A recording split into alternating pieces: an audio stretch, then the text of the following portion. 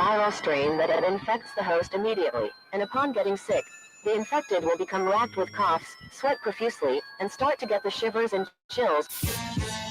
There he is, the legend. The man, the myth, the legend. Yeah. You can't literally run a promotion just for the AEW, what do they call them, sickos? Thank you very much, TikTok and AEW. See you tonight. Tony Khan started telling people there's no such thing as long-term booking anymore. It's week to week. The best guys, Tony Khan. We just secured the bag. It's not like I tried to be a character. It was just sort of happened naturally. But it was never something I intended. It was just something that happened because the wrestlers asked me to do things in matches, and I do them.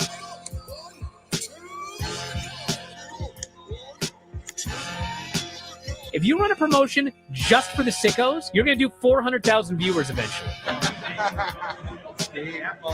Effing melts. You know that SmackDown actually went over and everything? Yeah. You know, What's the point? the point of SmackDown. What are you getting at here? That the DVRs didn't pick it up. Did they not pick it up? Mine didn't. Let's get into everybody's favorite moment, and it is called Dave Meltzer's Dumb Moment of the Week. What would you like to listen to in your ears? I'd like to hear the flute. Well, if you'd like to flaunt your flute, then we can find you a flautist. We just secured the bag. It doesn't help me. Okay, so complain, but I will complain. let me have my misery. And when I heard that, I was like, what? Thank you, fuck you, bye. Boom.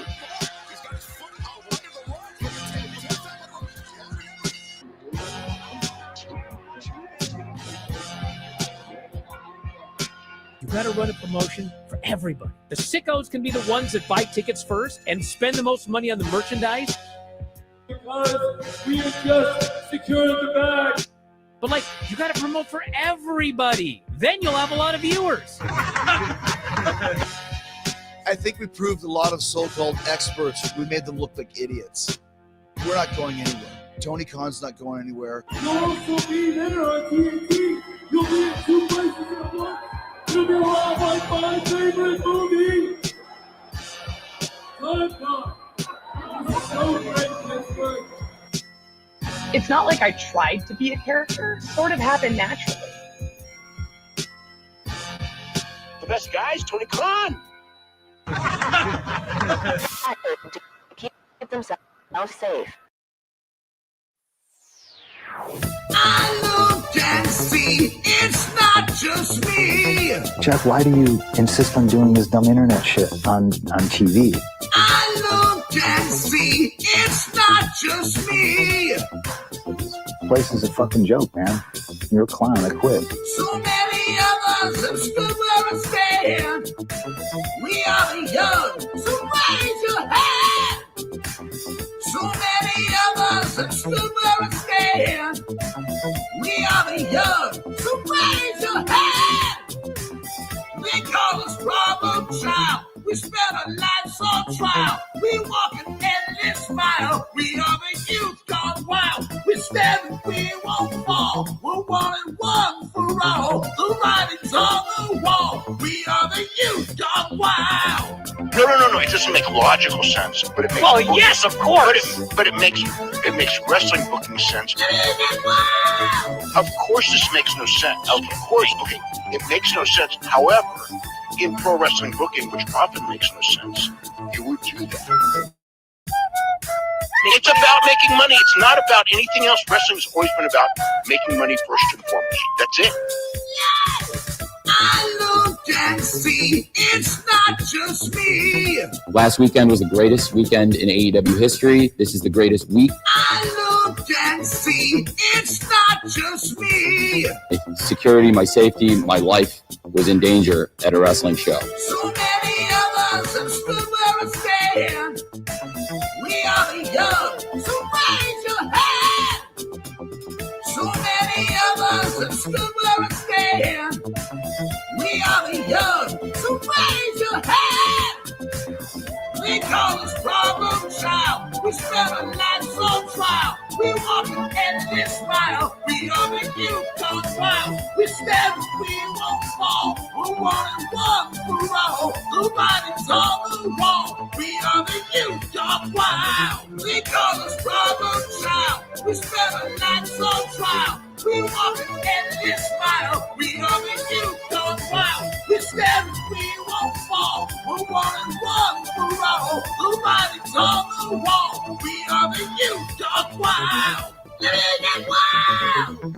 Yay! If you're familiar with how we do things often here on these Wednesdays, it's a lot like one of my favorite movies, Penta. What? Fuck you. Fuck you. Yeah! No! Damn it, God damn it! Yay! SDL. Two bad bitches, one hot track. B3CCA, bitch. Two bad bitches, one hot track. Hello, hello. It's that B3 flow. You said you know me? I think you don't. My friends are rich and you're looking hella broke. With Matt, I'm the real rough rider.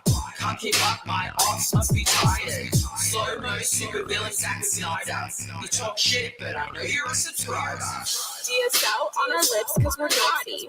Hannah Montana acting like Miley. We can't stop cause we're the life of the party.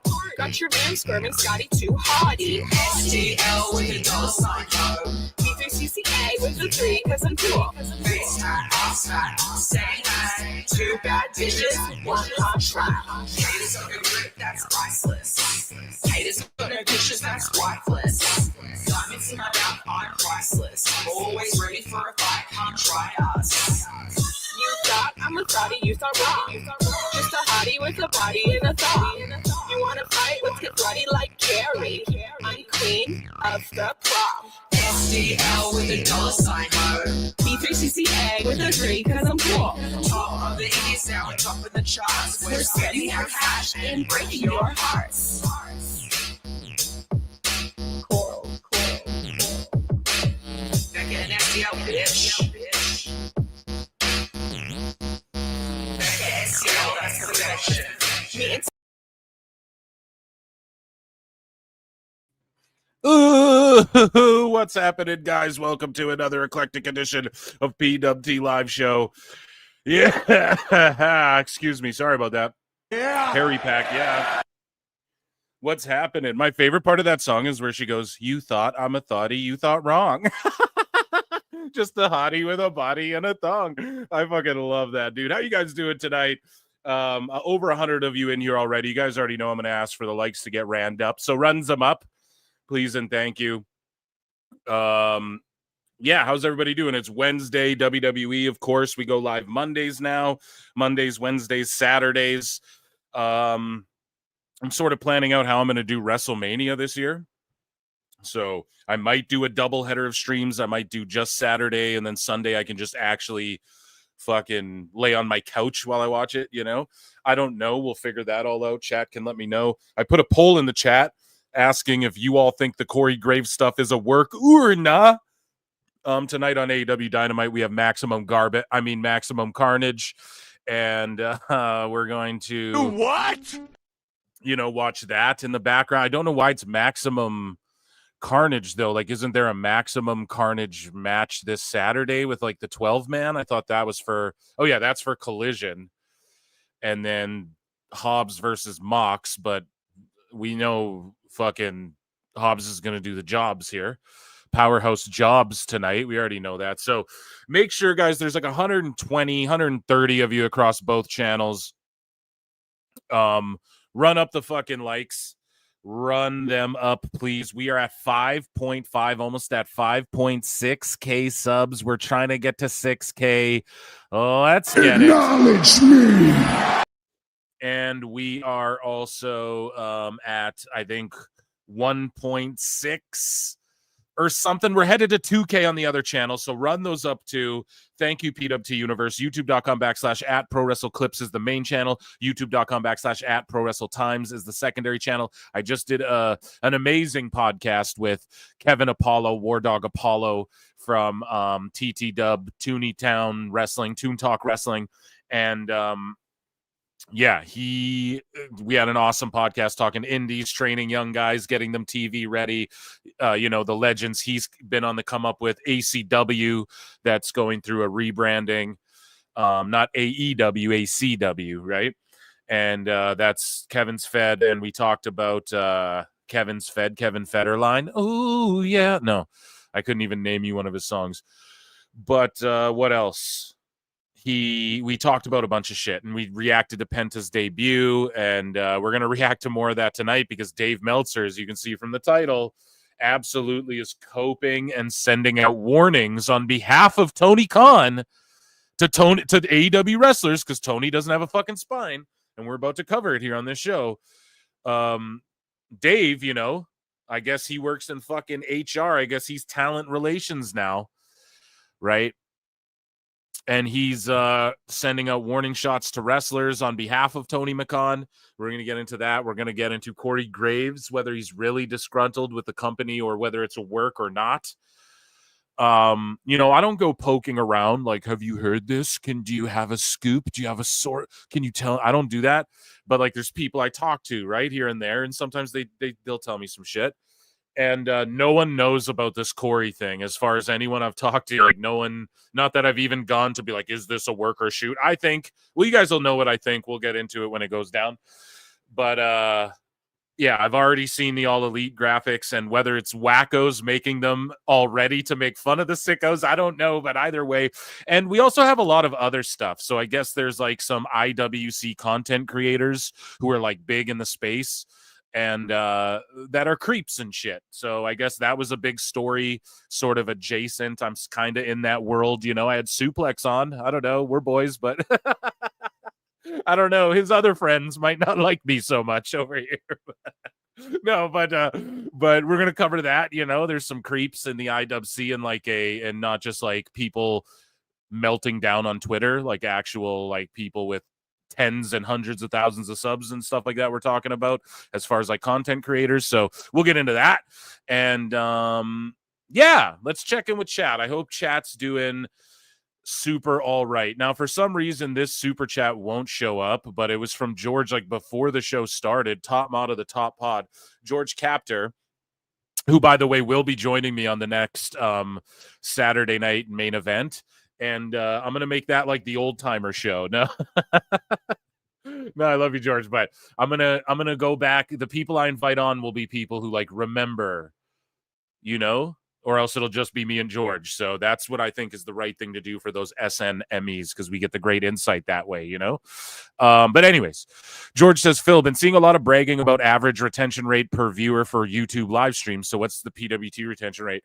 I want to say 27 to 29 minutes, the last I checked, which is fucking insane. Like JD, the biggest in this space, as far as like live streaming and stuff, he's talking about he has like a 39 minute retention rate. So round of applause to you, the PWT universe, for fucking locking in, and being locked into the show. I really appreciate that. And then for the clips, the retention rate's like 13 minutes. And no, that's not a joke. So if I upload a 9-minute clip even, I hurt my overall thing.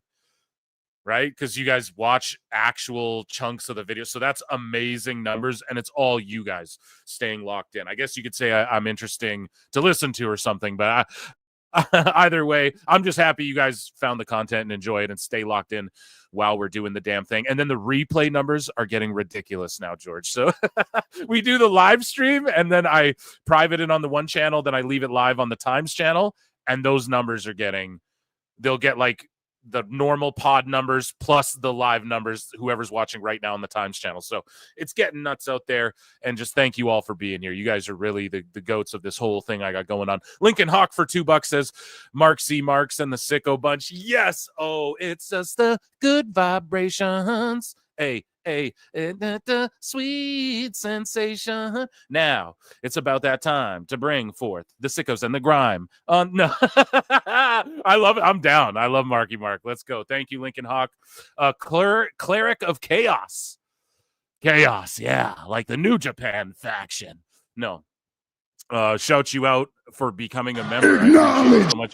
Round of applause for the PWT universe and the entire audience tonight, whether you're a member or not. I love you. Whether you're subbed or not, just hit that like, hit that dislike, whatever you got to do. Appreciate y'all. Okay, let me scroll down. I'm trying to see what's going on. I always check in with chat. I have to check in with chat before we get things going. The great Marky Mark. Yeah, dude. I enjoyed the pod today. Thank you. JD is kind of a one-trick. Hey, I mean, you be a hater if you want. Alt Jake, I think I may have sent you a link. If I didn't, I will check that in a bit. Dashing Purpool, sickos can't use e-drones anymore, etc. Okay, I think I'm caught up. I want to get into this. We got a lot to get to. Thank you. I rock. I know. Thank you. I'm the best. Okay, so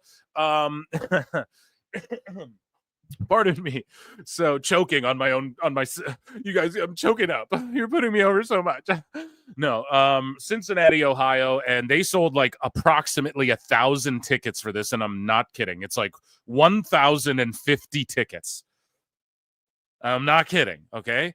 This is Cincinnati, Ohio. This is Moxley's hometown, the big bad heel who's the focal point of the whole show, and he's in a 12-man tag because this White Clan club stuff is crossing over into every story, and they're all over the show, and they destroyed all of Rampage, and they're bleaching people to death, and he's fucking got Ricky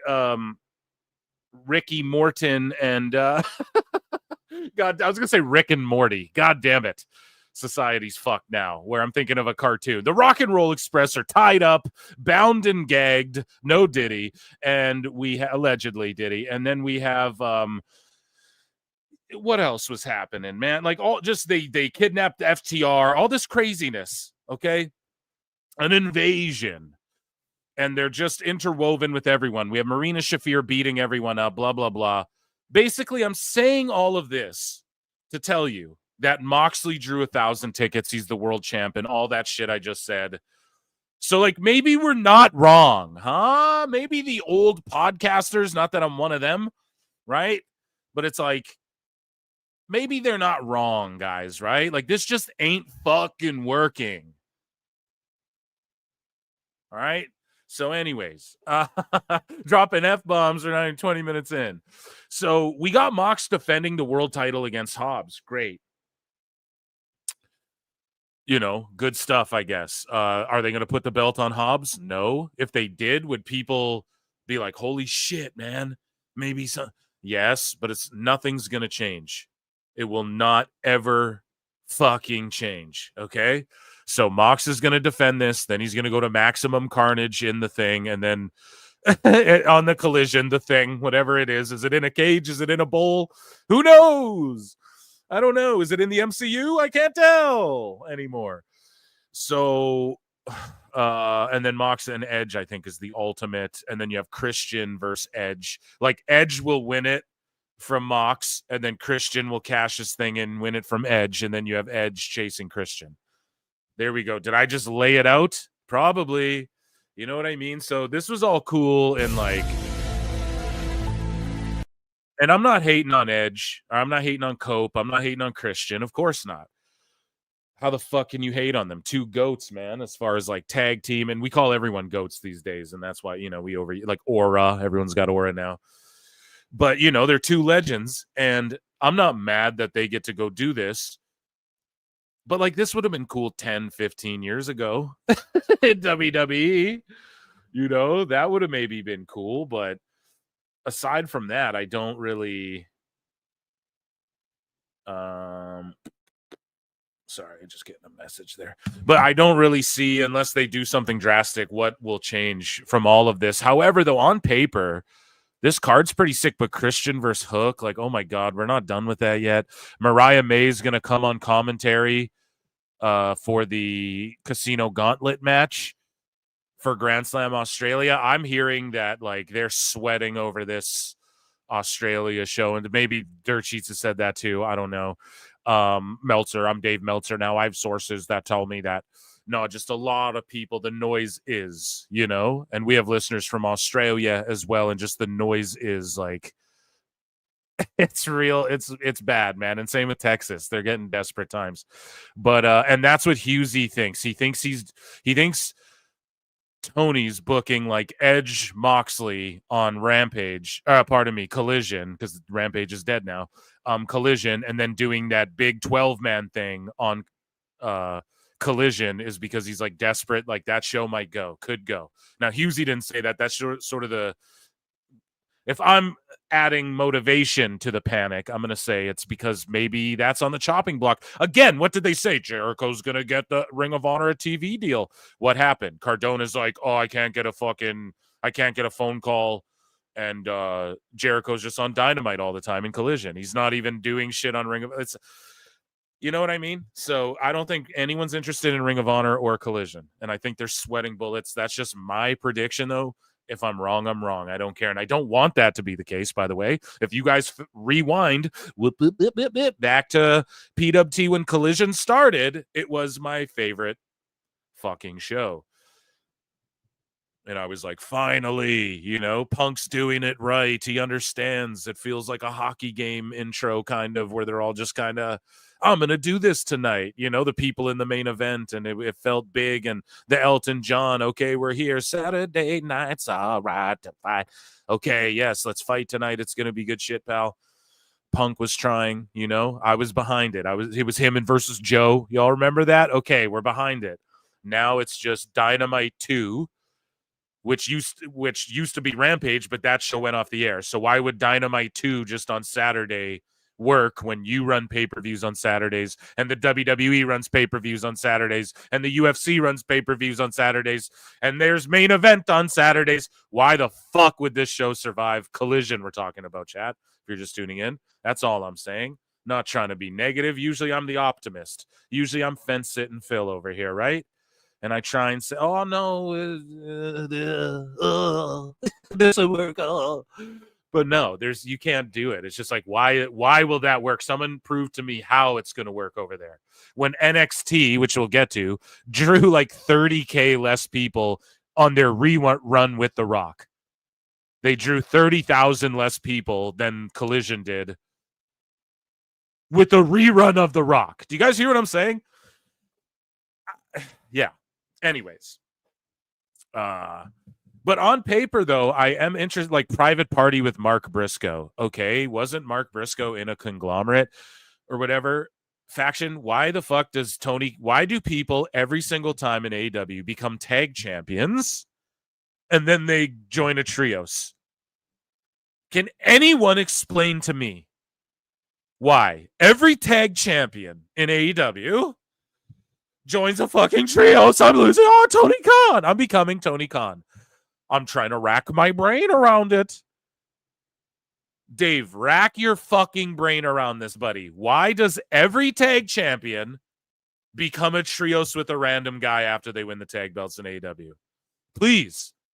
And they're taking on the Hurt Syndicate MVP's Wrestling tonight. If you guys didn't know that, chat. MVP's Wrestling. The return, okay?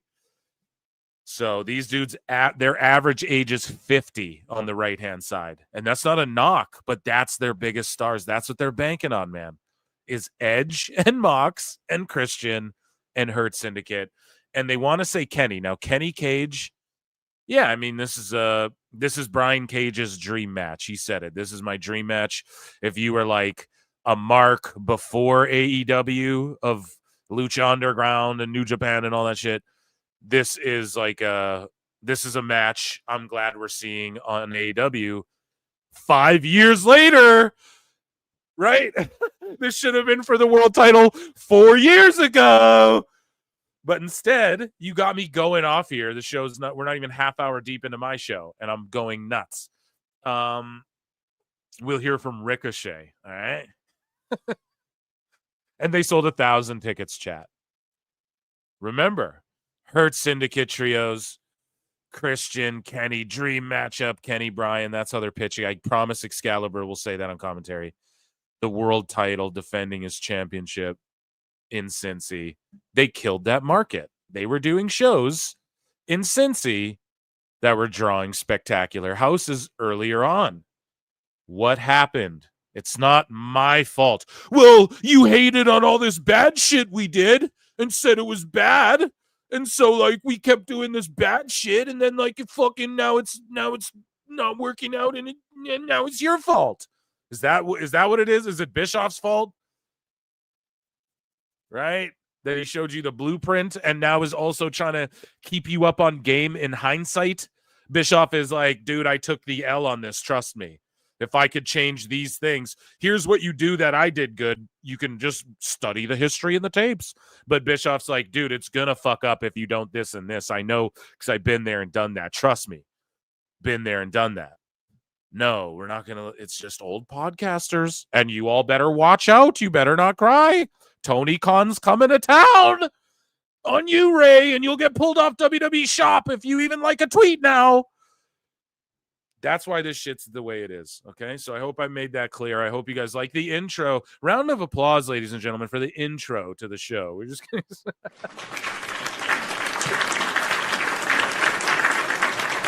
All right, I'm on one tonight, chat. Let's get into light news, okay, before I have a fucking hernia. I'm going to check back in with chat. I'm going to drink some coffee, all right? We're going to try and relax a little bit. And... pardon me. Yeah. And then WBD, Warner Bros., they announced today, too, that they're going to reboot, like they're going to revive a sequel or a reimagining, I don't know, of Gremlins and Goonies. Like, they had to not just kick me in the balls today with this one, but they had to, like, take my sack and separate the two testicles and then kick them each individually one time. So it's 2 kicks, but like 1 apiece, chat. You get what I'm saying? Right? With the Goonies Gremlins, like, WBD, what are you doing? Now, Chris Connors pointed out to me, he's like, the Barbie movie was good. It blew up. They had some hits, man. And he's right. Their movie, but I mean, God, they spend so much to market these shits. And with the $10 billion that was missing, they were shifting money. Like they do that fuddy-duddy accounting. Like, oh, some profit from this movie went into this movie. So it didn't actually make what they say it did on paper because blah, blah, blah. You all know about this. You guys listen to TMZ Confirmed or whatever the fuck, I'm sure. But so I don't know how much money they're really fucking making as far as their movies either, if we're being honest here. They're banking a lot on shit like Superman, Gremlins, and this is just light talk before light news. I hope you guys just need some coffee and shit. Let me check in with chat. I'm going off here today.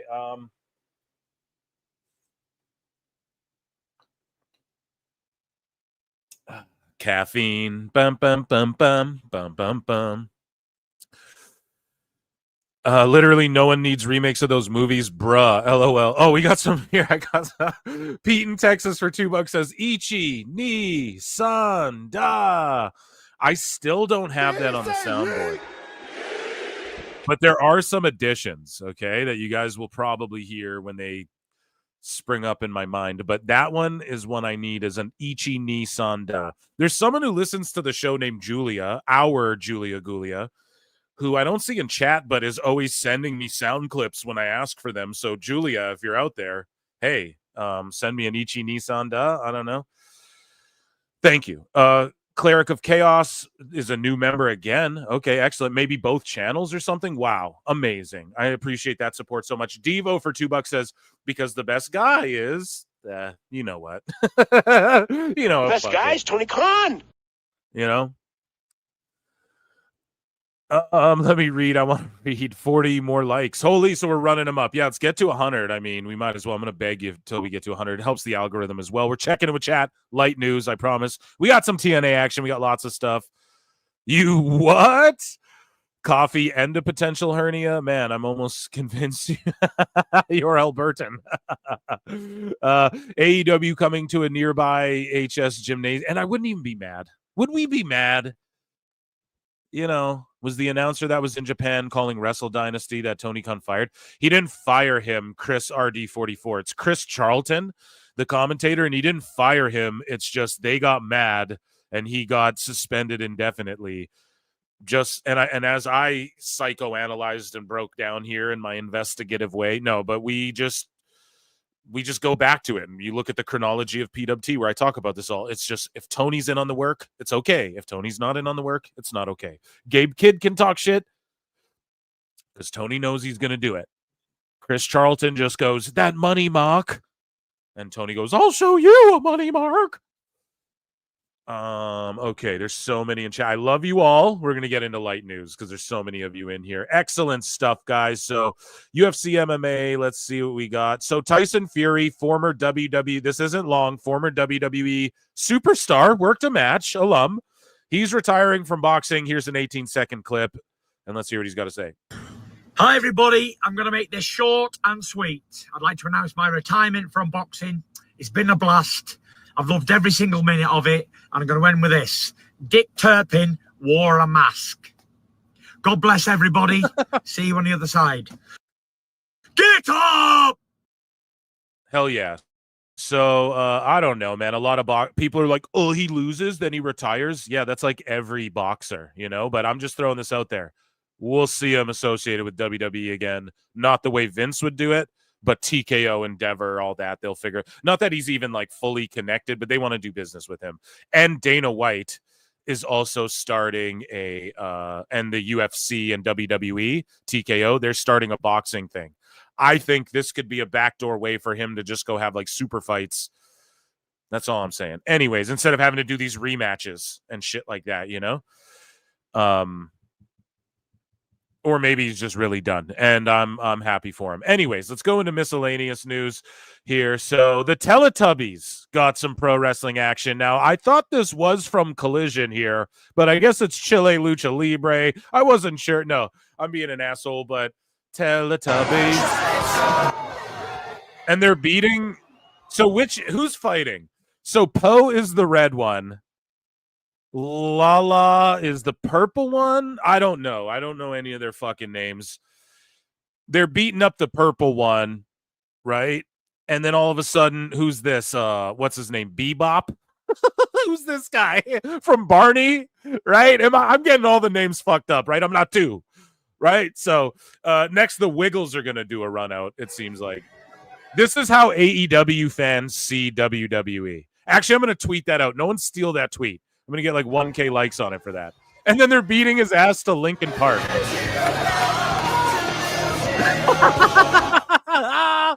What the fuck is this, chat? Wait, is someone going to dive? Who are they waiting for? They're waiting for someone. Oh, they just spun their necks and killed them. These little kids are like, oh my God. Oh, that is Barney. God damn it. I thought that was the purple Teletubby getting their ass beat. See, I'm an idiot. Jesus Christ. That's hilarious. I'm leaving that bookmarked because I'm going to lick off that tweet I said. It's Wrestle World. Regarding all MLW attendance discourse from Saturday night. Chat, listen to this, and this is what we mean. AEW in Cincy with 1K tickets sold with Moxley, world champion, main event. MLW has 2,400 tickets sold for Dallas over the weekend, plus an additional 40 standing room tickets. Tickets for their return this September go on sale tomorrow. You guys see this? What have I said before anyone? No, we're not going to. I'm hulking out today. But for real, though, can I get a yeet chat? Can Phil get a fucking yeet for once? God damn it, man. I deserve some flowers. No, I was like, bro, it's MLW, it's OVW. Now you guys notice I'm sneaking OVW in the convo now too. It's MLW, it's OVW, it's TNA, it's GCW, and AEW. It's not fucking WWE, right? That's not in the question anymore. Thank you for the yeets. So yeah, just an amazing fucking turnout for them, you know? And let's continue along here with GCW. Speaking of which, just announced Tom Pestock, the former Baron Corbin, will face Josh Barnett in Bloodsport at the People versus GCW this Sunday. Now, again, I called this one, but it was just a lucky guess. I'm like, Baron Corbin's a fucking jiu-jitsu guy. It would be awesome if he did a Bloodsport with Barnett. I said that on a 2, 3, 4 shows ago, something like that, and bang, it's happening. So I love it. This is what Corbin's got to do. Just stay away from AEW. Don't get that stink on you. Do a blood sport. Show up in a New Japan big whatever the fuck. Show up in TNA and have a real run. Be Nemeth's heater. Be Nemeth's heater, dude. Nemeth could cut the whole, I have a guy who got cast away or whatever, like I did, world champion material that da ba ba ba ba, and not even shoot at WWE, just a guy in the industry who didn't get his due. Boom, he comes as or something. Because Nemeth, I feel, is going to do that heel turn, and it's going to be like a nice heel run as well. Anyways, we're getting way far ahead. I'm Fantasy Mark Book, and I'll hit an X-Files, but hey, just don't get any on you, okay? Shout out Josh Barnett. Booker T, though. So we talked about this. So I was saying, Booker's not this like dastardly, overly authoritative figure, but it is that way. I'm totally wrong about that. That is what's going on. And he beat Zilla. Booker T comes out of retirement and he beats. Look at this face on Booker. That's the face of, I'm going to beat this motherfucker. Yeah. It's going to be some bullshit tonight. You can just tell that face is like, oh yeah, I'm winning this shit. Because he made his return to ROW, beat Zilla. It's too funny, man. It's way too funny. And yeah, they say bloodline member because Zilla has said it. He's like, bro, I am the bloodline. What do you mean? So this is becoming like the new NWO is like the bloodline story, which I'm good with. Moving along here. But yeah, Booker beats Zilla. What the fuck? Booker knows what he's doing. There's going to be a payoff.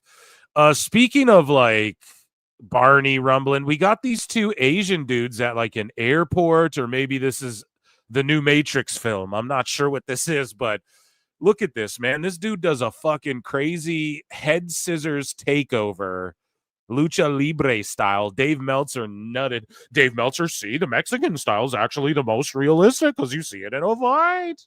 We saw it in this one fight. It's the most realistic. I promise. The best guys, Tony Khan. But anyways, let's watch this. This went viral as fuck. Dude. Hit it clean as fuck. That was clean as fuck, man. Now, like, if you're a jiu-jitsu guy, you're looking at that going, maybe he is, but you're looking at that thinking, you want to trap the arm, maybe try and go to an omoplata from behind or something like that, But no, he just head scissors him and starts pounding him like fucking Jeff Hardy's move in SmackDown. Those old SmackDown games, He just no mercy his ass. Look at this shit. Boom. I love it. I've watched it 10 million times. One more time. Dude. That music, though, is going to get me pulled. And then he lands a strike right after. Amazing stuff. Sign him. Tony's like, El Hijo del Vikingo. El Hijo del airport guy. It'll be great. Matt Riddle, we're speaking of MLW. Matt Riddle has won the World Heavyweight Championship at this big turnout here. So there you go. And hopefully he does something good with it. And hopefully he stays out of controversy. And that was miscellaneous news, ladies and gentlemen. Let's head on over to the last portion of light news, and that is TNA news. Okay? So we have Genesis, Vic Joseph here. Well, we'll go to this. First and foremost, Masha Slamovich showed up last night on NXT on Netflix for me, and she's sitting in the crowd. It's her and Cora Jade. So I quote tweeted this and said, remember all the dumb fucks who said the crossover was done and nobody gained anything from it? They're booking venues that can do 7,500 plus. And Nick Nemeth is like re-signed and he's like, I'm staying along for this ride and I'm trying to sell out those buildings.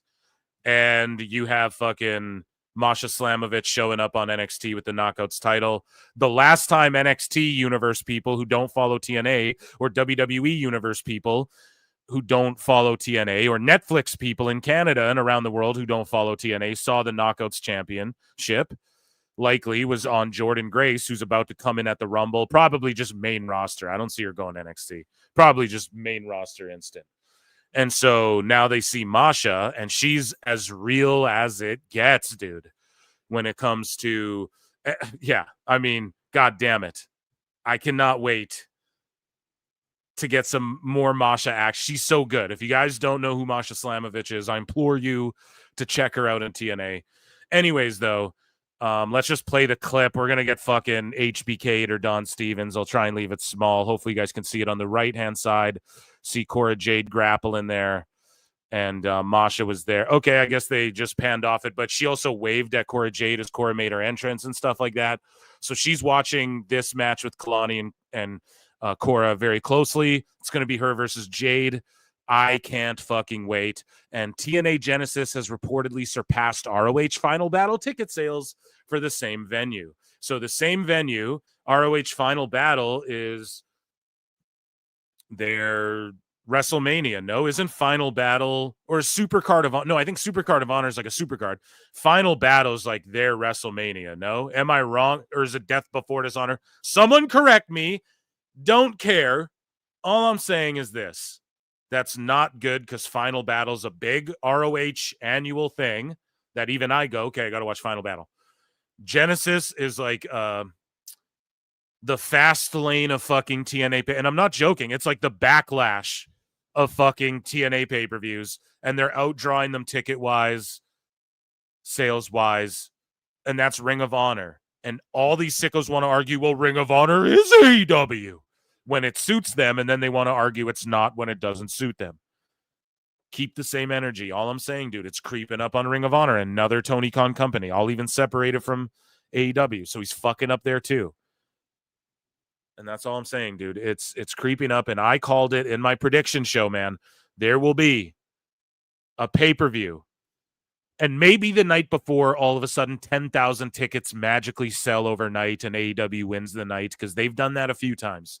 And I'm not trying to be conspiracy Alex Jones over here, but it's just the truth, man. We've seen that happen out of the blue. People go, oh, the walk-ups. All right, but All In, it's happened. It's happened a bunch. We'll give them the benefit of the doubt. But there's going to be a pay-per-view or PLE for TNA that outdraws one of AEW's this year, and we're all going, holy fuck. Look it, that's going to happen, I'm telling you. And it's not like, good, fuck them. I want them to. That's not why I'm saying this. I'm just telling you that's going to happen if they do not course correct.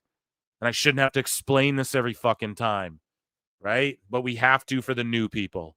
Because I know the PWT universe knows where I'm coming from. They know what the fuck I'm talking about. But for the newbies out there, okay? In case it's your first time listening. It's like, I don't want them to die. For the fucking haters out there, no, it's not the fucking case whatsoever. They got to course correct, or that will happen. Okay? Anyways, round of applause for light news, ladies and gentlemen.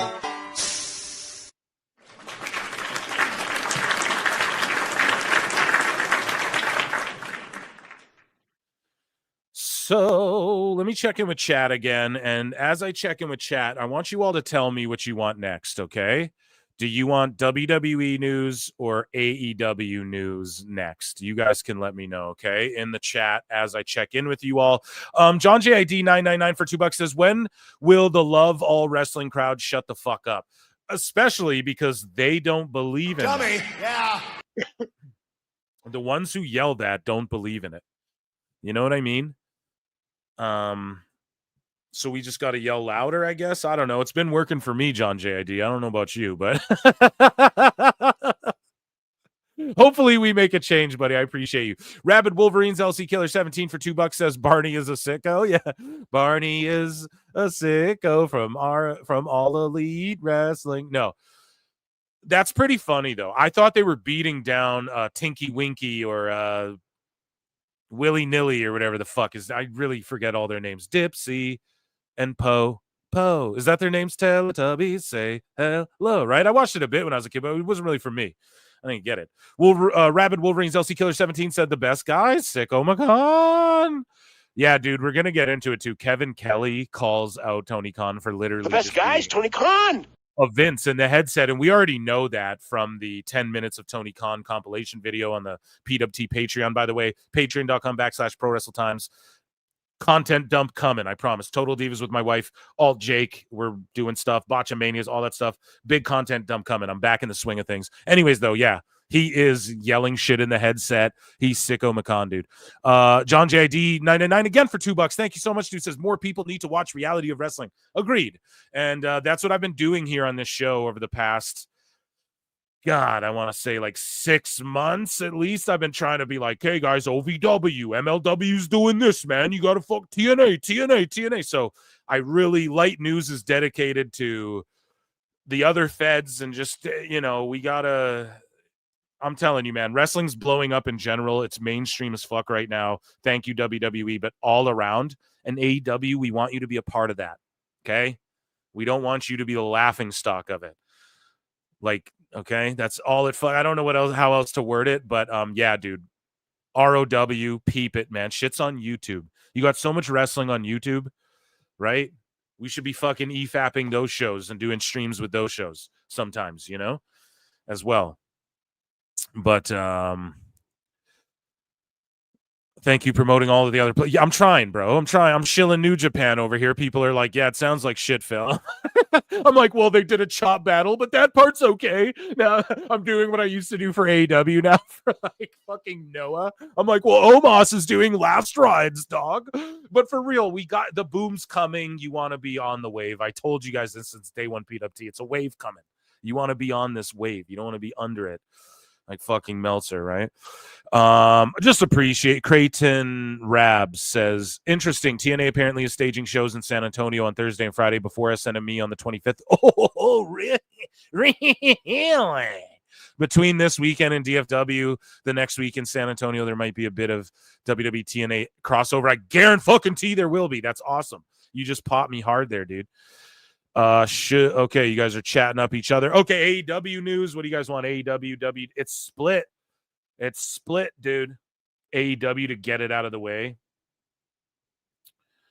Phil's also gonna have a PLE stream that beats JD. I don't think so. Not yet, anyways. Not this year. But and not that I'm trying to beat anyone. It's just I look at his shit and I go, I can do that. I look at anybody ahead of me shit and I go, I can do that. And I look to people below me and I'm like, you can do that if you're good. You gotta be fucking good though. That's the problem. Cora Jade news. Yeah, whatever she's doing, Lincoln's down. Okay, listen. Where do we start? I'm trying to count quickly. One. It's more AEW, guys. So I'm sorry. We got to go AEW first. So AEW news first, everybody. We have new music for AEW, the AEW news segment portion of the show as Dynamite comes on the air in about 15 minutes. Everybody, let's get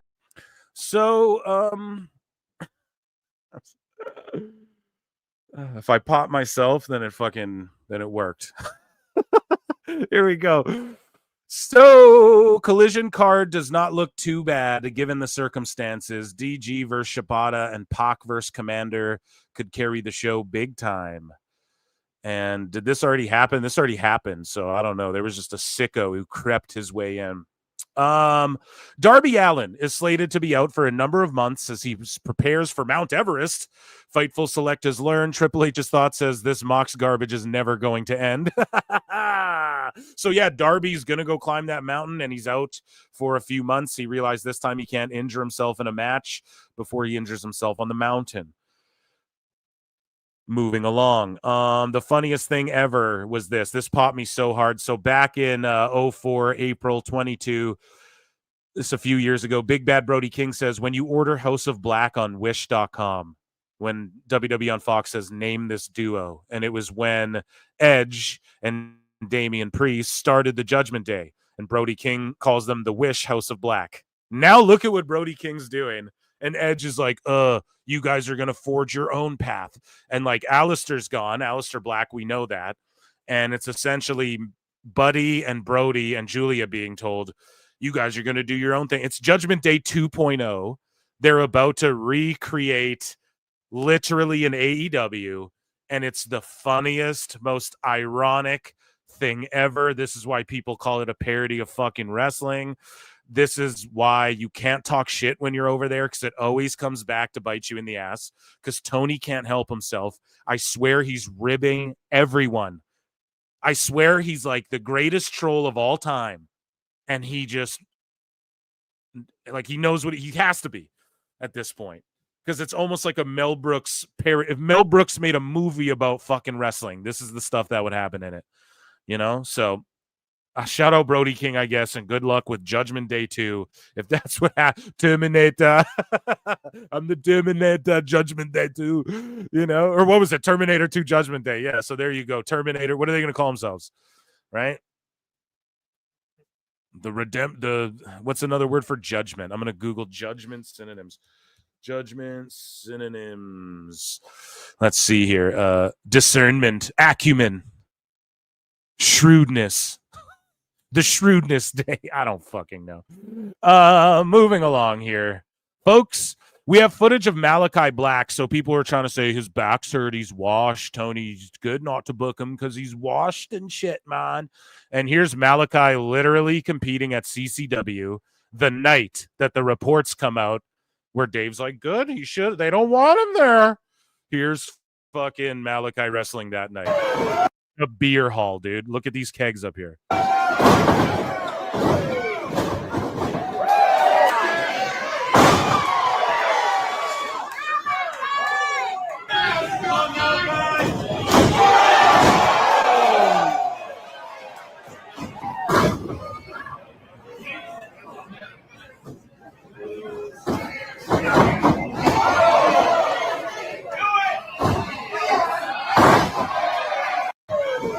Looks spry as fuck to me, dog. Welcome back to the Fed at fucking the Rumble, dude. Let's go. LMAO, all friends, right? Yeah, dude.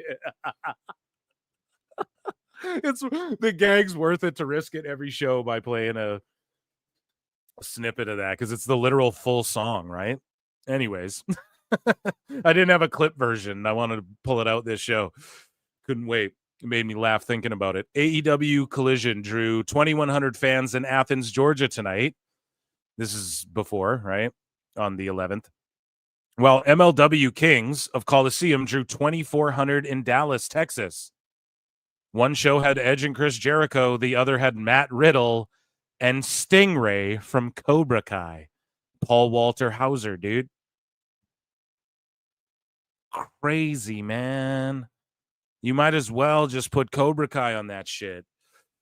And then, yeah, we have this match here. Like this Saturday, we're still reacting to it. Tony got wake and baked. He got fucking shake and baked in his own comments here. He got ratio to Obliviacry. And guys, it's wrestling, and these are wrestlers. If you don't like wrestling, just say that, and they'll do Antiques Roadshow instead. Such cope, man. Such fucking cope. Hey, I saw this horror movie. It's shit. Oh, they're actors. Go watch a movie with acting. Go watch a comedy then. That's like saying that. No, your team plays like shit. You call them out. The coach fucks up. You call him out. The general manager fucks up. You call him out. Go watch sports. You stupid idiot. So here we go. Mark Henry begged WWE and AEW to bring in Jacob Fatu, but he begged Tony Khan, I guess, as well. Henry said he urged AEW to sign Jacob Fatu before WWE could. So he says, I begged before I left the WWE, you got to bring him in, but he was in so much trouble. He was a liability. Jacob Fatu is real. He will punch you in the face and talk about your mom at the same time. That's a bad dude. Bad dude. And then I got to AEW. I said, guys, whatever you do, you got to bring Jacob Fatu in here. But that didn't happen. Dude, he'd have knocked the fucking Bucks out too. You know, that wouldn't have been. Thank God he didn't go there. Because we'd have never seen him in WWE. He'd got a fucking homicide on his hands. Everything happened for a reason. Fucking rights. That's exactly it, man. This was his destiny. So, yeah, man. Shout out Jacob Fatu. And shout out Mark Henry. Think about all the talent he has an eyeball for. Motherfuckers listen to him, right? He finds all these superstars. Listen to him. Thank God he's back with WWE. And hopefully his son listens to his dad really well, you know? Penta acknowledges the fact that he outdrew AEW's Big Three. Now, typically, Penta news from now on is in WWE news, but a little bit trickles over because he just left. So Penta shared this story on his Instagram where this guy said, Penta's debut on WWE Raw last night gained over 2.6 million views in just 15 hours on WWE's official X account. That's more views than the debuts of Okada, Ospreay, and Mercedes Moné combined, which have around 2 million. He paid Mercedes like $10 million, bro. Views as of now, Penta outdrawing the Big Three of AEW.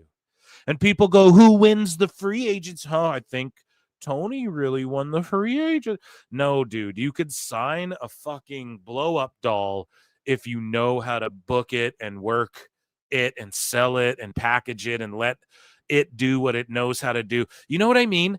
Now, I'm not saying you have to be good. It's not like Penta's not good and like Meltzer says you could plug anyone in to be Hulk Hogan. No, it's not that. You have to obviously be good. But when we're talking about free agents of the caliber of like an Okada or Penta, that's where it comes down to the booking and the creative and shit. And then what they're able to do physically in the ring and on the mic. That's the part that's on the wrestlers at that point. They've done as much as they can do. It's no longer like everyone knows Penta knows how to wrestle. So it's about Tony. Why are you fucking this guy up over here? He goes to WWE. It has nothing to do with AEW. AEW shelved him, folks. AEW signed a thing where he couldn't wrestle if CMLL guys were wrestling on the same show as him. Right? They've only hurt his star quality and power. WWE, by keeping it, as Michael Cole said, the worst kept secret. They were able to control the perception online first, and then with everyone's attention, at least we're attentive. I've never seen this guy. Let's say you're a cat. I don't know. I've never seen this guy. Who gives a fuck? Another luchador, whatever. Then you're in the building. You hear Ray. You're on Netflix. You go, okay, I'll give this guy a shot. He has the performance he does. Michael Cole goes, the worst kept secret. Rey Mysterio is one of the greatest luchadors of all time. Penta is one of the greatest. People argue it's actually Penta. And even Ray would, and then Dave Meltzer, we're going to talk about later. He gets mad that WWE's selling a guy, that they're not calling it like a shoot. Like, yeah, no one really thinks Penta's the greatest luchador of all time, Dave, right? But it's called they're selling their investment. Their Carney's doing wrestling. It's like Dave thinks this is a shoot. He's so involved. Oh, well, we're going to get into that later, but he like buries Rey Mysterio too. It's like, fuck you, man. It's so much cope. He just outdrew, using the WWE's marketing machine on YouTube, all of those debuts combined. Who's the better fucking get? The more expensive person that is you bought during the decline, who's only been there for declining ratings and attendances, or a guy who it didn't matter. This could be Jungle Boy. And if WWE plugged him in the way they did, and they choose to get behind him marketing, and if you have a showing like that and you're over and you know how to cut a promo, maybe not Jungle Boy, because when he talks, it's cringe, but you guys get what I mean. Like, what's the old saying? Opportunity meets preparation or whatever, and it creates whatever the fuck. That's what this was, right? It was the fact that Penta's so good. Tony could have did literally this with him in AEW, didn't do that. It's on him.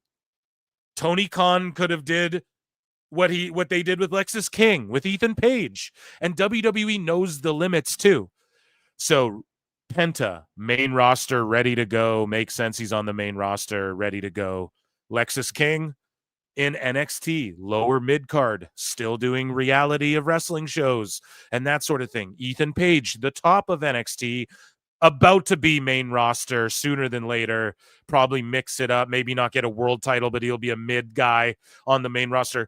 They know where to place these guys, and then they're getting super over in their roles, bro.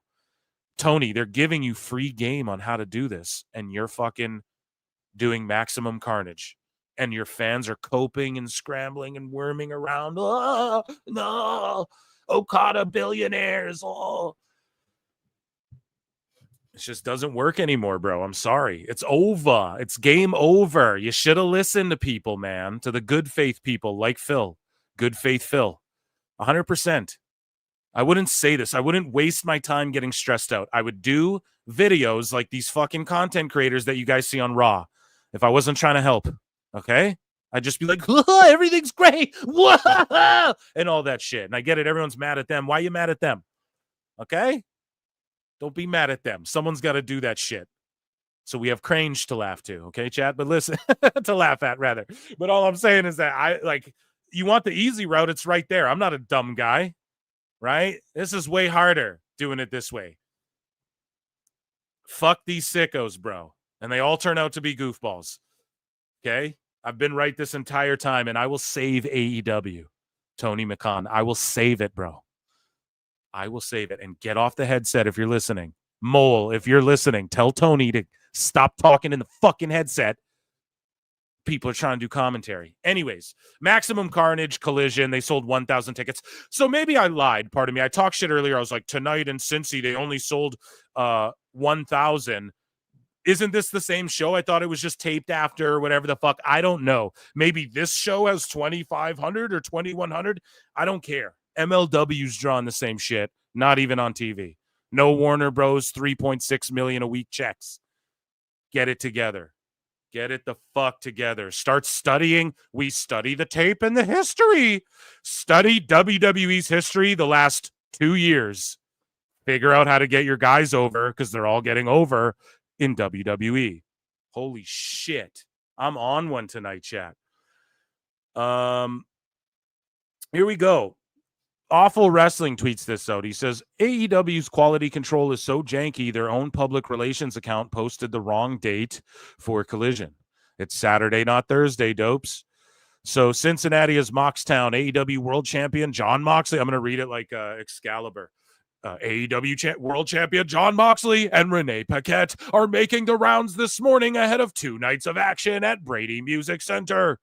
AEW Dynamite Maximum Carnage, Wednesday on TBS Network, streaming on Max. AEW, whatever. Okay, that's done.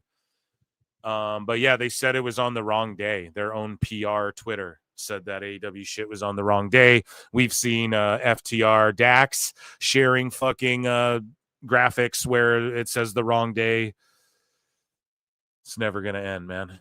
It's never going to end because they don't want to listen to people. Not that everyone, it's not that I know better. Like, here's the thing. I don't know where to, how do we fill the shirts then, smart ass? Oh, you can run a wrestling company. How do we do the fucking, I don't know. But if I had $1 billion, I'm going to hire people who do.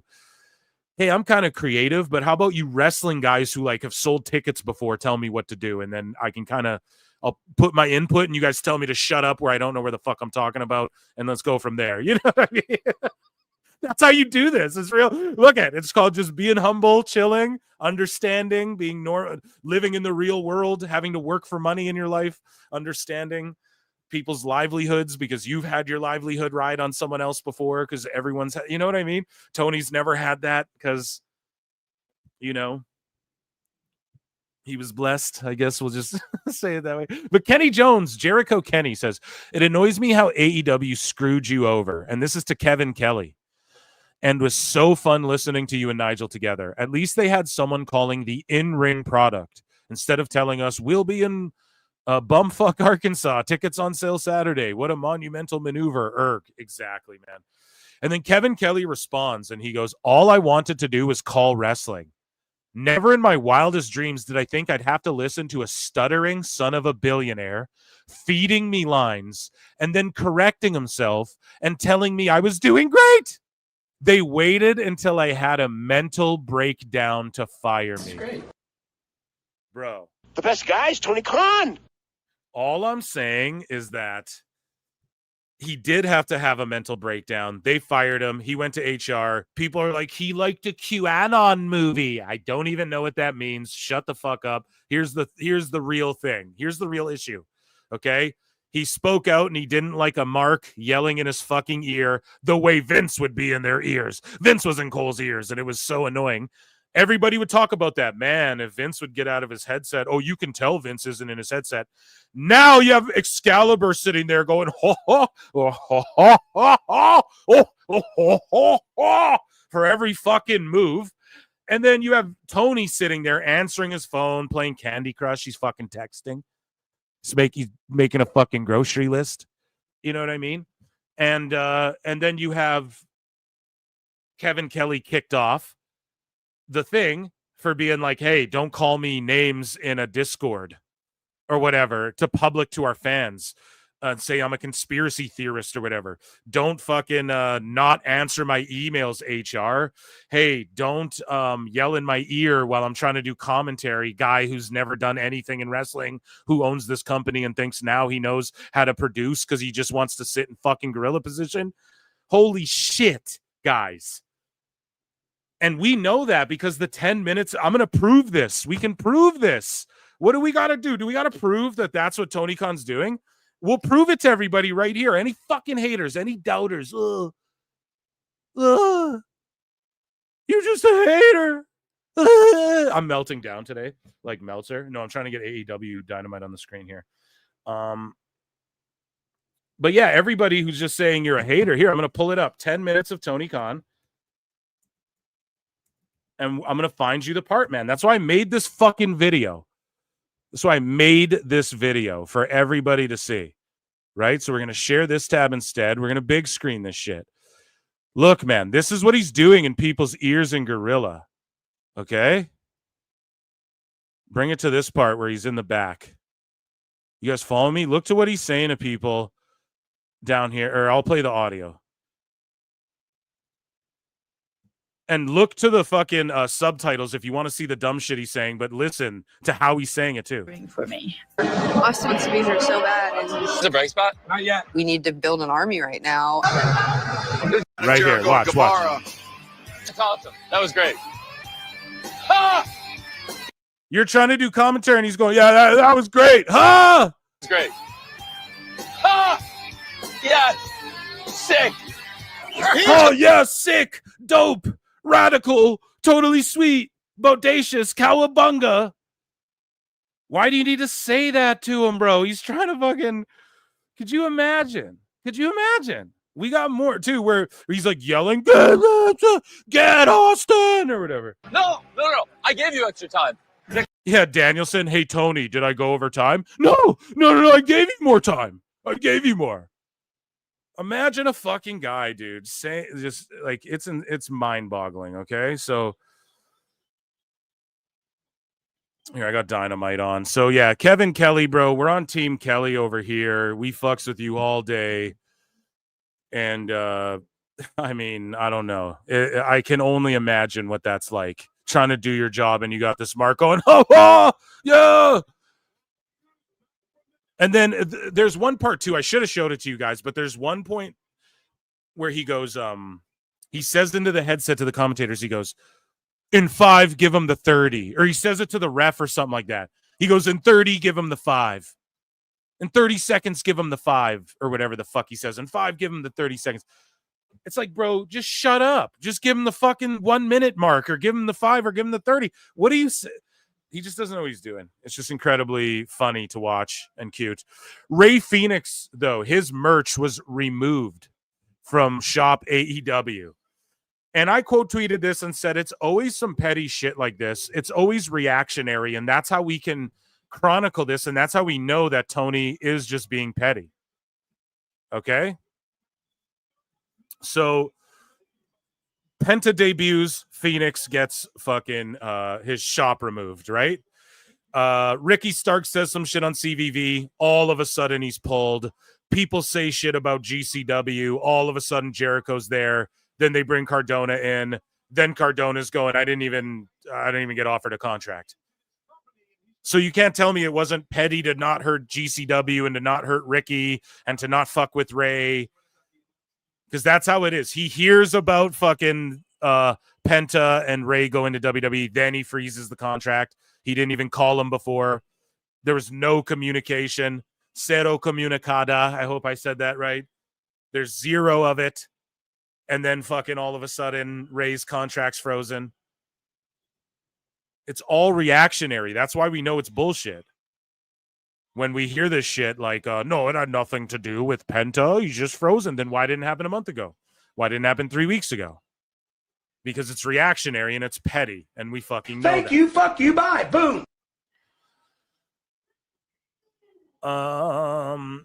Kenny Omega's making his way to the ring. His new music is ass, but at least they opened the show with like a perceived star that even some WWE people might be like, yeah, I'll fucking watch this thing with Cage. But again, this should have been for the world title like 4 years ago.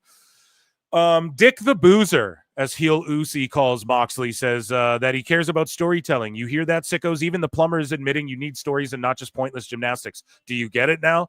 Moxley feels that Death Rider's story has brought a more cinematic feel to the main event level in AEW. Huh, weird. So they want cinema, and they want vignettes and packages and more of a storytelling feel, but I'm the asshole for yelling about it till I was blue in the face for 2 fucking years. Huh. I get blocked by all these accounts because I'm just a bad faith grifting podcast grifter. Huh. Or are you all fucking dummies? Right? You should be listening to Phil Marks, and the show's blowing up because of that. I've been embracing the grind. It's all I'm fucking saying. Yeah. So, moving along here, let me just find my footing, okay? Storytelling is always needed. It's essential. It's non-negotiable. It's a vital element to wrestling. You need a hook. How much more do you enjoy sports when you have an investment in who the person is or the story of the season? Wrestling is no different. You're not going to pick up a book that has a bunch of descriptions of random objects or events. There has to be story or a thread that will take you on a ride. But I'm the asshole for saying exactly what Mock's saying now. And here's the other thing, right? I get it when these indie people go, well, it can just be working a body part and blah, blah, blah. Yeah, at a house show or an indie show, because we don't know these people. When you're on TV, when you're making a TV show, yes, there's wrestling and they're doing TV. So you have to do both of those things. That's the tricky part of doing TV wrestling successfully. It's very tricky. But there's methods you can look to that have been successful in the past and seemingly are going forward. Okay, so you have to do good wrestling too. Good wrestling involves, you have to do good television wrestling, So that involves getting people invested in characters like any TV show. There's not a single fucking TV show that isn't getting you invested in characters. There's not a Mr. Beast video where they're not trying to get you invested in the fucking people in the video. I'm going to shout out Dynamite. They put the announce desk on the opposite of the hard cam. Fucking round of applause for that because it's unique and new and fresh. And it looks kind of cool for them. But those stands above are looking pretty empty on some of those sides, and I don't know. Anyways. Moxley, I don't know what to tell you, buddy. Welcome to the Storytelling Club. Get ready to get kicked out of the company now. Tony Khan says, Kenny Omega's return has been huge for AEW. So in what metric? That's all I can really say. I don't know what metric you can measure that in, but no, it objectively hasn't, and I'm a Kenny fan. Ethan Page saved his career. So on top of Kevin Kelly, Ethan Page has some shit to say about AEW, pardon me. And he says, and he talks about NXT, comparing the two, and he goes, this company is run by wrestlers. AEW didn't know what they had, and now they do. I'm gone. These guys have me. They have the ability to do whatever it is that they want, and they have chosen to open a door for Ethan Page to absolutely kick wide open. Boom. There you go. He's gonna prove them wrong. AEW didn't know what they had, dude. And I'm gonna show them. And I love that attitude. That's the right mentality to have. And that's the mentality to have if you're from WWE going into AEW. Just don't get mad at the fucking fans like Ricochet. And then try and pretend and then pop out and say, no, I'm just doing like an Andrew Tate thing.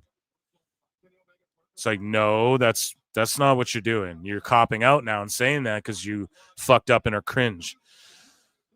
So Thunder Rosa names her 3 dream opponents. Are you guys ready for her 3 dream opponents? You guys ready? Let's play Thunder Rosa's dream opponent.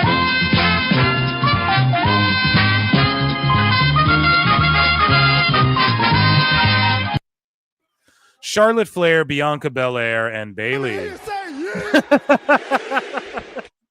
All WWE superstars, right? So you guys are saying physically this is the best Omega's looked in years? Yeah, he's shreddy Eddied. I tried to tell y'all in the Wrestle Kingdom review. He looks great. Him and Gabe Kidd had a great fucking match.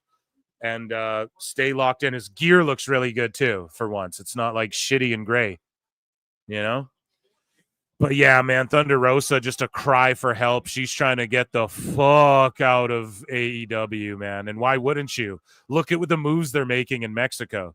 And also, like UFC, guys. UFC now has the Performance Institute. It's about to be operational, the Performance Institute in Mexico. So, like, right away. They have who's running it and everything named. They have everybody ready to go. And the same PI you see in Vegas, WWE's going to have something over there too. And they're talking about maybe a residency. You'll see that. You'll see a performance center down there, and not like, oh, the PC, the whole show's moved to Vegas, but you'll see a PC down there, maybe attached to the UFC PI, and they have the Mexico PI. You don't think there's going to be a WWE PC down there in Mexico sooner or later with what they're like? Come on, man. That's all I'm saying. That's all I'm saying. I said it here first. I said that a long time ago too about the Mexican PI, and there'll be a PC there too. Trust me on that. And that, ladies and gentlemen, was AEW news. Round of applause for AEW news. Round of applause.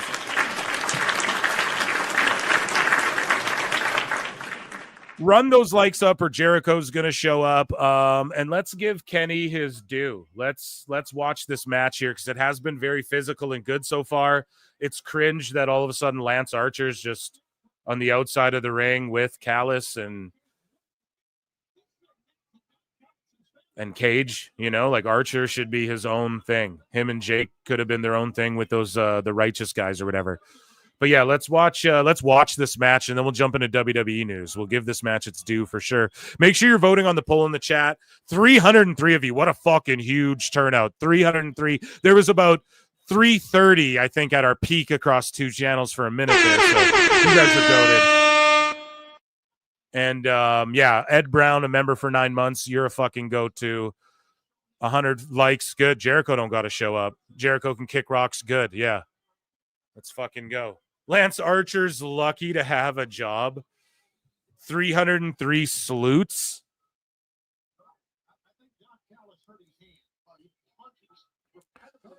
We want Jericho? Maybe. Now, hey, if you guys who want Jericho get it to 200 likes, I'll run a Jericho, but that's on you guys, you know? You got to do it sly before the likers figure that out and fucking unlike their shit, you know? I saved y'all 100th like. Shout out Ezra Gobert. Thank Ezra if you didn't want Jericho. Yeah, so we're locked in for this match. We have to be, okay? Big superplex, and he's selling the belly. He did this in the New Japan match there, Wrestle Kingdom, with Gabe Kidd, and the crowd, Gabe Kidd. So the best spot was near the end where Omega picks him up for the one-winged angel, right? Gabe Kidd slips out the back and then puts him in the octopus stretch, like the fucking, or the abdominal stretch, the Inoki special. The fucking crowd, whoa, that was the biggest pop, dude. It was amazing for an abdominal stretch. So what I mean, Gabe Kidd, if you're hearing this, bruv, don't go to fucking AEW, man. Don't worry. We got WWE hot news coming up. We got Sickos and Dave Meltzer tonight, chat. I'm not going anywhere without hitting every category. Don't tune out. Best and fastest growing pro wrestling live show. We're going up against like Bischoff tonight too, and we still have a huge turnout. So, I mean, fucking thank you. I don't know what he's doing. He's just talking to someone. You guys can listen to that later. We're doing the same as Bischoff. We're actually beating Bischoff at some points. He's doing a classic Nitro review, and he's talking about WWE and AEW. You guys can watch that after. This is live over here. Fucking beating Bischoff, guys. He hired Hulk Hogan, right?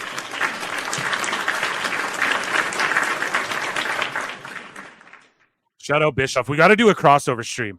We got to do it where we're just roasting Meltzer for an hour. Chat, you guys got to, one of these times, we got to raid Bischoff shit and then fucking be like, come to PWT or something. Like, we got to get him to know to come and see, like, look at these views this guy's getting live. And then he pops in, or we got to get it to work somehow, right? I know Ant works for his show, and I know Ant, but I'm not going to be like, Ant. So it's like, we got to we're going to make it happen and get him to roast Meltzer with us for like 30 minutes, either on a PWT pod pre-recorded or a live show or a special run-in where it's just me and him for like 30 minutes roasting Melts. We'll fucking do that sometime if we get him to know. Okay, what's out there? Anyways, Ed Brown for $10 says, still can't believe he named the show after an old Spider-Man video game. Knowing Tony, he was planning on Venom and Carnage coming out until he was told WB owned DC and not Marvel. Brand integration, you know what I mean? You fucking mark! No, I'm glad he called it this, because the maximum garbage jokes came out of it, and it's pretty odd and camed up, and it's pretty It's pretty funny. We can't lie, right? The best guy is Tony Khan. That's not very fair, Eric. Yeah, no, it is fair, bro. Here's the thing: planning a guild raid. Yeah, I would love that crossover event, you know.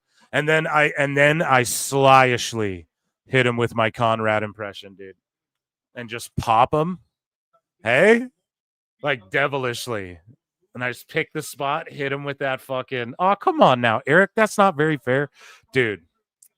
It's going to be great. It will happen. 2025 is going to be big fucking time for this channel and everything. And Ed, Big Ed over here, chat. Round of applause for Big Ed for a great super chat. And yeah, I mean, what can I add to that? You're right.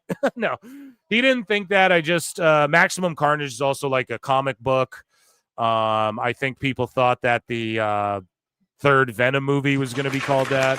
But thank you very much. Andre Adams for $5 says, I've been trolling Meltzer and Sickos all day on X and still can't get blocked. You got to give him the flutes, dude. That's how it happens. Yeah. You know what I mean? You got to flute him. Man, Kenny's got to lay those knees in. Like back in the day, he'd lay them in. And I'm not saying knock a guy out, but like when you have Julia and fucking, thank you, Andre Adams. You're goated, dude. The roast god. Keep just roasting him with your funny roasts. You're too funny. That's the thing. To where like you can't get blocked, Andre, because you're too funny. Like even if you're roasting me, I'd fucking laugh because you're good at it, you know? If it's just like shitty, fuck you, bitch. It's like, all right, that's not clever, but you're like a funny dude, you know? Anyways, though, these two guys are going at it. And yeah, I just want to see Kenny lay those knees in a bit. Like they look phonier than Julia's. That can't be the case. And I know you're not trying to hurt people, but goddamn, here we go. V-trigger. One-winged angel his ass. If they're smart, they steal that spot that Gabe Kidd did. And then pop the crowd with an abdominal stretch and fucking show everyone wrestling's alive and well. Boom. No. Finisher. Why I also like the one-winged angel is that it looks devastating and it's just protected. Like no one kicks out of it. And that's all you can ask for from a finishing move. That match didn't go too long. I'm going to actually give that a fucking 8. And then a run in because Archer comes. Yeah, of course. Of course. Okay, never mind. -5 stars. You know, like fucking no. Now we're going negative stars for fucking around. Everybody just gets jumped by everybody. Why? Why does that happen? Oh, shit, I don't know. Ask Tobe. Well, because. Jesus.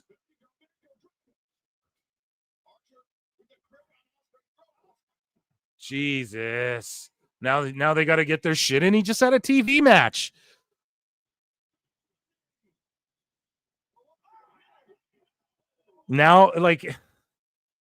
Now, instead of just having Kenny come back and wrestle dudes and go for it's going to be the same thing where like Kenny reluctantly teams up with someone and then they end up wrestling each other but they work so well as a team because they know each other from New Japan.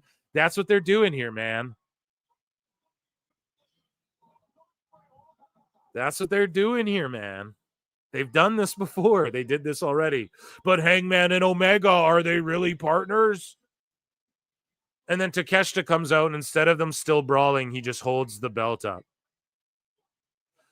And so did they set it up so the hard cam's on the ramp as well? Or no. Okay, so it's to the left. No, but they were showing the match hard cam from the ramp. Good for them, though. Good for them. Like, that's what I'm talking about. But who's this now? Oh, I thought that was Moxley for a second. It's just Fletcher's shaved head ass now. I was like, now what's Moxley doing? This is so stupid. Why are they all still fighting, chat? What's going on? What the fuck? What is this? Holy shit. Chat, I got to tweet this out.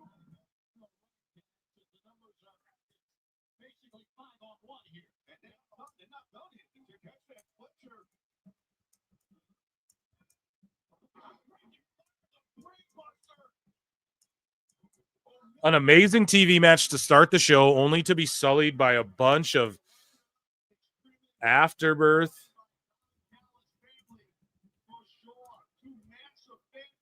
All we've seen is Kenny come back and get beat down and made to look like a bitch. We can't even enjoy one of his wins.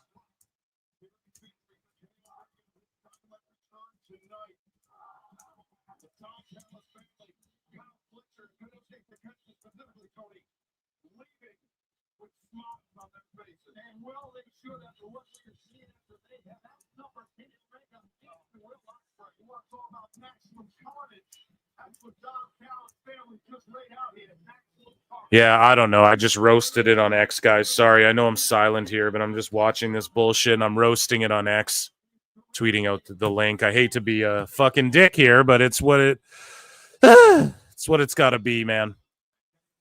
Anyways, it's great. Yeah, Pete in Texas for $5 says, you know that Uncle Dave is getting a super boner watching Ospreay. Oh, they're just both the gods of everything. The best guys, Tony Khan. Should just be my God, the God of everything. Man, they just never can help themselves, dude. So who gets the heat? Like, who got heat from that? Can I ask? Which one of those 5 guys outside the ring got any heat from that? And how does Kenny look cool coming back 3 times in a row and just getting beat up? 3 times in a row. Fuck, man. Fuck. They fucked up. Fuck. They had a great TV match. See, guys, that's what's destined to happen. Whenever I say, oh, this was amazing, I'm actually giving this an A+, people run out. Anytime I go, look, they actually did something good here, they fuck it up. They fuck it up, man. So weekly MLW watch-alongs chat, is that what we're doing? Let me know in the chat if you guys want weekly, a different wrestling program other than this one watch-along. You know, because, like, we got to, TNA, we got to start putting shit over here. We can't get this over. This refuses to get over. You know what I mean? And then also, Buddy just had a match. Cage did. Ospreay selling worse than Cage was after just eating the one-winged angel, after a couple guys came out and just punched him a few times, and he did a couple flips and kicks. How many more times, chat? Do we got to fucking... Oh, okay. This will cheer us up. Here's something to cheer us up. Let me play some music here. It's time for WWE News.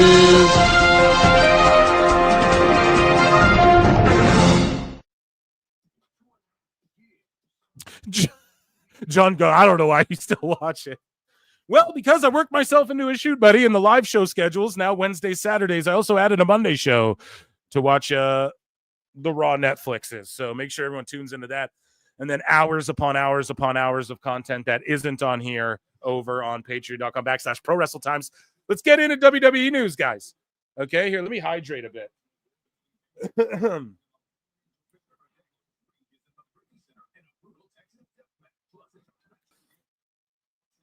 Hangman in a blood feud at this one place. It's like, what? Wasn't he an office guy?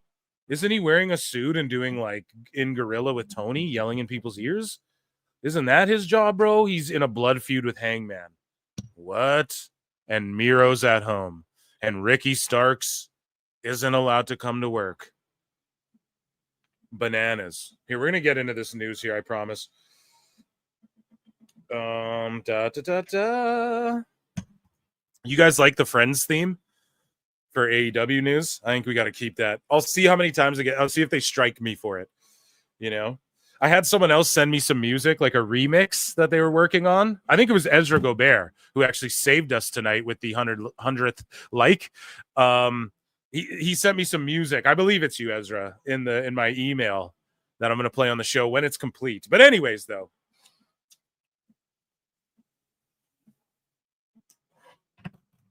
Okay, where's the breaking news?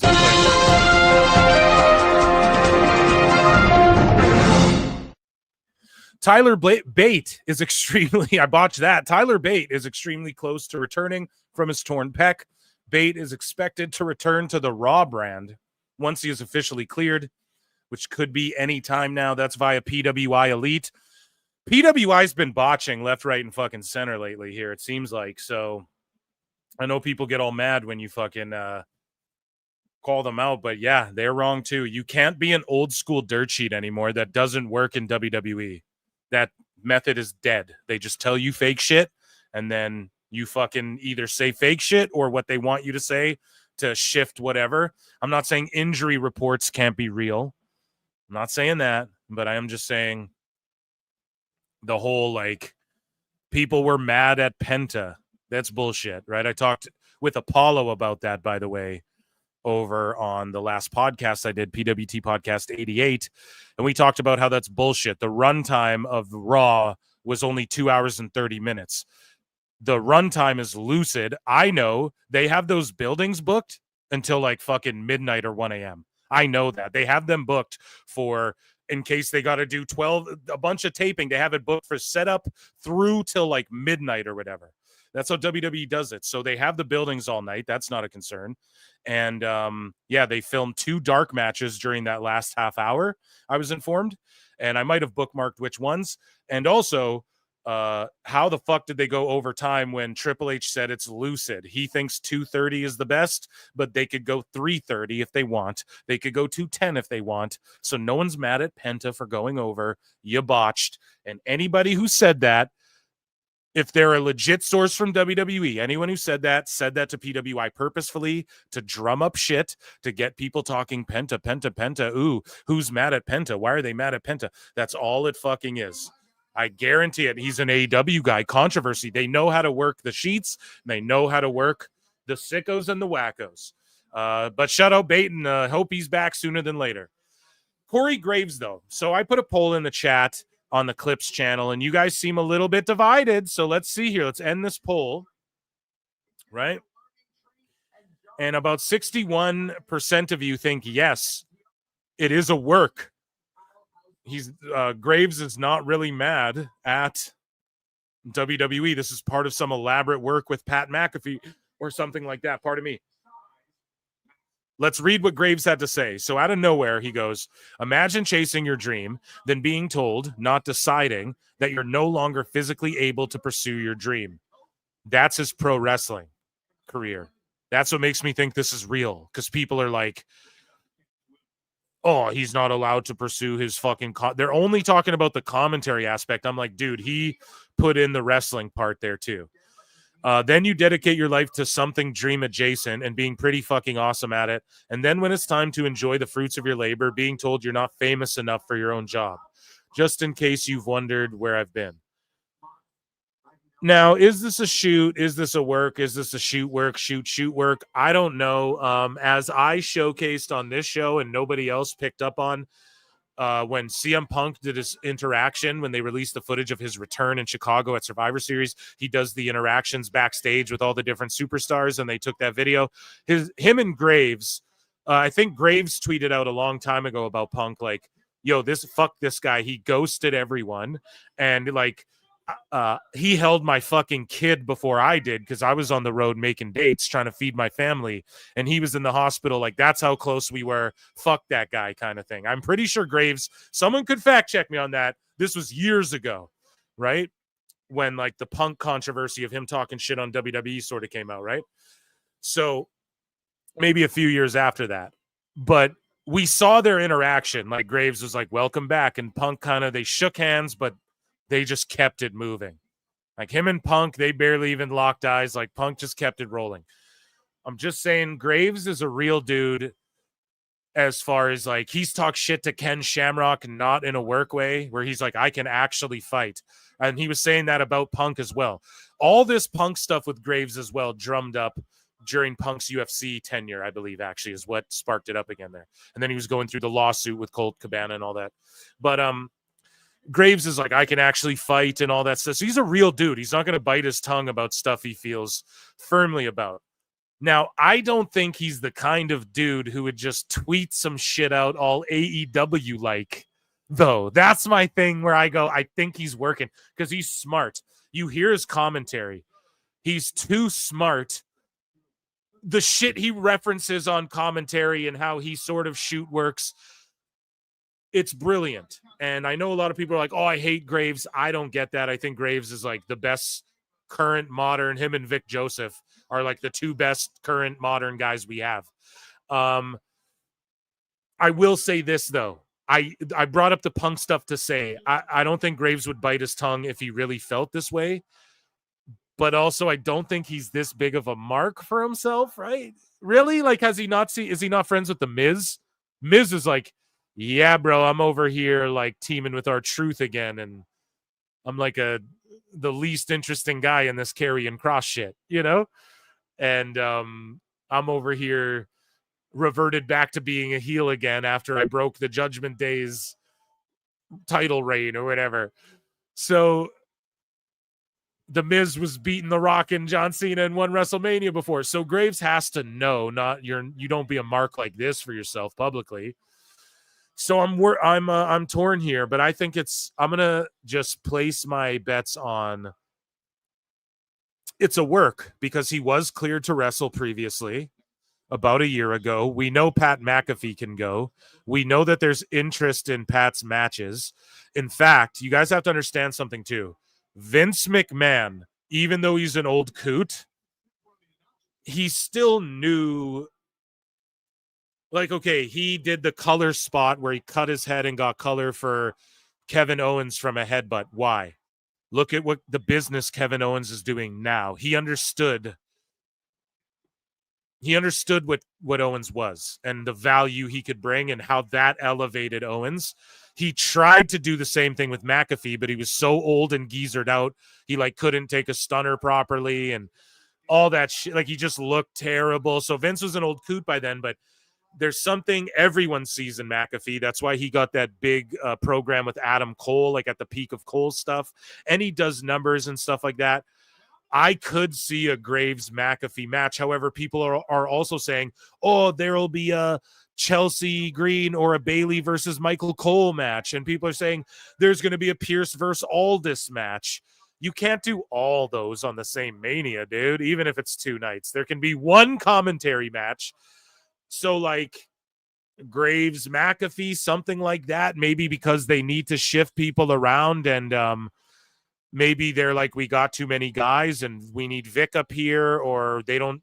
Who knows, man? Who knows? We don't know. I don't know, as Lex Luger would say. Or was it Sid who said that? I think it was Luger. When is it? What is it called? I don't know. I should get that on the soundboard too. But I think I'm going to just go in and say it's a work. This is why, because I don't think Corey would be a mark for himself and do this. He understands the value. You think Corey doesn't get it? Like, I'll relate it to something. You don't think Corey doesn't understand, like, The Rock comes back and now he gets a spot with Roman and Seth and Cody in the main event? You don't think Corey understands that? I know he gets that aspect of wrestling in the business. And it's got to be something like that. Or he's really pissed, and I know we're doing the Meltzer thing, but nobody knows. And that's the beautiful thing about this, and that makes me think it's a work too. Because I think someone would definitively come out and be like, he's really mad, unless somebody did. I know they're saying, oh, well, we talked to his family, he's really mad, but they all say, all the sheets go, but we don't actually know. Right? So who knows? I'm interested. We haven't really seen it, though. Like, what? This seems very extreme. The updates from this, though, apparently Corey deleted this tweet. Afterwards, Corey tweeted out and said, I'll see you on NXT. Well, I watched NXT. He wasn't on NXT. And then people said that they saw him wandering around the Orlando airport or something like that for a while during NXT. But I'm pretty sure he lives in Florida, in Orlando, and I'm pretty sure, okay, Corey, you don't come to NXT tonight. You go to the fucking airport. If anyone asks, this is a shoot. It's really that simple. He just had to go walk around the airport or whatever the fuck for a few hours that day, and he got the week off at home with his beautiful wife. Right? That's all I'm saying. Oh, it's tough. This one's tough, man. This one's tough, and we'll see. But yeah, if anyone has any updates, let me know on that for sure. Here, let's take a super chat break here. Andre Adams for $5 says Dave is wearing a super kick party onesie right now. Tell me, yeah. It's a super kick party. Super kick. Dude, amazing. He absolutely is wearing a Super Kick Party onesie right now. He's probably got his little tassels on. Jonesy84 for $10 says, every once I think about watching AEW again. Then I pop into a live here at PWT and realize I'm not missing a goddamn thing. Great public service you're doing here, Phil. I know. Thank you. One day I'll get my flowers. One day, people will acknowledge me. No, the PWT universe does. But, for instance, just a quick update, just because you super chatted in, Jonesy, they had Ricochet in the ring. He comes out. He's doing his crazy guy stuff. Nana comes from through the crowd, kicks him in the balls. Swerve comes out. It's just more bullshit. And then, they showed the replay of like him stabbing Swerve and in Minecraft YouTube with the blood and all that. And now Hurt Syndicate's on their way out. MVP. And they're not even getting like a huge reaction. Not saying these guys look like stars, but they look like WWE stars. And the problem is that their average age is 50. And they're going to just get the trios titles and I don't know. And then they're fighting Private Party, who are the tag champs, and Mark Briscoe, who's in a whole other faction, and who was also in a faction with FTR for a bit and stuff. So it's just really dumb, and you're not missing anything, and that's why you tune into PWT. Oh, Graves lives in Pittsburgh, not Orlando. Thank you for that. I did not know. I just assume most people who work on both sides of shit would live in Florida. That's my first assumption. I had no idea he lived in Pittsburgh. Thank you for that correction. I will give myself a dummy for that, or I'll give myself a nope. But okay, then he's wandering around Orlando. Maybe that's fucked then. But was he in Orlando already? We don't know. I'm intrigued. But if he's being genuine, well, let's talk about that side of it. If he's being genuine about it, yes, I feel bad for him, but he's got to understand that aspect of things. And he only helps elevate NXT on Netflix, dude. When I'm watching it and I see Booker and Vic and Corey, I'm like, fuck yeah. Now, if it's me, I'm putting Corey with Tessitore and Barrett. That's just to heal. And I know Barrett's already doing his thing. But to me, and they do a good job, but Tessitore, I feel like, is still the weakest, even though he's really good. I think out of Graves and Michael Cole, like you have to have one heel guy, one straight guy. Okay. So you got Cole and McAfee, put Graves there. To me, that's the Holy Trinity. But if Graves can really go anywhere, because you got Barrett and then you got Tessitore, and then on the other show you got Vic and Booker. So Graves could really go to any of those, but he's sort of the odd man out. Or you switch Graves with Booker, but no one wants that. I know people are like, Booker sucks on commentary in NXT. No, I'm telling you, he's part of the reason why it's so over again and it's so hot with young people. And it's like, I'm telling you, Booker adds that element of like culture, as the kids would say, to it. You know what I mean? And African XT, as fucking Alfred Konowa would call it, right? He brings that element of it to the commentary. I'm telling you, him and Vic are so underrated. Oh, I love them so much. Oh, they're the gods of everything. But I will say this. You can't replace Barrett either. I don't want to see Barrett go anywhere. And then who's the other one? Who's healing? Pardon me. I forget now. I'm botching. McAfee doesn't really heal. So you stick Graves with McAfee and Cole. You let McAfee and Cole bro down and be friends, and then you stick Graves with them to heal on everyone. That, to me, is the Holy Trinity right there. So WWE, listen up, buds. I don't know. Yeah. Someone relay this message. Hey, anybody listening who got someone from WWE on the phone, tell them what I just said, and that's the way to do it. Adrian Pfeiffer's been a member for 4 fucking months. Let's go, dude. Let's go. Oh, man. But yeah, let's move along here. Shout out Corey Graves. Wish him the best in anything he does. Speaking of Penta earlier, and speaking of Alfred Konowa, in the latest episode of The Grass is Greener on Netflix, AEW's fumbling I will let Alfred tell you the rest. Let's take a look here and check out Pro Wrestling Bits on YouTube. Penta debuted with WWE, and he's already a bigger star than he ever was in AEW, and worth more money. WWE didn't even front like he wasn't coming. They rolled out Penta's merch hours before his arrival, masks and all. The same masks Tony Khan and AEW decided not to sell. Why? Because these are the same geniuses who run the Jacksonville Jaguars. Why not? Pentagon debut got kids crying in the front row. Wow, so this is what a sold-out hard cam side looks like? Me hearing Penta cut a fire promo in Spanish and listening for the word hermano. Oh, snap, that's my tweet. Get it, Alfie? Penta won and Michael... Yeah, someone saying his book, The New Jerry. Sure, man. There needs to be... Here's the problem. Women are allowed to thirst over the dude wrestlers all they want. Look at what women say about, like, Punk. On when he pops up like on X, what they say about after segments. And you know what girls will do? They'll thirst trap and be like, oh, I wish he choked me like that. Oh, never mind. Oh, I wish I was Jack Perry. I wish Punk put me in a choke. You see that shit? They do it to Roman, everything like that. You're allowed to be like, oh man, she's got great assets, dog. You know what? That's okay, guys. We're allowed to thirst. People are sexy. It's fucking wrestling. Stop getting so triggered. It's when you cross the line and be a fucking weirdo. That's when people have a problem. And I'm pretty sure rational people know what that rational fucking line is. You can flirt and thirst and have fun. And then there's like touching people and not taking no and being abrasive, right? Let him be Lawler. I want Attitude Era back. But you guys can't handle Booker fucking. I'm not saying PWT universe. I'm saying, right, you guys know what I'm talking about. There's wackos and sickos out there melting down over Book all day, every day.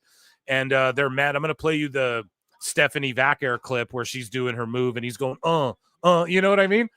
Yes, that's funny, bro. It's hilarious. It's memeable. There's 13-year-olds fucking twerking on TikToks right now. I'm not saying that's okay, but it's like you can't be an adult watching a wrestling show and get triggered by Book finding a woman attractive.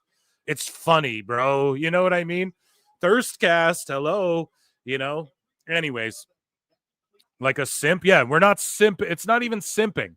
It's not even simping to be like, oh, puppies, right? It's just him being like, oh, yeah, man. You know, it's not like he dwells on it. Like King would dwell on it a long time. And it is kind of simping, yeah, but it's funny, you know? Like it's just comedy effect. It's to be like, oh, that guy's an asshole because he's supposed to be healing. We just talked about it, the heel and the whatever. You see a guy just simping like that. Imagine if someone was doing that out in public for real. You'd be like, bro, calm down. You're like embarrassing yourself. You know, that's the idea. That's why it works, guys. It's healing. Healing isn't just like hate and anger. It's like, this guy's a fucking asshole, you know, or this guy's a dork, or calm down. You're cringe, bro. Like, I wish someone would slap this dude over here because he's just being ridiculous. That's, you know, part of it. So, yeah, I don't know. You guys get it. But anyways, let's hear Alfred Cunaway. Cole made things official by saying, a fresh coat of Penta. Yeah. A fresh coat of Penta. Yeah, there you go, man. And yeah, welcome to the big time, Cole said at the end, which you know triggered a lot of folk, 100%. Moving along here. So this is the story we talked about earlier. Some talents at WWE Raw were not thrilled as the Penta versus Gable match combined with Penta's post-match promo went way longer than initially planned. How? The show's 2.5 hours. So what went half an hour shorter than it was supposed to? You know what I mean? This is a fucking lie, dude. I'm so sorry. PW Insider, this is a botch big time. And this post got 5K likes. I saw another one with this story that had 25K likes. Liar! For Tell lies, us what man. you know, you goddamn liar! Fucking straight lies, bro. And I'm not saying they're liars, but whoever stewed you this shit. See, this is what happened to Fightful and Meltzer and them. Their quote-unquote sources started being people who were working them.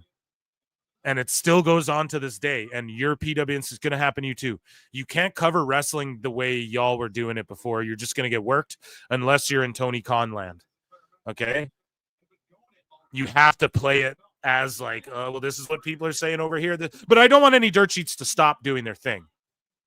Because I want to cover it so I have shit to talk about too. You know what I mean? But if I don't have shit to talk about, then that's okay because that's reactionary, but I can do creative shit too. You know what I mean? I got scripted stuff coming, and Yeah, y'all see the music videos and shit. I got a lot of shit in the works here that I'm working on. But anyways, some talents at Raw were not thrilled. Don't believe that. It went longer. Don't believe that. It led to time being cut from other segments, but the show ended at 2 hours and like 40 minutes, 38 minutes or whatever. It was also noted that Penta wasn't injured during the match and was just selling his leg. No shit. And this is the beautiful thing too, right?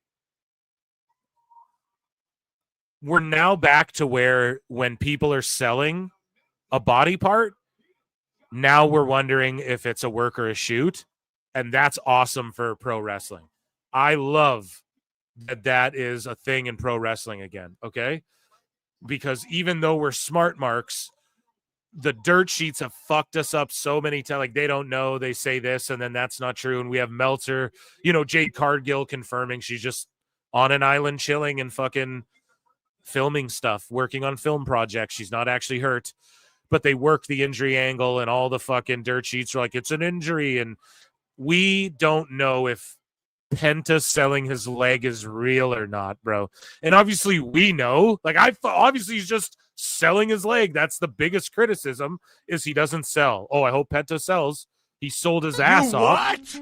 And now PWI, that people just last year were like, they're super credible and shit. We're fucking now, they're going, yeah, and it wasn't. We had to ask them, the fucking Smart Mark News, who are supposed to know the shit, and I've sort of asked if a dude's selling was a legit injury. Fucking phenomenal, man. Wrestling's so back. WWE did that with pile drivers, with package pile drivers, with the machine guns coming and selling their balls off, with the selling they've been doing all this whole time, with the stories, with the pacing, the psychology, full circle. That's why that stuff is money, because now Penta sells his leg, and y'all are fucking asking if he's really hurt. Crazy. Amazing. Wrestling's so back. Moving along here. We have a clip of 30 minutes. So this is Thrillium Riker. Shout him out, man. Member of the PWT universe, at least on X. I don't know if he's listening to the shows, but he tweets and he goes to me and he says 30 minutes of that 3-hour window were 2 matches when Raw went off the air. Bailey versus Nia and Shinsuke versus LA Knight. Well, goddamn, kid. I would have loved to have seen that.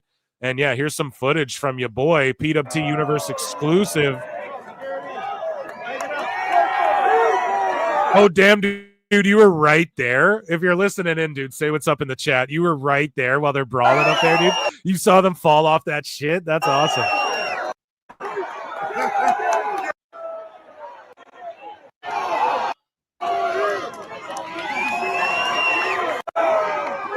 Fuck yeah, that's lit. There's a bunch just so filled with people. WWE. No, just kidding, bro. Amazing. Thank you for sending that in. And thank you for the update on the dark matches as well. Per PWI, Penta went overtime on 2 hours, 30 minutes Raw, LMAO. All these sheets get work now, all of them, period. Wrestling journalism doesn't exist the way it used to. It's a dead scene, and there's a new guard, unless you're in Tony Khan Meltzer land. And Graves will not be appearing on NXT, which they were right about.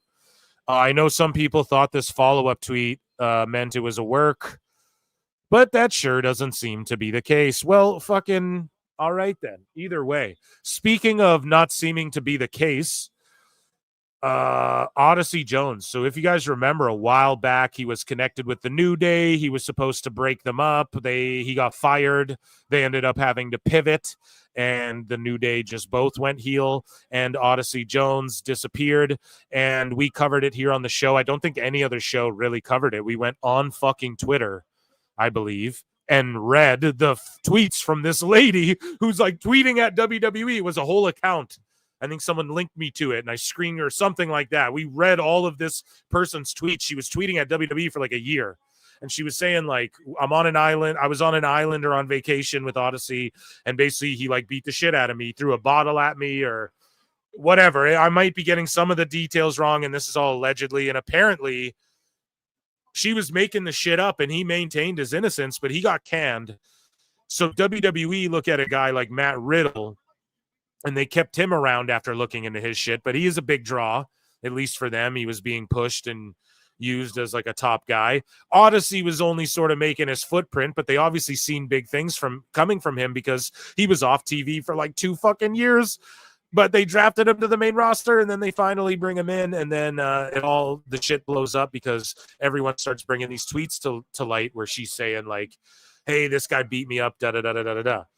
Well, court records indicate, this is via Post Wrestling, former WWE wrestler Odyssey Jones, real name Omari Palmer, was granted an order of protection against his former partner in September of 24. Shortly after reports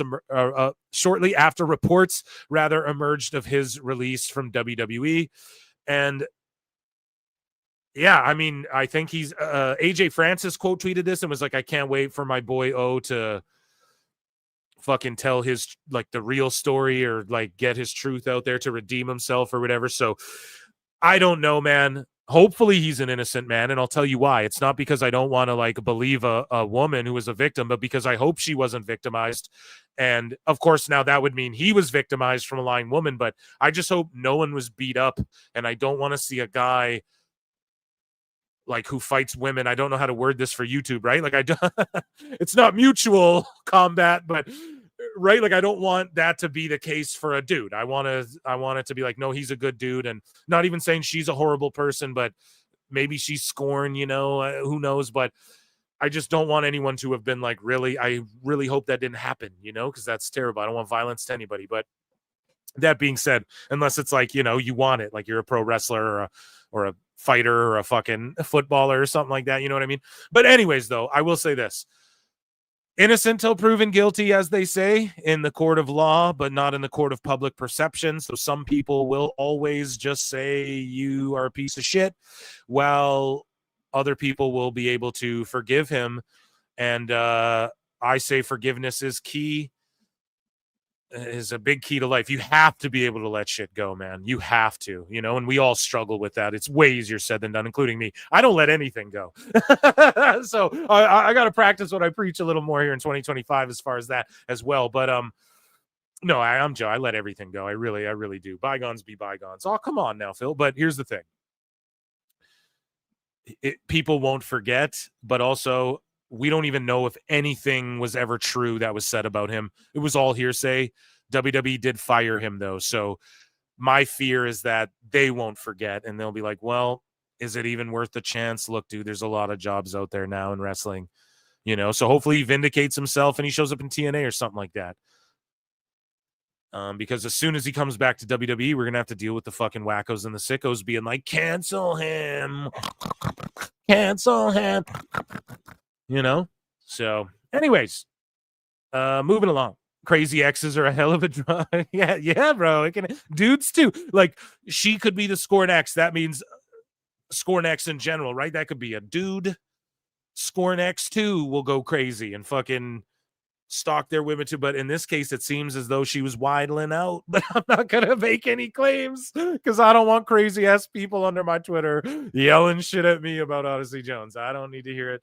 But anyways, Raw is #1 TV show in the USA today. Again, the last Raw it was in Canada as well. I'll let you guys know if NXT placed. I forgot to look. I'm sure it's like in the top 5 again. Also, what else? In Mexico, I think Raw is in the top 5 as well in Mexico, like a few days later, still in the top 5. So all over the place. It's #1 in the world. Raw crushing it. ESPN posted a video on TikTok detailing the friendship between Penta and George Kittle. Penta's stock is through the roof. So San Francisco 49ers player, are you guys in the chat? Any San Fran fans out there? And George Kittle, now, he's been friends with Penta since the AEW days. I don't think ESPN posted anything about them until now he's back in WWE. So what does that tell you too? ESPN was across the street from that All in Texas thing. They couldn't even send a fucking secretary out there with a headset to ask a couple questions. So let's see here. You won't believe George Kittle's connection to the WWE. Boom. So ESPN ain't dropping shit until Penta's in WWE. That's all I'm saying, man. It's just levels, And it's not to be like, haha, you guys suck. It's just stop capping about their fucking level. Don't say it's even a comparison. ESPN wouldn't even get their hands dirty with this until fucking WWE touched Penta. Howdy. Hola. Kittle's iconic first down celebration comes from new WWE superstar Penta, Cero miedo. whose signature Cero Miedo catchphrase has become a staple in the tight ends game. Kittle first adopted the gesture after watching Penta wrestle years ago. I went to WrestleMania and I watched him wrestle like 6 different times at a bunch of different shows. His swagger in the ring. I went to WrestleMania and I watched him wrestle. So Kittle's going to all these shows around that surround Mania one year. And that's why those shows in WrestleMania are so important too. Because he goes to all those shows around there. He's like, I go to 6 different shows. I see him there. Fuck, man. Shut out Penta. And his confidence just kind of stuck with me. The two even met up during the 49ers trip to Mexico City in 2022. Could this dynamic duo become future WWE tag champs? We'll see it at Mania where Kittle will come out and clothesline Kelsey or something like that. No, I'm joking.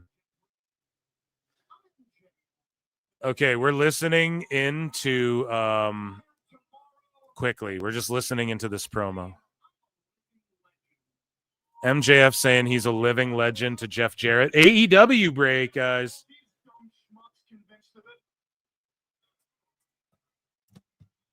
But allow me to school all you simple-minded folk on the real legacy of the last outlaw. Kittle wants to wrestle. Yeah, we'll see some shit at Mania. He'll come out and clothesline someone like Kelsey, you know? So MJF is like, this is the last thing you'll see before your favorite wrestling company dies. This whole one more year with the possibility of you winning my Triple B would be a whole lot cuter and warmer and fuzzier if you weren't literally the definition of a pro wrestling Grim Reaper. So MJF said you're literally the definition of a pro wrestling Grim Reaper. And he keeps going at the crowd because there's no heat. So he keeps having to go, I'm talking, guys, shut up. But they're not. It's just no heat. People are over this shit. He goes, it makes me want to drink. Oh, sorry, you can't have a drink.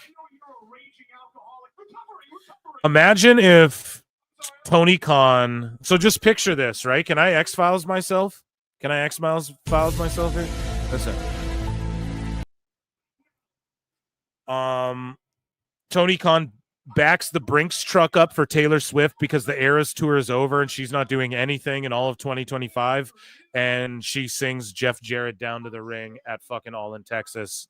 What if that happened? Do you think the same sickos who say, oh, is Taylor Swift the best? Is McDonald's the best? Is Taylor Swift the best? She's overproduced bullshit.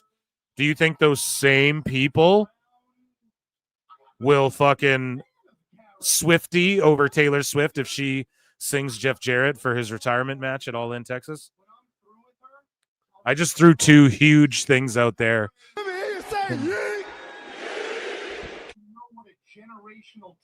Let me know, chat. And an Olympic gold medalist balls taste like.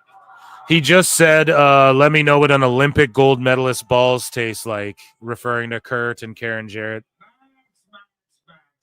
Not only everything you just said was crude and stupid, but it's all been said before 1,000 times. Jeff just said, everything you said is stupid, but it's all been said 1,000 times. Let's get right down to business. You know, I know that the best years of my career are behind me. The best years of his career behind him. Sorry, guys, I'm trying to do. We got to give it its due. It's Jeff Jarrett. Oh, come on now. I'm here for it. The AEW fan base, they awakened. The crowd doesn't give a fuck. They're just quiet as shit. Same with mine. You're like, what crowd? Same with my audience. Like 40 people dipped out when I was like, let's listen to Jarrett and MJF. Don't worry, guys. The news is coming back. Please stick around. And I'm not kidding. It's like, fuck. To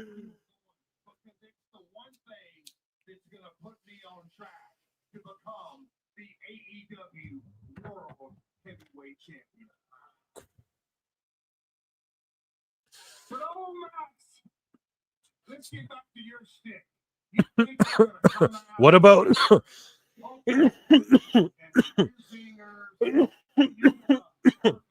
what about the Swifty shit I threw out there? How was you before you were you? Everything you can say or everything you can do. No one really cares. Okay. So Jarrett's like, I did everything you did before me, been there, done that, and I did it better than you. Threw the better than you, and you know it back in his face. Clever stuff. Yeah, I don't really care either. If you're a dumbass or if you're just a scumbag. Jarrett got no reaction when he's like, I don't know if you're a dumbass. Zero reaction.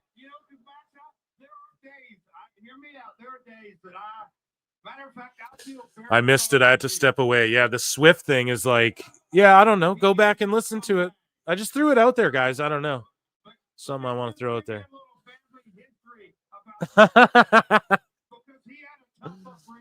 Let me know what you guys think. I mean, Max, it's being tough. It's really tough being raised by a call girl mother. So Jeff Jarrett said it's tough being raised by a call girl mother. So I guess MJF's mom was a call girl. You what? She still made him pay for that shit, didn't she? So I guess his dad was an attorney and his mom was a call girl. Is that real, dude? And his attorney dad knocked up a fucking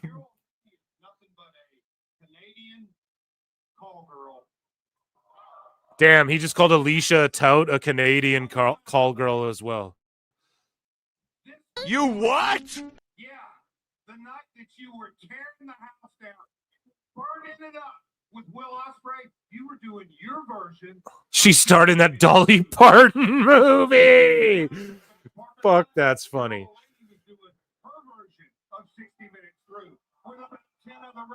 Oh man, he just said that Alicia Tout got gangbanged by 10 other wrestlers in Minecraft. Guys, what the fuck?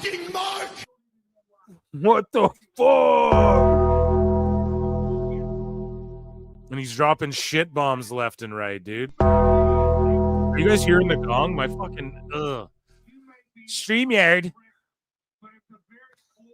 Andre goes, motherfucker, this is the weakest roast session ever. And he's our resident roaster too, dude. And he goes, man, this shit is ass. Oh shit. You are scared of becoming a one-hit wonder. It's just that they don't give a fuck, Andre. You know what I'm saying? Fucking Andre popped me hard, dude. One-hit wonder.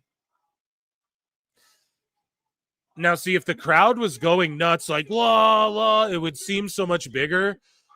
It would sound really good because they're in a small building. So that's why when 20 people fucking cheer in this building, it sounds louder than it is. So that's good for AEW, but they fucking, this is TNA. This is TNA. This reminds me of EC3 arguing with literally Jeff Jarrett and TNA. You know what I mean? We're at that level now with AEW. They have to rise from the ashes like TNA did, but they got to do like a reset, rebranding the way it went from like Impact Wrestling back to TNA. AEW's got to do something. It's got to be like Ring of Honor's gone. We're going to hold one super card, AEW versus Ring of Honor. The belts merge in, and we're going away for 6 months. We'll be back, and the new thing is called like All Honor Wrestling. AHW. And then the fans can just go, This is great. Oh, shit.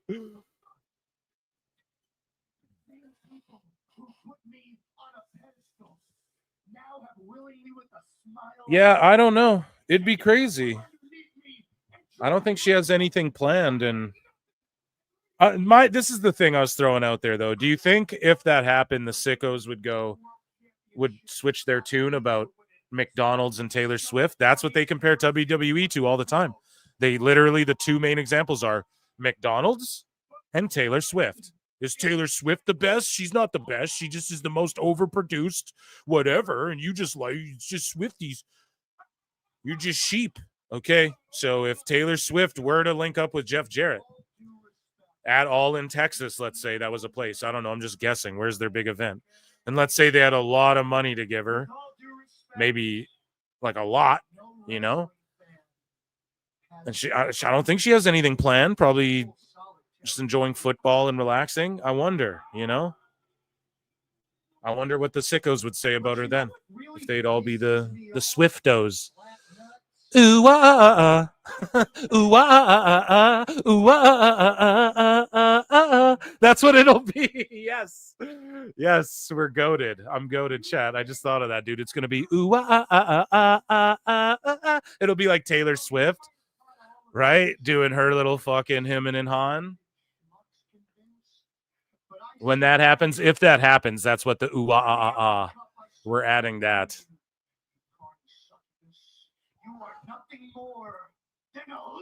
So MJF's calling him a carny succubus, a leech, riding the coattails of his deceased friend while his fucking spray tan's running down the side of his face. I guess you don't like it when I talk about your old pal, Owen. So MJF taking shots at Owen. And he's like, you don't like him when I talk. So why would it, like, this could have been in the Owen Hart tournament. Like, this could be the story. MJF and Jeff Jarrett make it to the finals, and then they start going at each other like this. That could be fucking good stuff that we could sink our teeth into. But instead, they, like, do the Owen, and then they got to talk shit about Owen in this fucking Bush League company. And then Max grabbed Karen Jarrett. And she's selling like $1 million because she is really good, guy. Come on. Jeff's selling it well. Indeed, Tony. Jeff Jarrett nearly had the better of MJF here tonight. But coming up. I don't know, dude. I don't know. That went too long. The brawl shit at the end, they all sold it and it was presented well. Like all the security kind of hit the ring to break them up. But then why didn't they do that earlier?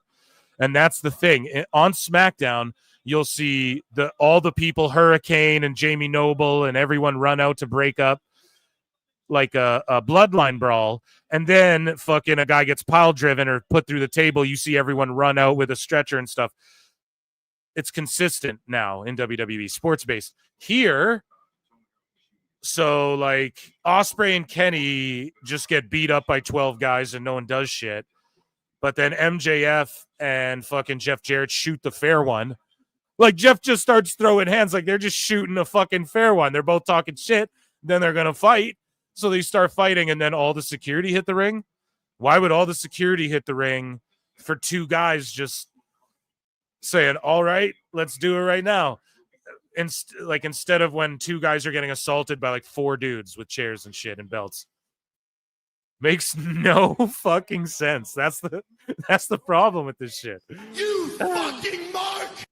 Anyways, it took 1 year to fuck up MJF. I know. The devil thing. They can never come back from the devil. It fucked so many people. It fucked the Undisputed Kingdom, all those guys. It fucked Adam Cole, MJF as well, and Wardlow. You can never come back from that, dude. Unforgivable. You know? Andrew Kibodeau. Andrew Kibodeau. Hopefully I'm saying that correctly. Kibodeau. This would be more impactful if every promo in AEW didn't get personal and cater to the internet marks.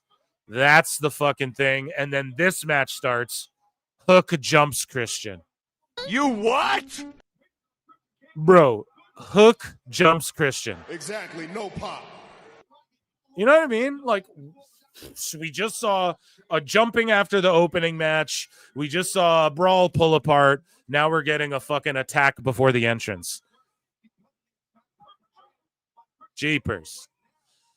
And yes, thank you very much. Exactly. It all caters to the smart marks.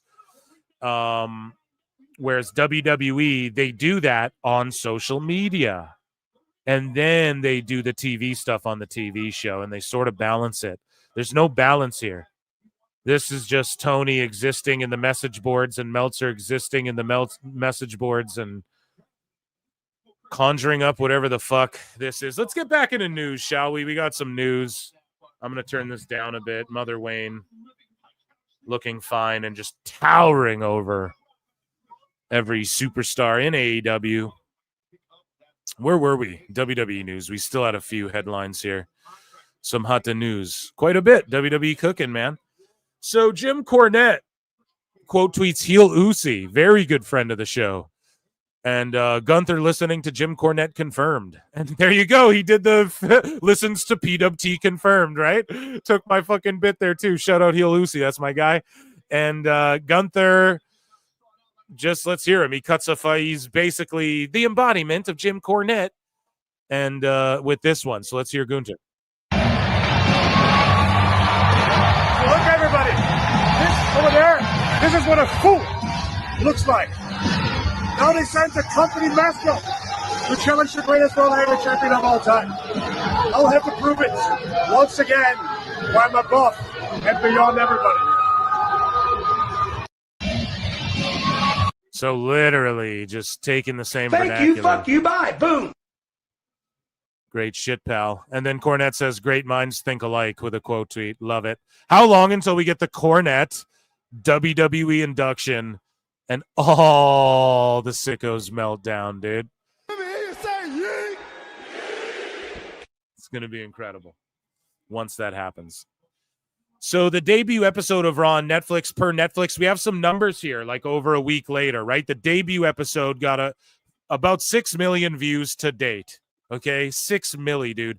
Top 10 show in 26 countries. I wish they did how many number ones it was, because it was a lot. And then 17.7 million hours viewed to date. Mainstream. Yeah, Cornette better get that fucking Hall of Fame induction. Kevin Kelly said, put me and Graves together at the desk. Corey would become the biggest commentary star in wrestling because I would actively try to get him over. Let his star shine. WWE. You got Level Up or whatever. Not Level Up. What is that shit called? Evolve, right? Fucking Corey and Kevin Kelly, or do a woman show, or that NXT Evolve show, or something. Bring Heat and Velocity back. And just for like YouTube and have them commentate that. Kevin Kelly and Corey Graves. Or if you own a Fed, make a fucking offer. Get Graves out of his contract and get Kevin Kelly together and put them together. Jesus Christ, bro. That would be awesome. Kevin Kelly and fucking Graves, dude. It's like the Super Friends, bro. You know? Mauro Ranallo, throw him in the... No, that's too much. Because he's the straight guy too, but Mauro's like an over-the-top straight guy. You know what I mean? But yeah, dude, Kevin Kelly and Graves. So let's try not to get Don Stevens here. Including Masha Slamovich, you see her there.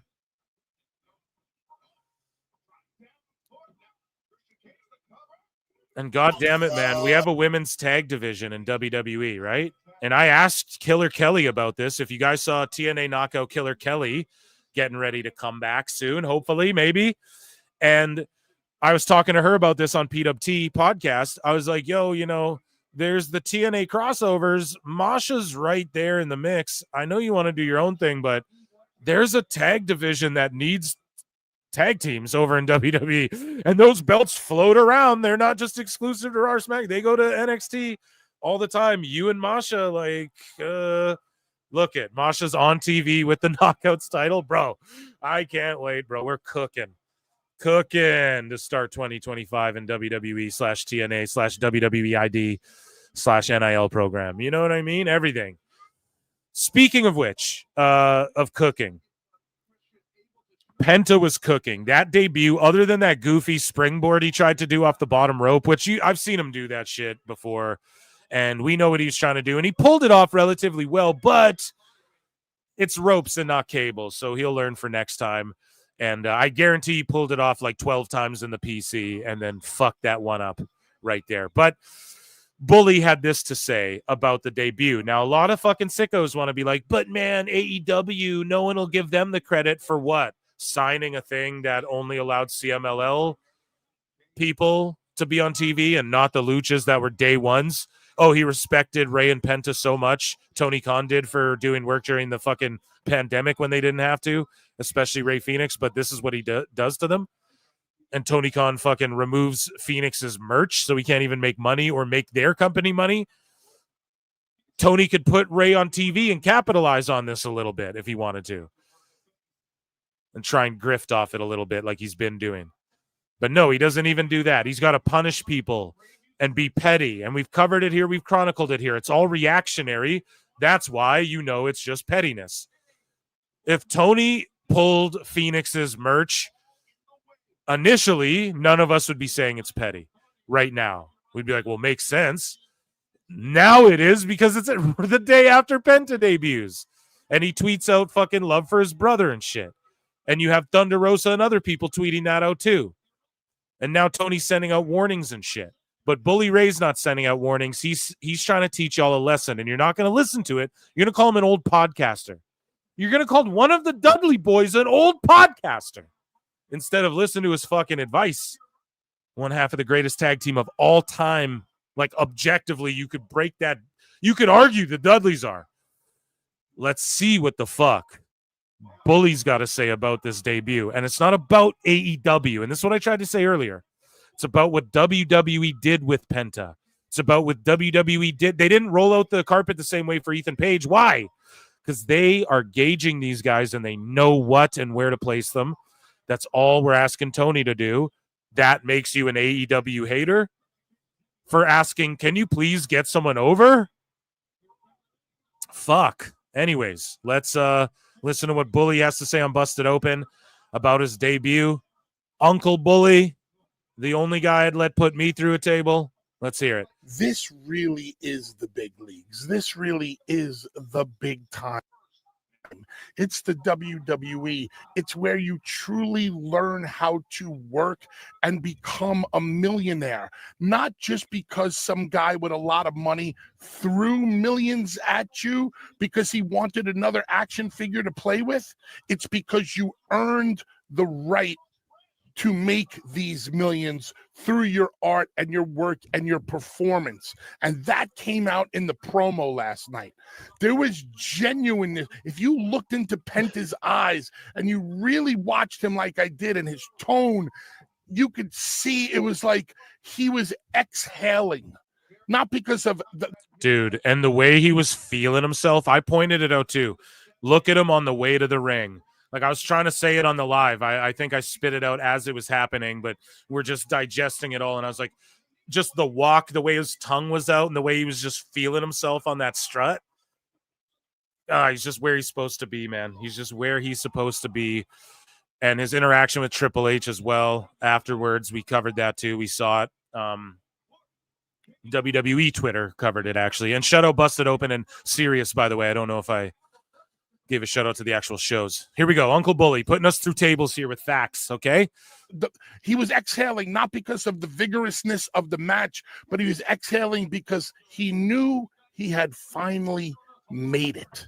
And until you get to the WWE and you learn the style and you truly learn the psychology and the art and the everything, you can't say that you truly made it. Listen to this next part, so important. And he's talking to you. Okay? Embrace the grind, bro. We're the great grinding for the $8 million part-time contract. Listen to what Bully says on this last part. I know that's hard for some people to hear, but it's the truth. Oh, sorry. Did he say the part? Might have just missed it, but I fucked up, dummy. Yeah. He says, no, like, made it truly be not because some millionaire throws $1 billion fucking dollar or a billionaire throws $1 million at you and says you made it, because you really fucking did it on Netflix, son. 6 million. Let's go. It's gonna go up. Up, it only goes up from here. You know what I mean? So Dr. Chris Featherstone, and this guy's been getting the correct info when it comes to the luchas, at least in my opinion, at least he works for Sportskeeda, I think, but this guy is the guy who dropped all the Penta Lucha Bros Ray Phoenix stuff before. People got triggered by him. Typically, when you trigger some folk, you're doing something right.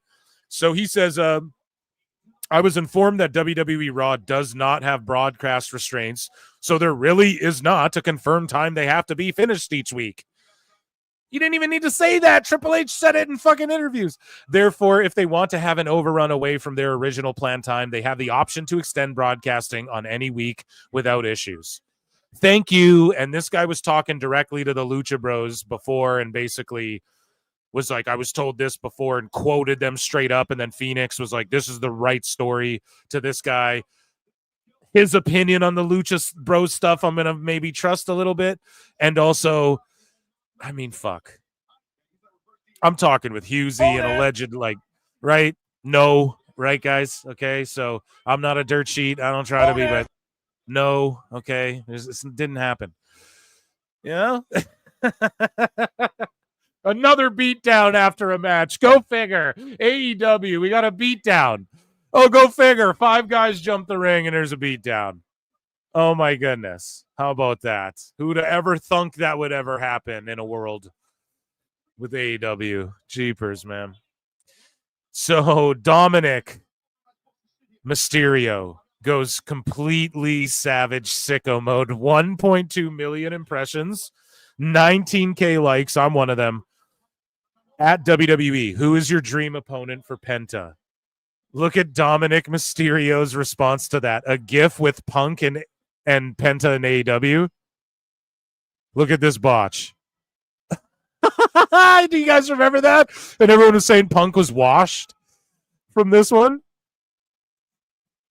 Just roast him so bad. Okay, our boy Samoa Joe is back. We have to give him his respect here. Joe. Yeah, let's fucking go. You have to do Kenny and Joe, 2 proven commodities, have Joe just choke. Fucking. What is Shibata? Is that Shibata? Oh my God. What the fuck is Shibata doing? Here, I'll go. Why? Why does he can't even wrestle? The guy can't even do any matches, man. At least we got Joe, guys. Round of applause for Joe's return here. Okay. Joe. Oos, you got to fucking take out Moxley. They got to choke out Moxley with. Listen to the crowd light up with Joe when his music hit too. You got to fucking choke out Moxley, get that title, feud with Kenny, and let Eric Bischoff or Jim Cornette book it or something, to where someone ask Jeff Jarrett what to do, or just let Joe tell everyone what to do and it'll work, and just get him away from Hook and Shibata after this shit. Because he comes back in Big Pop, man. And he's Joe's a proven MJ from NJ, can't stress it enough, especially when he comes on the show. Samoa Joe is a proven commodity any company's ever gone to. Just put him in the world title picture with fucking, and have him save AEW, and then have him feud Kenny and just get rid of all this shit. And they're building up Jay White, but he's feuding with Wheeler Yuta. You understand what I'm saying? Come on now, Eric. We got a vignette of Jay White being like, oh, Yuta, I'm calling you out. Jay White and Yuta. Holy shit. So they got the pieces. They just got to get rid of like Daddy Magic and Garcia here and fucking. And Daniel Garcia just said, why are you in the Continental Classic? Like he pulled a me when I read too much The Fighter in the Kids subreddit and fucking come on the air.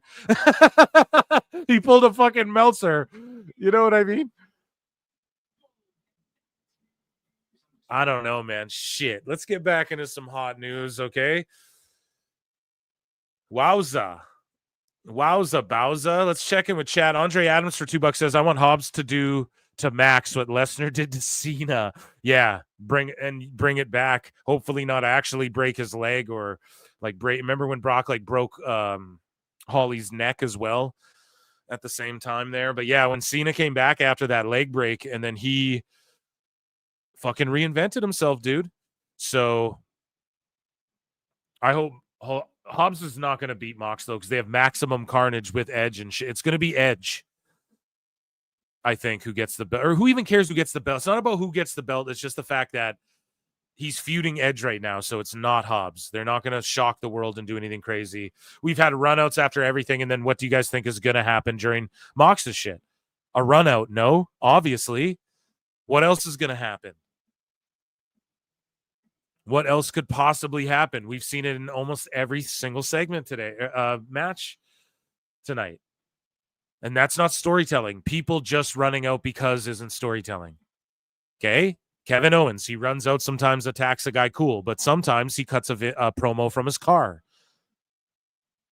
Right? And you're like, okay, this guy really doesn't he refuses to come in the building and makes Michael Cole or Kathy Kelly or whoever go to his car to talk to him. Really? He's that bitter? Holy shit. He's being petty as fuck. He's really mad at Cody. That's the storytelling. It's not, oh, they just run out and jump him and then a match. And then he runs out and jumps him and then a match.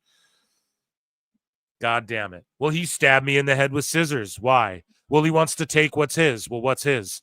Well, he feels like there'd be no AEW without him. Ricochet does. Yeah. All right. You know, that is okay, I guess, you know. So, like, sort of WWE anger is the storyline. I don't get it. They're all just angsty at WWE. That's every fucking storyline. Or else it's just a run out, right? And those are the two things, the go-tos, right? So anyways, let's move along. Corey Graves was pulled from NXT. We covered it. He was spotted at the airport just hours before the show and didn't appear on the show. He's legitimately frustrated. Now, that was per PWI, but then Fightful Gossip jumps on, so that we know they're just gossiping, right, and selling dick pills. So it's like, I wonder. They got to be just working, right?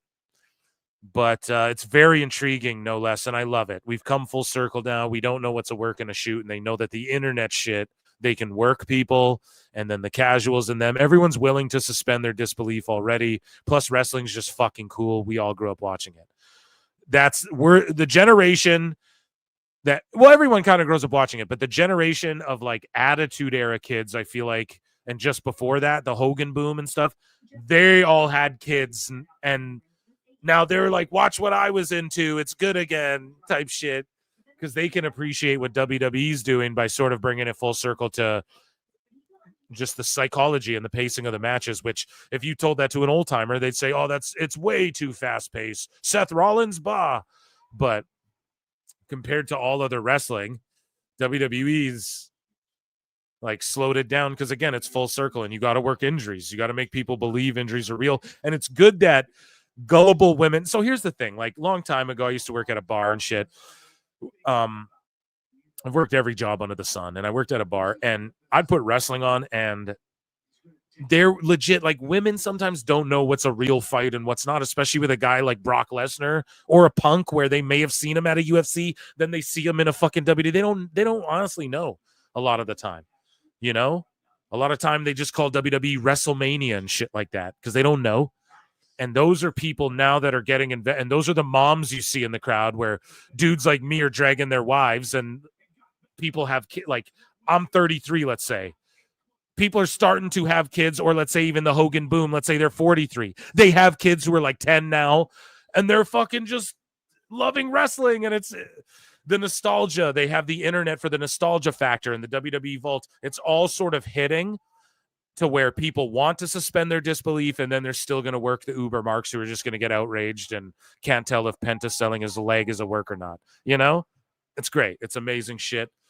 And I truly believe this would not have happened if Vince didn't get the fuck away, and also if they didn't sell with Endeavor and TKO, all that stuff.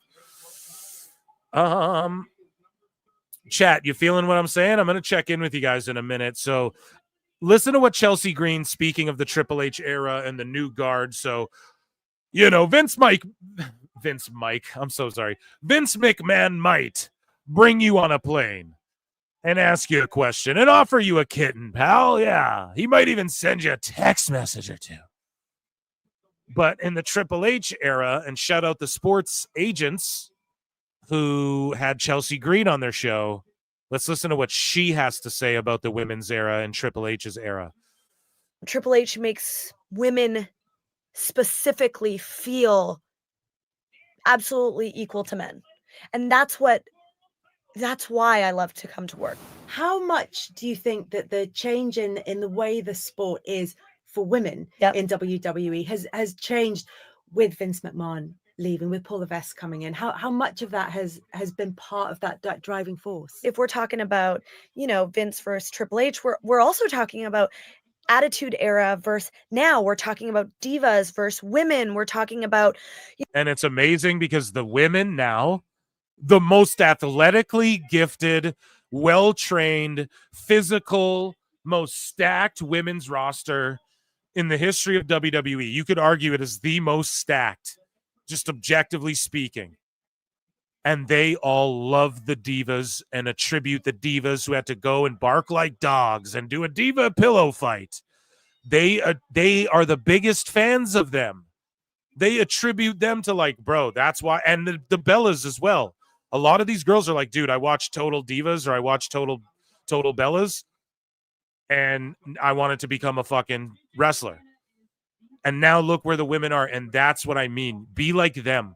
Don't get triggered by the old shit. Be thankful the old shit happened, because now they can look at that and go, yes, I want to be a sexy diva and thirstcast, and I want to be a badass who can brawl it out in the ring, and they are all of those things. Okay? Jada Parker could beat the fuck out of 70% of male wrestling fans. Okay? And I just love that they don't shit on the past and go, oh, those women who did the blah blah. She could just easily do that. Like Hollywood likes to do that shit and everything. Everyone wants to shit. I'm sorry, the sickos, they want to boo boo. What, you want to watch bullshit for kids with pillow fights? This is the type of shit they say. But look at how Chelsea Green, who's in the mix, who Tony Khan would give a leg for, who the sickos would give a leg for to come in their company. And she loves the divas. They all do. Becky, Bailey, look at Cora Jade, even Julia Gulli, I bet. All of these ladies, man, were inspired by the Trishas, Litas, Victorias, Molly Hollies. They were great wrestlers, dude. They were just mixed in there with the Tories and the Sables and the Dawn Maries and the Nydias, etc. Anyways, let's move along. Trish Stratus versus me. There are so many answers to that question. And first of all, we would not be here without that side of things, right? We in 2025 would not have the success that we have if it wasn't for that Attitude Era, the Bellas, the Trish Stratus, the Litas, the Mickie James. They set the tone for us. Oh shit, Megan Bayne just debuted for AEW finally. You know what I mean? And she's amazing, but why wouldn't you hype this up? No pop. Why would they not hype this up, dude? She should win the whole thing, or else Tony's a fucking fool. Look at her, dude. $10 million right here. This woman's worth. If you just book her correctly. Speaking of women in wrestling. Megan Bayne, debut in AEW. Her mixing it up with Statlander, but then Stat just gets buried, and so does all your other women a little bit. And I know people are like, oh, you overuse the term buried. It's not just losing a match, and I agree. But what I mean is that Stat was just in a huge name, feud type situation. Where's Camille been at? Now you bring Megan Bayne, who's a tremendous talent, huge lady, though, big, strong lady. And just gorgeous as well. But she towers over Stat even. And it's like, all right. So does she just disappear after a fucking week or after a month, pardon me, with Monet? Does she win this thing? And then I don't know. It just really hurts Camille and shit. But I hope Bane can win this thing, truly.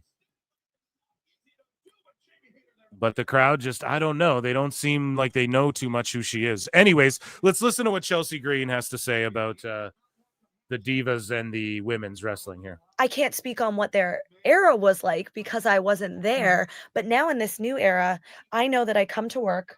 I love my job. I feel safe. I feel supported. Triple H makes women specifically feel absolutely equal to men. And that's why I love to come to work. That's why I feel so supported and so seen, is because we are out there main eventing WrestleManias now, something that, unfortunately that previous era didn't get to experience, but they did. They set the table for us, and now we're sitting at it. We're enjoying these amazing meals, and I couldn't be happier. The sports. There you go. She couldn't be happier. And yeah, shout out Triple H. She also said that we in 2025 would not have the success. Oh, yes. We just watched the video of that. And I wonder how long Megan Bayne has been signed to AEW before she showed up here. Alfred Konua, shout him out, says WWE going head-to-head with AEW All In. And this has to do with Saturday Night Main Event is going head-to-head with All In Texas, which will be crazy. And I'm going to watch it dual screens, right? Let's let Alfred tell you the rest of what he had to say here. WWE is kicking AEW while it's down. AEW All In Texas's ticket sales remain lukewarm, and not only could the stadium show move to a smaller venue, it might move to another night. WWE will go head-to-head with All In Texas with the July 12th edition of Saturday night's main event. I'm going to watch just to see Hogan get booed again. But if these two shows go head-to-head, it could cost AEW around $1 million in pay-per-view revenue. Cody Rhodes brought back the Winged Eagle on WWE's last NBC special. What are the odds CM Punk wears his real World Championship belt to the ring on July 12th? Because an overly competitive WWE is kicking AEW while it's down. Yeah, so there you go. SNME versus All In. It's going to be quite the day for me, quite the trudge. So behind the scenes with Travis Scott during the Raw on Netflix debut, and look how hype he was meeting X-Pac. He's like, bro, that's the Pac. He's like, that's Pac, man. Watch this. That's the Pac. Just fanboying out. That's what I mean. Come on, Lewis. Let's go. And like with the internet, dude, the celebrities, people with voices who wouldn't have one normally and stuff. We grew up wrestling fans. It's hot again.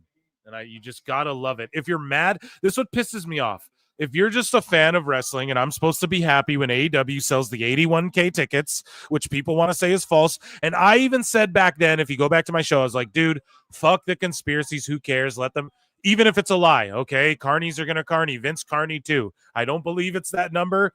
If you ask me, gun to my head, but I'm not going to argue with so many people who were like, it was not that many. Like, I've been there. We had Paul Nolan come on. He's like, I've been there when there's 90,000 people in there.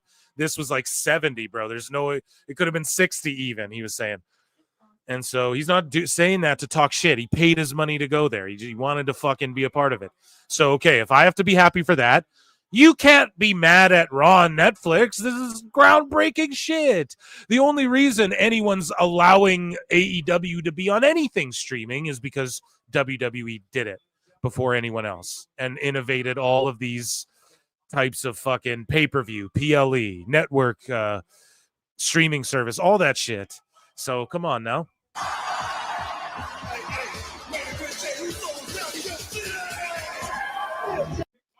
Yeah, we're going to get Don Stevens, but fuck it, we're yeeting all over the place.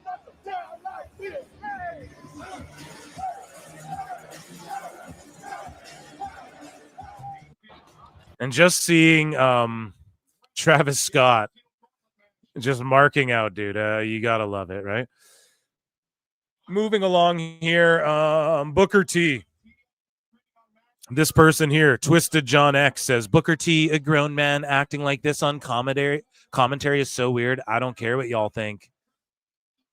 And then I quote tweeted it, or I think I responded underneath, and I'm like, bro, I'm assuming you're an adult, John, and you have a fucking woman wrestler as your profile picture, and you're talking about a grown-ass man being excited. And she pointed at Booker right before this spot as well, because she knows he gets turned for it, and she likes that, and it gets her over, and it's funny, and she understands the humor in it.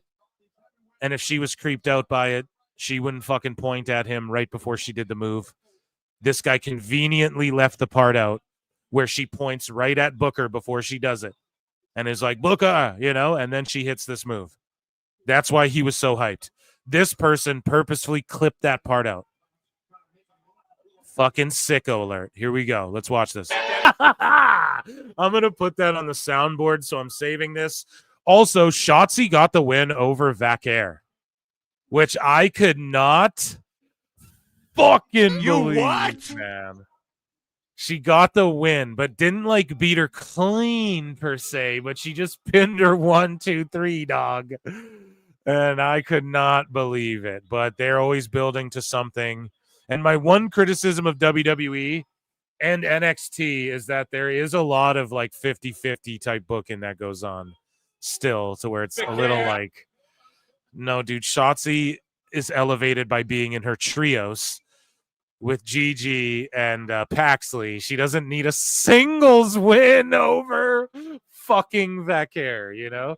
But I get it. It's like a roadblock in her story, and they're fleshing out a story, and HBK's like, let me handle it, you know? And I'm like, okay. He's like, don't be elbow now. It's like, exactly. But I was just shocked. I was like, huh. But it makes you want to tune in, and it doesn't hurt Vaquer at all. Just losing to someone like Shotzi quickly, she'll get her win back. You know, it's fine. She'll get a belt, and Shotzi is a main roster for the most part. Like, she comes out with the tank. Someone loved her. Someone in WWE really fucking loved Shotzi, I think, to give her the tank entrance and her theme and all that shit. You know, she's always been in the mix. So, and she's not the best worker, you know, let's be honest. Like, her wrestling is not, and I'm not trying to shit on Shotzi. I know she got lots of diehard fans. She scares me though, still to this day. I was just watching her wrestle, and I'm like, God damn it, she just looks a little clumsy. It's not even green. It's just reckless, but not in a controlled way. And maybe that's why she's over. Maybe that's why she works for people, but she seems reckless in like not a controlled Jeff Hardy way where it's like there's gracefulness to it. It's like one of those indie dudes that we watch on this show in miscellaneous news who like try and do a springboard when they don't know how and fucking slip and hurt themselves and shit, you know? So anyways, though, Shotzi gets the big win. Round of applause for WWE news, ladies and gentlemen. We've got some Meltzer and sickos to get to. Round of applause.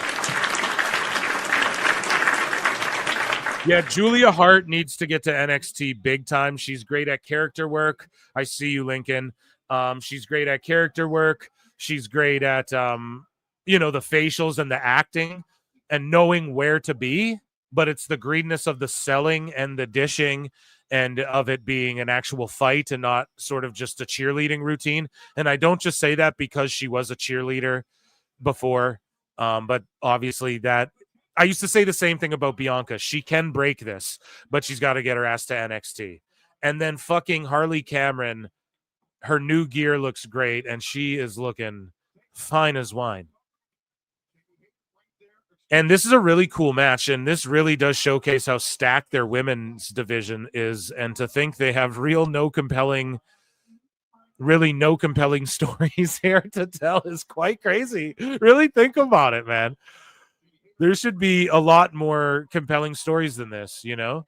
Even in TNA, they figured it out to where, okay, you have the Knockouts title, Masha, doing whatever she's doing, and then you have like Xia Li in the mix, and then you have Tessa just came back in a big name match against Jordan. You have that in WWE too. Like Liv and Rhea don't really need the belt to be like a feud, right? Nia Jax as well. Now she is going after the belt, but it's like Tiffy. They have people that are big enough names to where Julia doesn't need the belt to have a big match for NXT or whatever. They don't necessarily have that in AEW, and especially because they have a secondary singles title. If they had so did Tony just roll her up? So what if Tony rolled her up before Megan Bayne came out? Does she get to debut? I'm going to tweet that out. Guys, give me a second to tweet that out. I have to.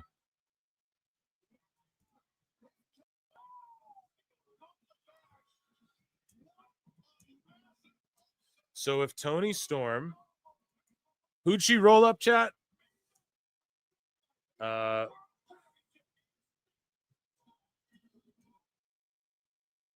no, I'm gonna say like no, because that's a dumb thing because Toni Storm came out after. But here's the thing. I'm gonna write if somebody won by roll up.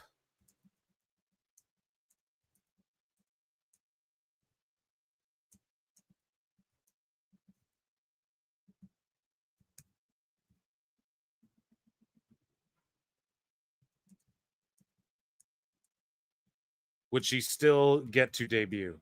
There we go.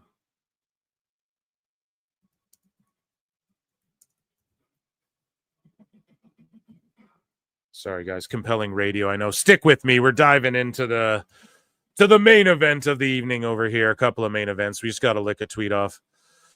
Because, yeah, it's like if somebody... So let's say like Jamie Hayter rolled up someone else before Megan Bayne come out. I forget the people who were in there before her. Does Megan Bayne get to debut? It's the dumbest match concept ever, like in kayfabe.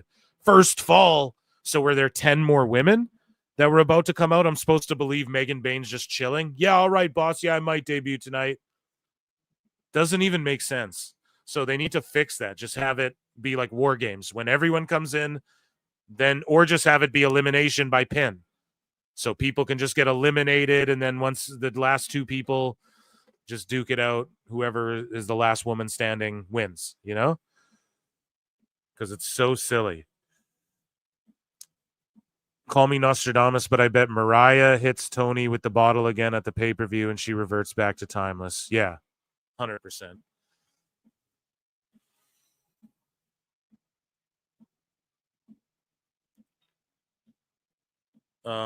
Tony can't have the money to buy a wrestling school. I'm just scrolling through chat. I want to check in with chat. You guys know I love you. Or maybe here we go. Timeless gimmick ran its course. We're a commercial break away from either a squash or a clusterfuck with no it's just going to be a brawl. It's going to set up the Maximum Carnage 12-man tag. That's all that's going to happen. It's going to just have 12 guys in the ring and they're all looking at each other. It's just going to be a clusterfuck. And then that match right there, the only match where someone didn't get jumped after, had Mariah May doing her thing after, and it was just a clusterfuck of a match that doesn't really work in kayfabe. Like Will Chisholm says, Megan Bayne felt like an afterthought. Yeah, and then where's Camille? Why wouldn't Camille show up in this match if anyone can show up? And she was mad at everybody. Why? Give us a kayfabe fucking reason. Well, I'll tell you why. Because they fucking can't. Or she can't because she doesn't agree, or she rubbed someone the wrong way, or did an interview where she's like, I wish I'd get booked better, or I don't know what the fuck they're doing with me. You know what I mean? So here's the problem, too. Does Toni try and do an overrun, and this is like a fucking 25-minute spectacle, or do we see a quick squash?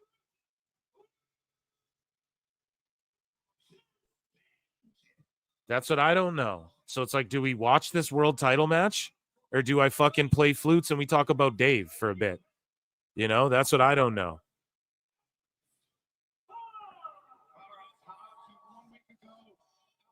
So Hobbs is coming out here. But they won't do it because it's Maximum Mayhem or whatever the fuck. So if I'm Toni, just have Hobbs squash Moxley and then just beat the fuck out of Yuta with Jay White. And they're all just ship them off. Like, fuck them. But instead, we got to do this fake pretending to be cool shit. Moxley, yeah, I'm coming from the outside in the cold. I was just punching a fucking iceberg. Aren't I cool, man? Yeah, dude, I was just ice skating with a fucking penguin. I grappled him out, man. He caught me in a triangle choke, but I'm like still pretty tough. I just like hit him with a stick after and ran away. Yeah, that's why Yuta's not here. He mounted Yuta and he couldn't escape. Yeah, dude, I was just out playing some puck. We're in Cincy, dude. It's cold as fuck. Yeah, I met Kurt Cobain, bro. Do we give it its due, chat? Yeah, Tony Khan, he's going to, at All In, he's going to do a Kurt Cobain hologram for me in my entrance. He's going to cover Wild Thing with AI. Isn't that cool? Storytelling. They're chanting for him. Well, they should be. It's his home fucking town, but also he's like the evil baby, evil heel though, fighting the babyface guy. So they fucked Moxley. Like he's gonna win this match, and then that hurts Hobbs, so they fucked him too. But if Hobbs wins, then they're gonna like boo him and shit. It's just a lose-lose. And Tony, he should have did the Maximum Mayhem bullshit this match, and then you have Mox and his goons standing tall with the learning tree, and then they all have a standoff or whatever the fuck. And then you save this for the pay-per-view where there's a chance where it's like equal turf, and there's a chance Moxley drops the fucking thing instead of we obviously know he's not, and he's just going to feud with Edge. This is fucking dumb. And then Hobbs is like, oh, I got to watch the guys around me. He gets attacked by Mox. Let Cesaro jump in and fight you. He get DQ'd, and then you just brawl the fuck out of these idiots. They all ran from you the week before.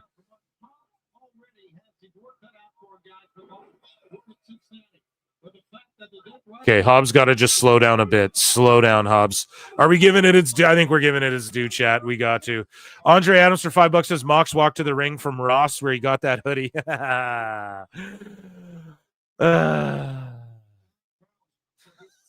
Cincy. Yeah, Cincy. You know, it's like Cincinnati, but Cincy because it's like a nickname or an abbreviation. I'm not really sure. Maybe it's an acronym. I don't know. I'm cool. I don't try. I just get mad and like watch American History X, listen to emo music, hang out with Marina.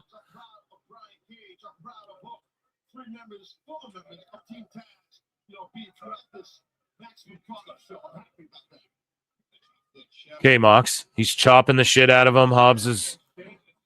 There you go. Yeah, it's like, Mox, you got to sell for Hobbs here.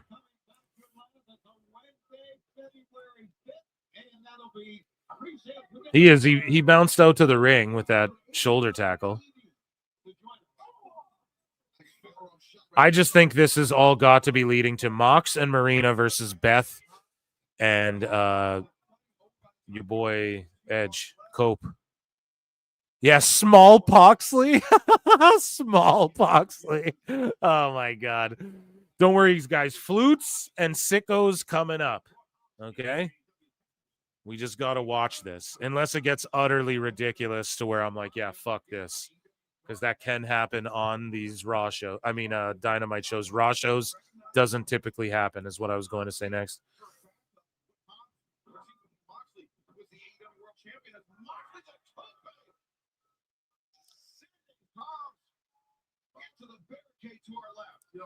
Yeah, I'm not mad at all at the announce setup they have and the way they're filming it from the ramp and then trying to be different with the desk behind, like on the opposite of the hard cam. That to me is at least trying to be innovative, and I'm all for that.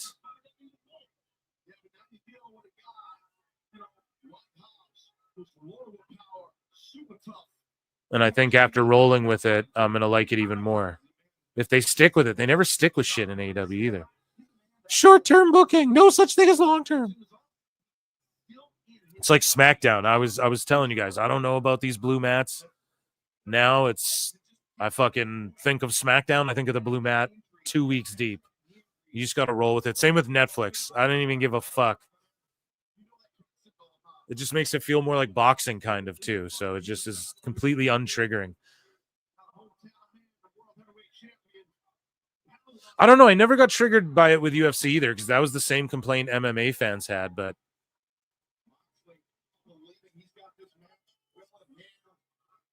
The one thing I hate, though, is in MMA, like UFC specifically, I hate that they don't just let people wear their own trunks with their own sponsors and shit.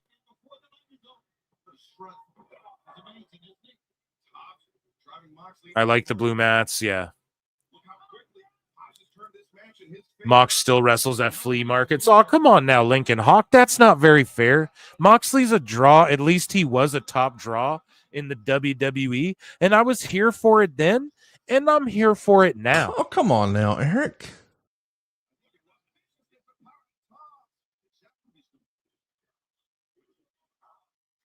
And they're chanting, "You sick fuck, you sick fuck."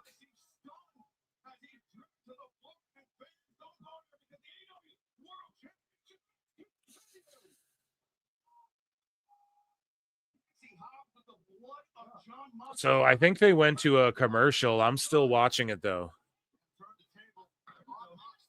So basically, Hobbs is going outside the ring again. I mean, guys, overall, one of the fucking worst Dynamites as far as the run-ins. Imagine if they cut all the run-ins out. Maybe, like, do one of them, okay? Even though it doesn't really make sense. Especially on the Kenny match. It's just so stupid. Let's say they just did the pull-apart with the Jarrett and then whatever clusterfuck they do at the end of this. Not a bad Dynamite overall as far as quality of match. The Hook Christian shit is just, no one cares. But like Joe came back, and then I guess that trios match too. I could not have given a fuck less about that. But I mean, Ricochet's thing wasn't so bad just listening to it, and the Kenny stuff was like the running shit was bad, but the match was good. He looked great. Cage looked good. It was a quick TV match. He sold his stomach, and then this match isn't the fucking worst, but I think Moxley's ear's bleeding. Yeah. So Moxley blade jobbed his ear behind a desk during the commercial break, folks. So we have color, and now Hobbs is working the ear over. So in AEW land, Mox is going to work babyface, even though he's a Neo Moxley invader, and he's going to get the color and fight from underneath against the big, bad powerhouse guy. Pretty crazy booking, man, in my opinion. No? Oh, Jake says, Moxley blade jobbed his ear. This is why I can't watch this crap. Oh my god, guys. What? I fucking know. Don't worry. The flutes will be worth it. You guys got to grind this out with me. It's a world title match. You got to kind of fucking. And imagine if they do put it on Hobbs. All right,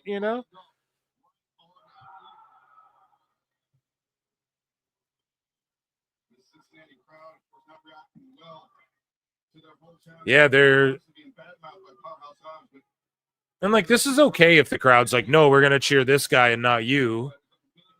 Why do this match here? It just fucks up Hobbs because he just came back. If Hobbs was like having matches every week, and it'd be a whole other conversation, we'd be like, okay.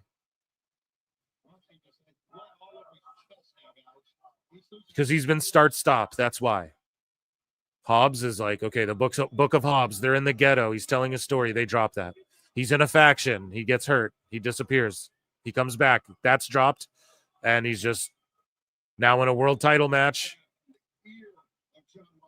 And he's about to lose in this dude's hometown who's supposed to be the mega heel villain of your company. Why? Why do that now? Just do it at the pay-per-view. Do maximum carnage on this Dynamite. If you're going to do that shit. I don't even understand why they're doing a 12-man tag.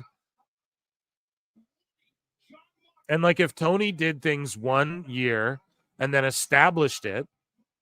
So if he did All In and he just did All Ins for like 5 years, then he added Wrestle Dynasty where it's a crossover, we'd be like, okay.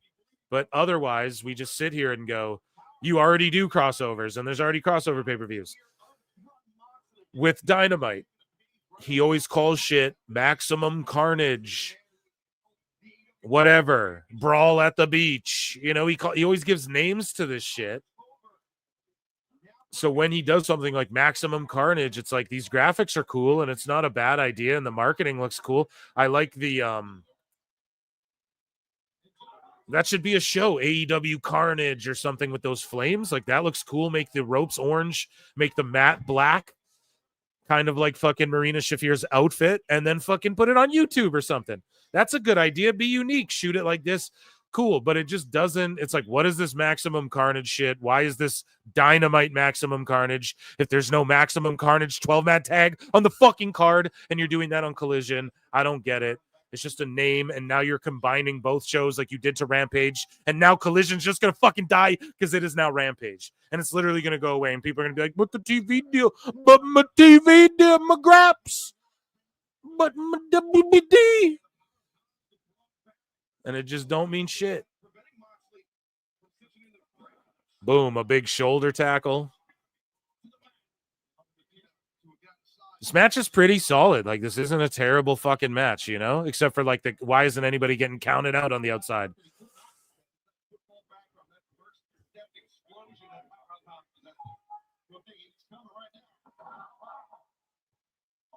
Horrible blade job. Wouldn't trust him mowing my grass.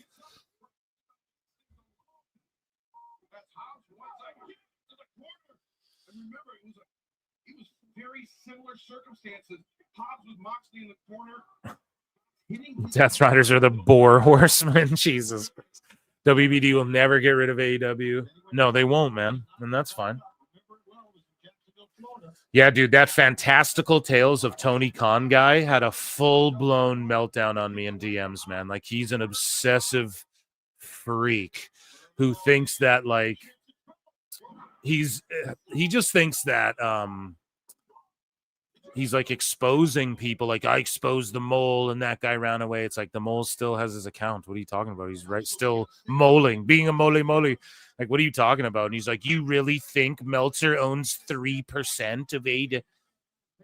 I mean, gun to my head, no, I'd vote no on that. But like, kind of seems like it, no, right? Like, you don't fucking. So he's just an actual sicko. I thought he was a funny guy, and it's like, no, dude, he's just a crazy motherfucker. And so, yeah, RIP to Fantastical Tales. It's too bad. It was like, bro, your stories were. And he's like, I made those stories to make fun of people like you. And I'm like, all right, well, you should have kept doing it because it was funny, and you shouldn't have fucking became a fucking mark for yourself and start taking yourself so goddamn seriously, bro. You're ridiculous, man. Rope break. Okay, a rope break.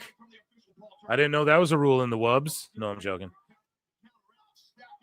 See, Mox can fucking work when he's trying because he is selling big for Hobbs, but now they're going back to the ramp. Can we just keep it in the ring? Boom. And then Yuta comes out. And now Yuta's flying knee is what's going to cost Hobbs a belt, bro. That's what I mean. Like, that little fucking Yuta dude takes out Hobbs, big burly Hobbs with a knee. And I get it. Oh, it's like Dom, man. It's a sucker shot. I get it, dude, but that's not how you fucking do this. Why couldn't it have been Claudio? We had Jay White just talking shit about Yuta. Why couldn't Claudio be the one to do this so Yuta can just focus on White? Now Hobbs going to want to get his lick back on fucking Yuta or something psychologically, but they're not even going to do it that way. They're just going to have matches. So here we go, the torture rack. Johnny Yuta.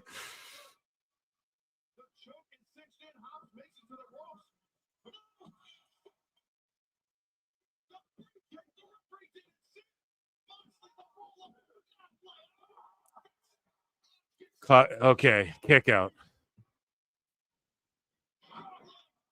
Marina Shafir is Roddy Strong's wife.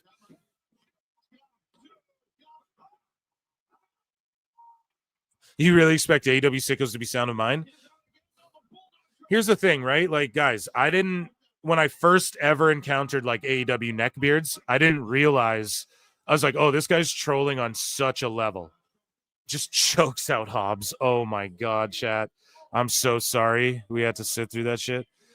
But you know what I mean? Like, it might take you a minute. So Fantastical Tales, he only ever posts stories. Then he became a sicko. Like, I don't care if he is either. But just that account was only posting stories and funny tweets. So it was like, dude, this is hilarious. And then he fucking went off the rails, like actually trying to like defend Meltzer and shit. Bro, Meltzer lied about people being dead who weren't dead a day before they died. If you defend that person, I'm so sorry, you're dumb as fuck. And again, another burly beat down here with a bunch of people. You know what I mean? And I'm not saying cancel them and cancel anyone. No, but don't, like, that's where you cross over to sicko territory. You know? Like, you're too triggered by, like, an idiot. You shouldn't defend Dave that much. Especially, you know? If you came to me and were like, Shawn Michaels is a big piece of shit and used to be back in the day, I'd say, yeah, he was. Is he now? No. Meltzer is progressively getting worse. I don't know how anyone could defend that. But yeah, anyways, RIP to that dude. To that account, you know? Yeah, they're going to fuck up Hobbs. So why did Yuta hit him with a knee? And then Edge comes out with FTR.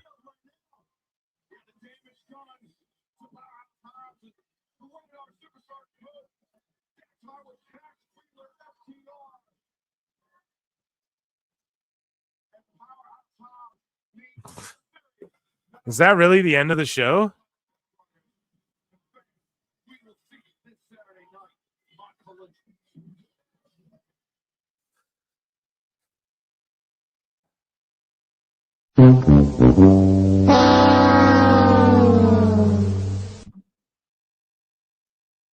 So why did they need 4 runouts, man? I don't get it. And why would they be teamed with the Outrunners and the Learning Tree next week? Why wouldn't it just be like a 6-man tag or some shit, dude? The best guys, Tony Khan. Everyone, it's time to polish your flutes. It's time to Neckbeard says, I heard MJF used Owen Hart's death tonight. I don't mean to laugh because it's so fucked up, but that's why I'm laughing. I cope with jokes and I laugh when I'm uncomfortable. It was just uncomfortable for him to do that again. Not that I'm a triggered, like it's just I don't know. It's very awkward that they go, how low are they going to stoop? How low can you go? How low can you go? It's like they're born to hand jive, baby. Born to hand jive, baby. Mrs. C comes in here. Wow. Is this the Queen of the Castle here tapping in? If it is, everyone, round of applause. I believe it is. Wow. I know. I don't really know what to say about it, okay? But yeah. They tried. They went out there and tried. And yeah, I don't know why MJF. I know that's like his gimmick. I stoop to the lows and I make dad jokes and fat jokes and dead people jokes, but more of the same. And then that finish after 9 run-ins. So every match had a run-in clusterfuck. The only one that didn't, it's a clusterfuck of a match in this match. That the Casino Gauntlet doesn't make sense because if the first 2 people pit each other, I'll keep saying this till Tony Khan fixes this. The first 2 people pit each other, no one returns. So that means Nigel McGuinness wouldn't have got his return. That means Ricochet wouldn't have debuted. And that means fucking Megan Bayne wouldn't have debuted here. None of this shit makes sense. So just fix that rule. And then the ending there, they just choke Hobbs to sleep. Moxley's fighting from underneath as the bloody guy. He's the hometown hero, though, to these people. And then he does this heel shit. And then 9 people hit the ring. And then the Outrunners and Learning Tree are involved this Saturday in the whole, we're going to settle this, our team versus your team. You know what I mean? You what? I don't know. I need that for the Will Ospreay. You know, coming for the flutes and caught Dick the Boozer. Poor Hobbs. Okay, so let's play some flutes. Mrs. C called the spot. Let's go. It is time for everybody's favorite moment of the week, and it is called Dave Meltzer's Dumb Moment of the Week. Oh, boy. Where do we begin here? Wavy Davy. He's got a few things. You guys see the main event on the right-hand side there. Penta has arrived in WWE. We'll get Wavy Davies' reaction to Penta's debut, where he just has to bury Rey Mysterio, I guess, in the process as well. But, Raj Giri and Dave Meltzer, we've been chronicling their wars back and forth, and Bischoff gets in the mix. Of course, Disco does as well. So we got more of that. This is like part 3 of the saga. This is like Return of the King, just with a way better ending, I promise, okay? So Dave Meltzer says, I mentioned in conversation that those involved have confirmed was part of the conversation. Also, multiple names were in it, hardly just him. But in fact, I did have the story correct, and on our hotline this week of the show, it was mentioned over and over it was Hogan. And this is in response to this guy saying, while you didn't outright confirm Mabel as the third man, you did mention it as a possibility based on some backstage buzz and the way WCW is teasing big, surprising reveals. Because now we found ourselves, this is part 3, by the way, okay, guys? So go back and watch some old the last 2 fucking or 3 live shows if you want to catch up. But basically the Bischoff Raj Disco shit turned into, well, you lied back then about the third man and stuff, right? So Raj says you did say Mabel was the top candidate and that Luger was the original plan. According to everyone involved, Sting and Hogan were the ones considered for the original plans, not Luger. So he pulls a receipt here.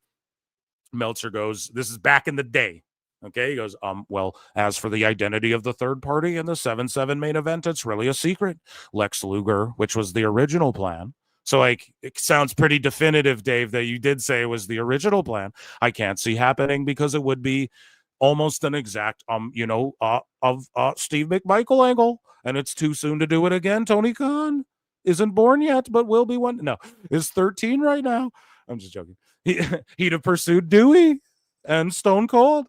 It could still happen, but I don't think it will. Bischoff, Hall, and Nash were discussing names this past week with Mabel as the top candidate. So he's flat out telling people that Bischoff Hall. So he's been doing this since back in the day, before I even fucking knew how to Google shit. Bischoff, Hall, and Nash were discussing names this past week with Mabel as the top candidate, Crush being considered for a brief period and then dismissed. All agreed Bret Hart would be the best. And WCW even floated the idea would be Hart on its hotline over the weekend. Or did they do a tease on a work hotline show? Meltzer, Jesus Christ. But Hart was turned down, every offer thrown his way. Every single one, Dave, huh? Supposedly Bischoff has in the past few days told Hall and Nash to trust him on this one, but admitted that if they bring some other Meng and I get my big Meng and our third mystery Meng, but it's not Meng. I'm saying Meng, not Meng. And it isn't going to be Hart. So blah, blah, blah, you're a dipshit, and you did say it was probably going to be Mabel. Meanwhile, all the people you named, I don't see Sting's name one time, or fucking Hogan, and that's the people it was. So everyone's confirmed that it was Hogan because we saw it happen in history, but everyone's also confirmed that if it wasn't Hogan, it would have been fucking Sting. So, Dave, you're talking out of your ass no matter what. Moving along. That's a fucking throwback Meltzer of the week. You know what I mean? Alfred Konuwa. Okay. He has a little 20-second. He's made the show 3 times tonight. Shout him out. I'll get him back on the show soon for you guys too. He says, if you can game Dave Meltzer's 5-star system the right way, I'll let him tell. And then he says, if you match the right skin color. Whoa, let's see what he has to say. Dave's opinion on wrestling is just as flawed as any due to bias, cronyism, and Dave's own fetishizing of certain styles. Styles guaranteed to get a perfect score if they game his system the right way. 1 plancha plus 7 chops plus 2 backflips times 8 tiger drivers divided by injury risk minus 1 black person plus Will Ospreay equals 5 stars.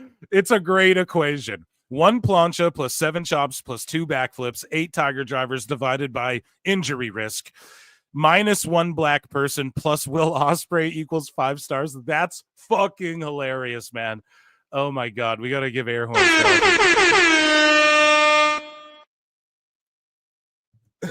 Excuse me. So moving along here. Dave Meltzer has blocked Husey. Oh shit. It's Husey. Hello. And, yeah, we're going to do a smash cast. I got to find the right time. It's hard because he's in Ireland, but me and Husey are going to get smashed And fucking, I might even drink a disgusting Guinness and do something live with you guys, like watch something, or I'm going to get him for a watch along or something, hopefully. Fingers crossed. But yeah, Meltzer blocked him. And you guys know Husey was there in the background producing the show on K100 when Conan, basically everyone thought he let Meltzer slide, right?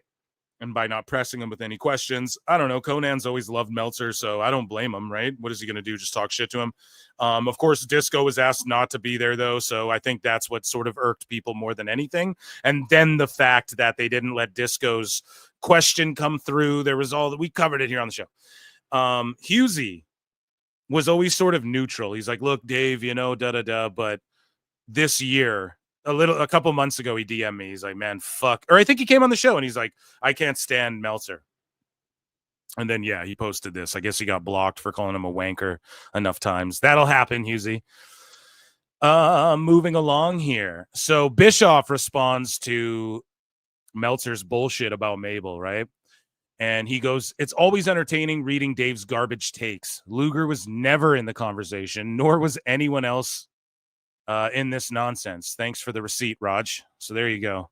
People pulling receipts on Dave. It's bound to happen. What do we have here? Another Konoha. He says, Dave reads, Dave learns, Dave studies. Okay, so let's see what Alfred has to say here. Now, this one's a little longer. Dave Meltzer seeks out lesser-known brands of wrestling to showcase wrestlers through his star ratings. To me, that's a good thing. Independent and international promotions get a platform because Dave wants you to learn about what's on the cutting edge of pro wrestling. Dave reads, he learns, he studies, but unfortunately he failed African-American studies. Some will argue that there just aren't very many all-black classics that come to mind when it comes to five-star matches, but that bullshit because they only study Dave Meltzer's whitewash fetishes. Trying to learn about black wrestling from Dave Meltzer is like trying to learn about women's history from Vince McMahon.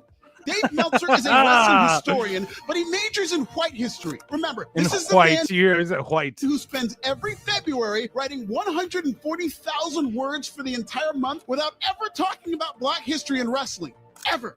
Dave Meltzer. Yeah, people do point that out, though. He just doesn't really bring it up. Now, I know chat probably I know guys get triggered with some of Alfred's content and stuff, but it is a perspective, man. I bring everything to the table here. You got to listen to that, man. You got to listen to it. You got to do it. He's a great guy. So call him with more. So listen to the Observer here. Go call him with more WWE stars staying put. The fun of free agency has fizzled out. What fun. Who is having fun? The best guys, Tony Khan.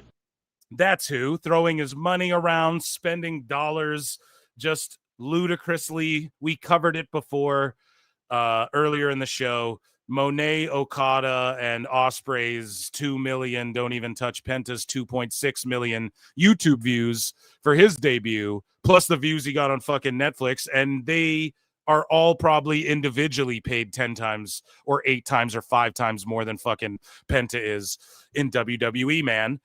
And it's just funny for the Observer to come out with a story saying, call him with more WWE stars staying put. The fun of free agency has fizzled out.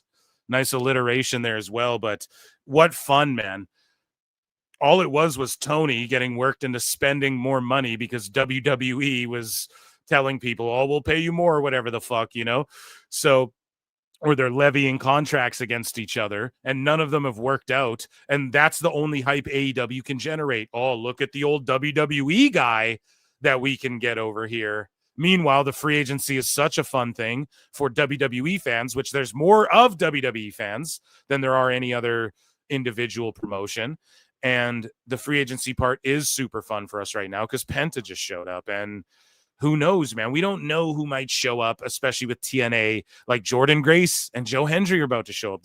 Jordan Grace, a free agent. She's about to show up in the Rumble or whatever. So it is still fun. You're just not having fun, Dave, because... Oh, sorry, I hit the wrong thing. The best guys, Tony Khan. It is a conspiracy because of all your conspiracy theories, Dave, and freestyling off the cuff here. And because you're cope and shit like that and your constant need to try and just shift the narrative and then call people old and then brag about how you've been doing this for 50 years. When it's like, dude, we don't give a fuck. We don't care. You know, the internet's existed for like 20 fucking years to where people have been actually like chronicling wrestling on it, like database wise, for like 20 to more years, obviously, late 90s. But you guys get what I'm getting at here. Like the need for what he did, which was make shit up about wrestling that can get fact checked and write about wrestling to document it. Those needs are gone because anyone can do that now. You know what I mean? Cage match exists. I know everyone who wrestled everyone ever because I can just look it up. So, Meltzer is an alien. Confirmed. Yeah, I believe too. We need to wait. Is that Joe? No, it's not Joe. Every time we bring him up, it's like you got to look around the room. He's gonna pop up one of these days here on a PWT. No, hopefully. But yeah, I don't know. They're just not having fun because they're getting kicked around. They were playing in the fucking sandbox and their sandcastle got kicked over, and now they're not having fun no more. So Ken says, is it just me, or has it gotten a lot worse since AEW's reputation started to decline? And this is in response to Dave's delusion, right? And Bischoff has a response, and he says, AEW is Meltzer's wet dream come true. Now that it's circling the toilet bowl, he's trying harder than ever to convince his dirt sheet audience that it's not. Dave and Tony have the same void when it comes to how the industry works, and it's becoming more obvious to even the cult, which it is. Last show we talked about all the sickos coming after Tony Khan. Now they're turning on him. And not to mention, like, earlier in the show, I talked about they're just rampaging Collision. Now it's, instead of Rampage being Maximum Carnage Rampage and Maximum Carnage Dynamite, now it's Collision's the Maximum Rampage. They're all connected. There's no difference. Dynamite was Maximum Carnage and, Collision's Maximum Carnage too. No one's going to watch that shit. That's how it feels now. And also I broke down why would they even run on Saturday nights? They compete with themselves. They compete with their other self in Ring of Honor. They compete with WWE. They compete with UFC. Why even fucking do it? I'm telling you, because Collision's going away. So Dave can sit there and say, oh, 3.6 million a week. These checks are rolling in. And he's going to cope and go, well, they brought Megan Bain in. The fucking checks are rolling in. Tony Khan. But they scrapped one Camille, brought in one Megan Bain. You guys know what I mean? They lost a Penta, and they're losing a fucking Ray, and they're bringing in who? No offense, the Hurt Business. Love those guys. But come on, right? You're bringing in an Okada who doesn't want to wrestle like as hard as he used to. Eesh, man. It's catching up, bro. It's catching up to them. Eric Bischoff put a clown emoji. Called Meltzer a clown. Who hasn't, right? So Meltzer responds to the next week's issue. So this is him responding to the bullshit from back in the WCW days. He goes, the next week's issue plus multiple times that week on the hotline. You do know we write new stories each week. So this guy was saying this one, right? I see Mabel, no Hogan. So the next week, Dave, and on the hotline, you said, well, maybe it'll be Hogan, but maybe Mabel and maybe Hogan and maybe who else the fuck did he say over here? Steve McMichael? It could be Crush. Hell, it could even be Tony Khan, right? Like, come on, Dave. You just say every fucking name. So funny. It doesn't vindicate you whatsoever. So then Glenn Gilberti has something to say to Dave. Let's take you back here. So June Aid Akbar says AEW isn't going to get picked up for a fourth-year option. Also, they will never get a TV deal this size ever again. WBD are watching NXT and thinking what we were thinking. They are only... Let's see the rest of this guy's opinion. They're only being saved by the ratings tiers that AEW doesn't hit. So less money for AEW. And that's the thing. Oh, a new TV deal, upwards 185 million. Yes, they get that. There's going to be, I promise you, like this guy's saying, I bet if they don't hit certain numbers, they don't get all the money either. And we won't fucking know unless they make this stuff public. So all we can do is guess. WBD gets something out of it, okay? That's all I'm telling you. They're not going to fucking do this if there's not an option for an out for them, or if, because they're fucking up. Like I told you, they're movies. They're banking on movies. That's really all they got. Which isn't like a bad thing, but when $10 billion are being hidden and shit, we've beat that up to death. They're not good at business, and AEW and Tony Khan aren't good at business, so it's just almost seems inevitable with that, let alone any tribalism or fandom or anything. Anyways, Meltzer says, in fairness, No, this Mike guy says, brother, they just got close to $1 billion TV deal. If that isn't success, then what is? Stop being an ignorant dummy and open your eyes and ears. Meltzer says, in fairness, just over $500 million, closer to $800 million if they pick up the 4th-year option, but your larger point stands. And then Meltzer says, as long as you show me your tweet prior to the deal being signed. And this is what Meltzer does.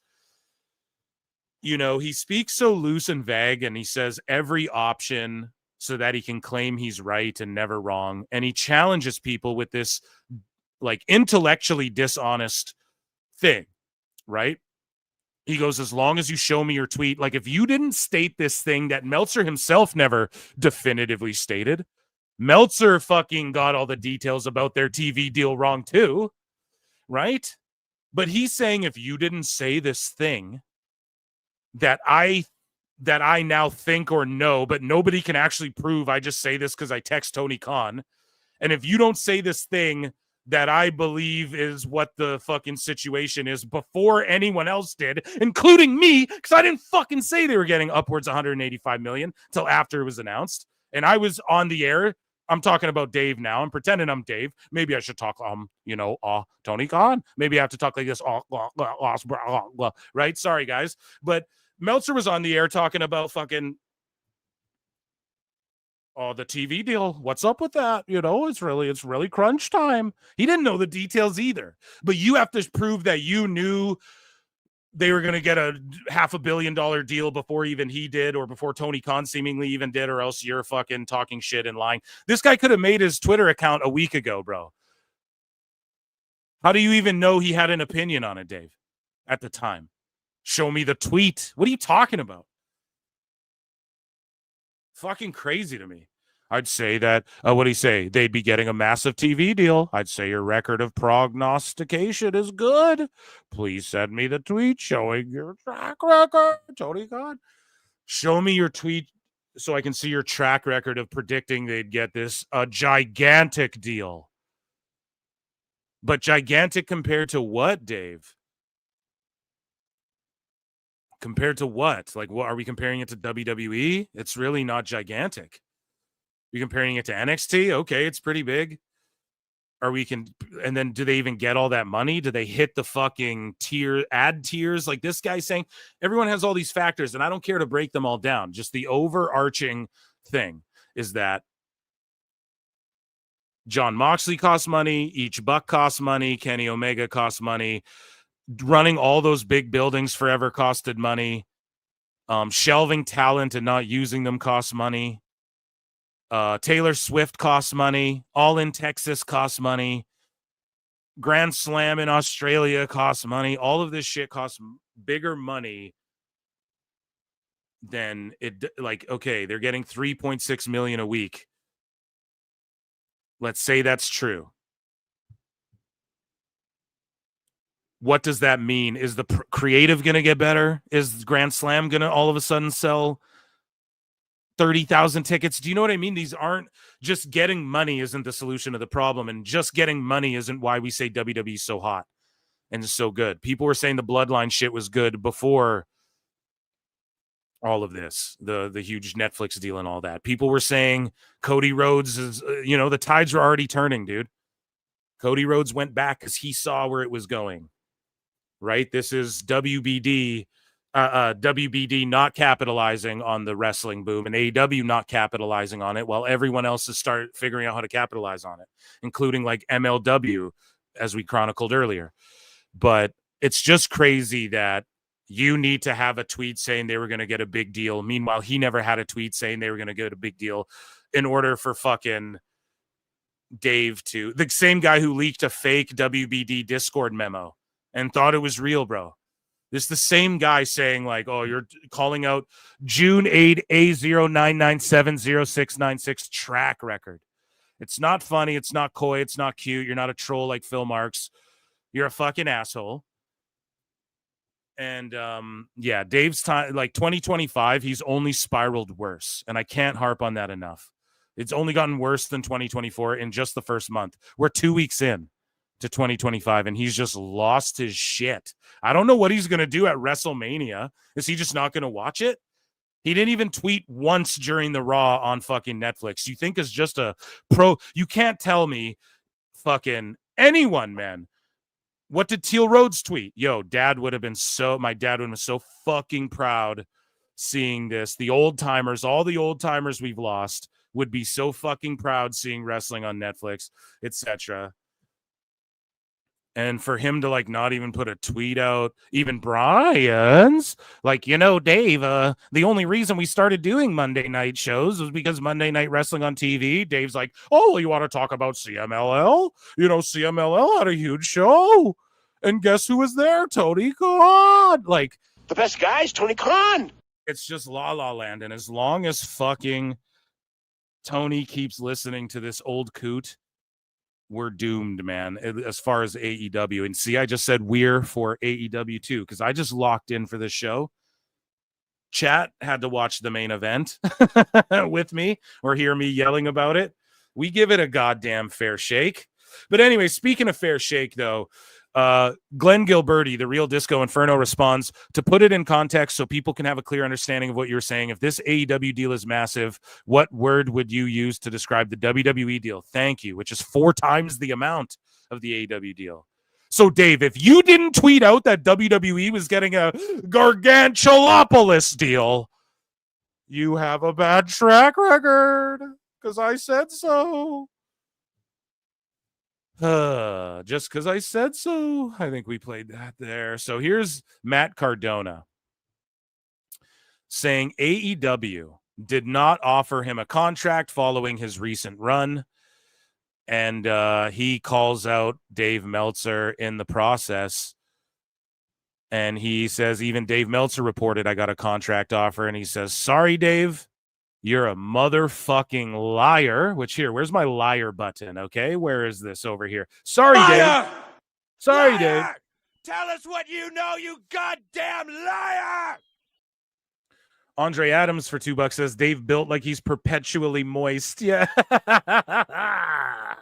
He's moist when he leaves one of those fucking New Japan shows. He won't be at the Raw on Netflix in his neck of the woods, though. He wasn't in San Jose for Penta's debut. Oh, I'm a big Lucha Libre fan. I'm a big AEW fan. I'm a big Lucha Libre fan. And I live around there, but I can't get down to San Jose, but I can go to fucking Japan to watch a goddamn show with, Ospreay on it.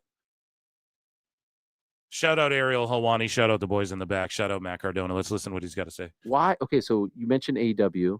Yeah. What's the story there? How is it possible? Why did they bring you in? You smash it? What, like you had like 3 matches for them or something? So in the very beginning, I came in. I helped Cody. We had a tag match, which we won. A pay-per-view match. I had like 3 shirts, 2 matches. Never got a call. What's the story? I don't know. To this day, I don't know. I got 3 shirts and 2 matches in AEW. Bro, that's grifting. I'm sorry. Like, what a grifty thing you're doing. Oh, what a weird operation you guys got going on. I want to ask someone like, yo, what's up? Of course I was like, I was told the contract's coming. It never, after a while, I'm like, it's not coming. So that's when I went to Impact. A few years later, I got the call to wrestle Adam Copeland, my absolute dream match. He is my guy. Not only because of the edge, he was the guy I looked up to growing up. We had that one match. I thought we killed it. Nothing. Okay, fine. I'll keep doing my indie thing. Month or so ago, I got called, hey, you want to wrestle Chris Jericho and Hammerstead Bolton? Hell yes, I do. Ring of Honor, right? A Ring of Honor. Yeah. Another guy I grew up idolizing. We do the weeks of TV, getting great reactions in-house, social media, best-selling shirt of the week, killer match at Hammerstein Ballroom. Nothing. When you're back. So, see, he's even was willing to sign to AEW maybe. But Tony Khan doesn't know what the fuck to do with him. And the only reason he used you again was to fuck with GCW. It was reactionary to what Ricky Stark said. And now all the sickos and everyone's getting mad at Cardona for saying this shit, keeping it real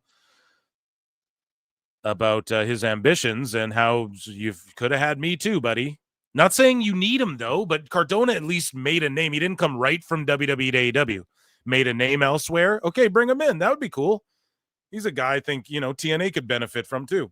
There, you don't talk to Tony or any of the agents to be like, yo, what's the story here, guys? I'm just going week by week. Yeah, that's how I live my life. I'm a week, but I can't. There's so much going on in my head. I can't think, a couple sets ahead about like, what am I going to do next weekend? Like, I need to make every single instance the best possible thing, and that's just where my focus lies on that particular thing. And even Dave Meltzer report, I got a contract. No way, Dave, you're wrong. I didn't get one. Really? You fucking stooge, Dave. Oh my goodness, we gotta give him one. Fucking Mark. Yeah. So Wow. I don't. Hey, maybe got lost in the mail. I don't know. Would you like a contract with them? Would you be open to it? Of course. I mean, I love my time there. Even this past time in December, I love it there. I think it's a great company. I think it's great for the business. I think everybody's working their ass off there. But everything has to be the right situation. But I wasn't offered anything. Some of the AEW fans think that I hate AEW, that I root against them. It's the most bizarre thing because I've never said anything negative really about the product other than saying I wasn't a huge fan of my interview with Tony. I thought, yeah, but that's what you can't do. The cult is like, it's not a cool cult like the cult of Cornette. It's a cult of kooky motherfuckers where if you say shit about Tony McCon, you're cooked, man. They will it's unforgivable to them. Completely unforgivable. And that's what people don't like. They don't care if you just sort of silently dip out or whatever, but if you speak up about Tony Khan, then they just get so mad. It's hilarious to watch. So that's why, Ariel, you literally only took a jab at their king. Fucking cooked. Maybe that was my fault too. Sure. Maybe I did a bad job on that day. But I think it's so healthy and good for the business for a competitor. It's the number one.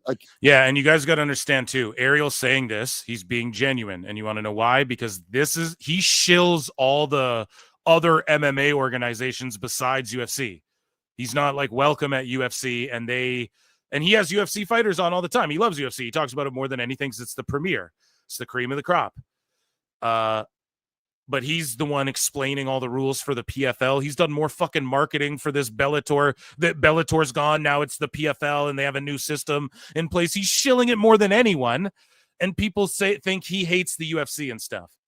So in the MMA world, he gets it that way. And then over here, the sickos are like, oh, you fucking hate AEW. And he really, this guy values competition more than anything. We all do, because then, like, same with me.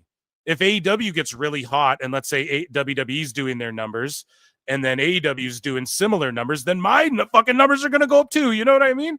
The hotter wrestling gets, the more options there are and shit there is for me to talk about and stuff. So we do want it to succeed. You just don't take advice, and you're shitty at creative and you're bad at managing business, and you don't take advice from people who've been there and done that and who've taken L's and can say, I'd fucking do this. Instead, if I had a time machine, right? If everyone could go time machine, Marty McFly style, Back to the Future 2, right? Or 1, and you can bet on the fucking, like Biff did, right? And you gamble on sports, and we'd all do it. Don't lie. We'd all fix a couple things, maybe 1 or 2 things. It's not about living with regrets, but it's like theoretically here, hypothetically here. So that's all they're trying to tell you, Tony, in hindsight, but you can't take that criticism. And then you have Meltzer telling you that CMLL is the best at drawing in casuals because he doesn't understand how tourism works in Mexico. Like I said, I was in WWE. They offered everyone all this money just because AEW started. I can't prove that, but I mean, come on, sure, just of course, do the math. Yeah, it's so. But it also, I think it raises WWE's game, 100%. Right? And the jobs it's created for so many wrestlers, and not just wrestlers, people who work in the business, producers, yes. People who make the gear, everybody, the doctors, the trainers, everybody, production. It's done great things for the business. Anyone who's rooting against AEW or WWE or anybody is like, are you really a wrestling fan? I question if you are. So then why is it so tribal? Why is there so much like hatred online? I'll never understand. I see it. Trust me, I see it. It's crazy. I don't support it one bit. Guys, I brought up the 49ers and the chat started booing and shit. There's tribalism in every fucking thing. And the problem is that for the most part, WWE fans will just argue amongst themselves about Rhea, Liv, blah, blah, blah, that bullshit. But then to me, I don't care. Like, I don't like WWE, I don't give a fuck. But if you can't be happy for the Netflix thing, that's crazy to me,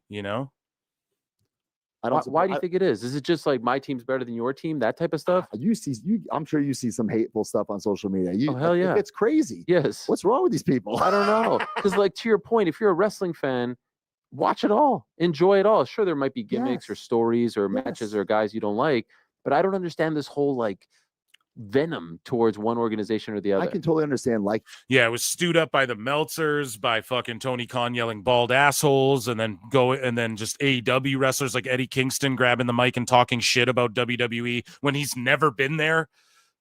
Right? Never fucking even laced a boot there. Maybe he has as a jobber. Maybe I'm wrong. Someone correct me. But it's like, that's what started this shit. It made that fan base mad. It makes wackos and WWE fans mad that these AEW dudes are trying to compare it. And Meltzer, who has a big voice, irresponsibly wants to tell everybody, well, the key demo, the 0.16 is better with 900,000 people watching is better than a 0.16 with 1 million people watching, or high 0.1541. Like you have to do all this coping to try and make this thing you like better. No, that's what outrages that fan base. And then the AEW sickos are just mad because they thought Tony was going to revolutionize the wrestling business, and he kind of did at the start. And then he just fumbled. What do the kids say? He fumbled the bag. He just dropped the bag, man. He just fumbled the football. He fucked up. He fumbled too many times. Now we're in this weird, like, you guys are TNA, when people used to clown TNA. And the TNA sickos were out in large then too. And TNA rose back up like a phoenix from the ashes. And it continues to rise, and I hope AEW does the same thing personally, but right now it's competing with like MLW and shit, so it is what it is. And Meltzer's going to keep coping, and we're going to keep fucking chronicling it here because it's so funny. One over the other, but like you said, I don't like the venom, just the hatred. Like, there's wrestling every single night of the week. Like, there's merchandise everywhere. There's toys everywhere. You know, no matter how deep you are. And then people also putting over TNA, but then as soon as TNA crosses over with NXT, the usual suspects start hating on TNA, and it's like, no, they're actually doing some good. You're mad that they're doing some fucking good. Pete Tavares for $2.79 Canadian, says Grand Slam is now on TNT in Collision's time slot. Can you please explain?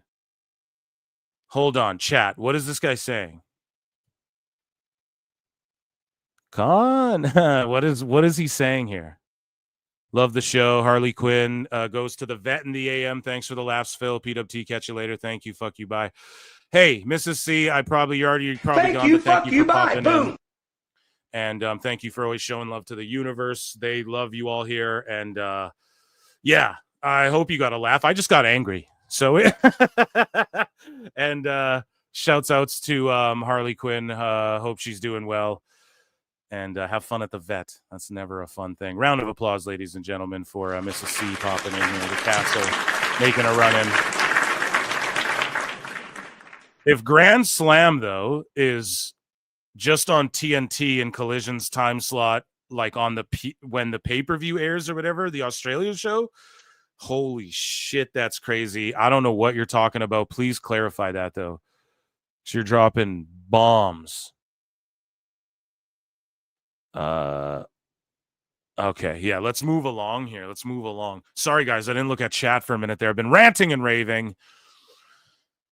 We have a great video to end this with as well. We're not there yet. Dave Meltzer says, if he's on TV, it's an angle. If he's not on TV, this is about Corey Graves, and nobody says a word, about it on TV, it wouldn't be an angle. And they didn't say shit about it on NXT, so that makes me think it's not a work. There's too many factors, but it'll probably end up being not a work. When he told people to watch him on TV, that's obviously trying to get people to watch the TV show, because Meltzer's insinuating it's probably a work because he told him to watch him on TV. But then again, they love working Meltzer. So I'm getting worked, and that's the beauty of this all. And then Meltzer says his brother said it's not an angle. And the two have told me, actually accept me the same, plugging him going. So Corey's own brothers worked Meltzer. But okay, it's a work.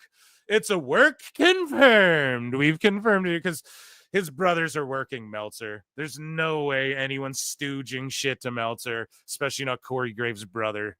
brothers plugging him going on TV, and you can't miss what I'm going to say would be a publicity stunt, aka an angle in some form. So he just said it's an angle, and then he just said it's not an angle, and then yeah, Glenn goes, "Wow, great analysis." Which exactly, yeah. If Corey Graves does a run out and attacks McAfee, clearly it's a fucking angle. Great observation you made there, buddy. Moving along. Meltzer.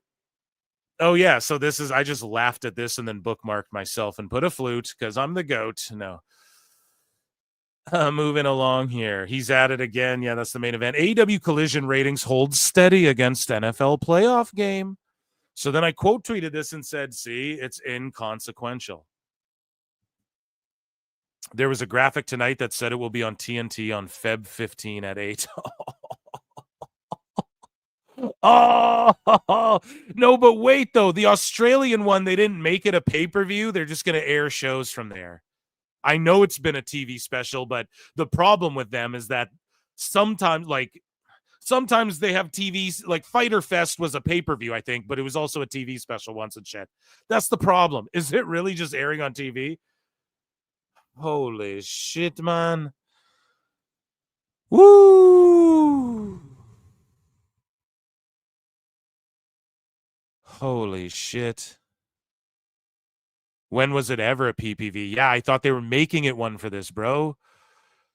That is terrifying, man. That they're really thought. So he just thought, I'm going to run the stadium or that big arena stadium, whatever. And then he had to downsize the shit. And it was just for a TV show.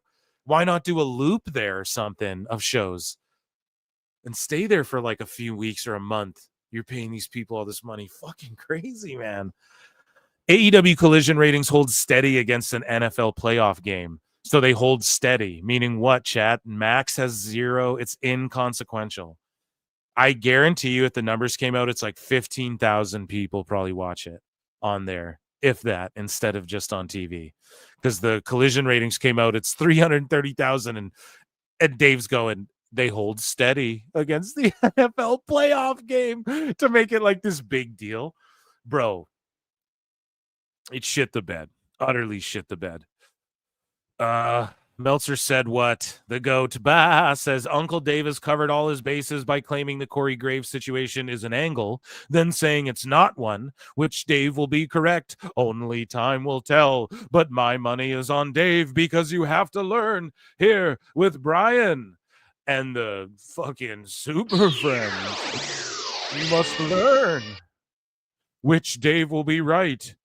Evil Dave versus like fucking real Dave in a battle of like he downloads his consciousness into an evil robot, like that Family Guy bit where Peter fights his robot self and then hugs Lois, then the face falls off. It's like robot Dave versus Dave. The real Dave's been tied up in a closet since like fucking 94. And he's just he's like hidden in those papers somewhere. You know what I mean?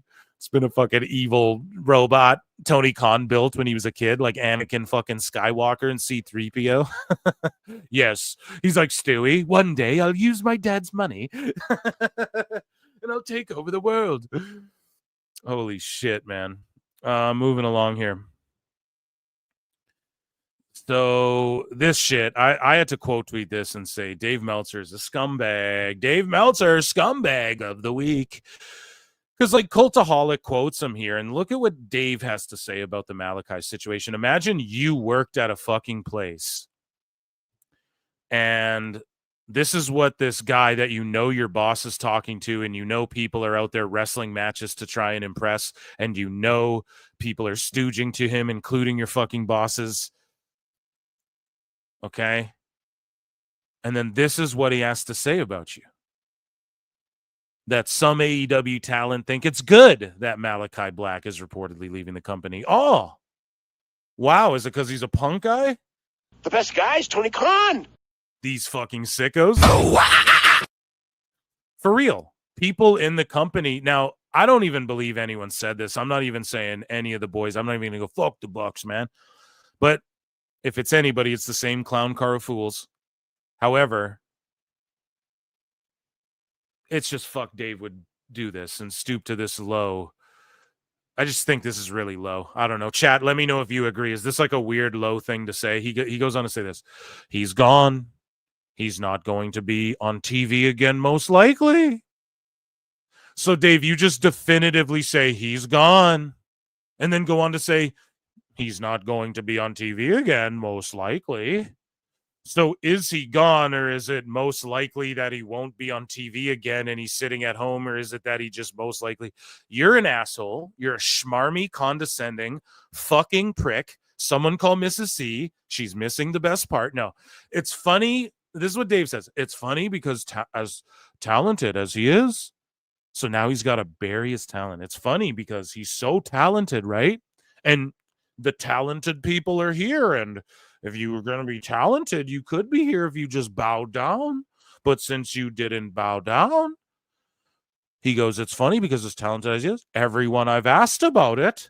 So Tony, the Bucks, who? Hangnail? Fuck it. Mrs. C was in the house. We'll call him Hangnail. Who? Pockets. Who the fuck are you calling? Who are you talking to, Dave? They're everyone I talk to.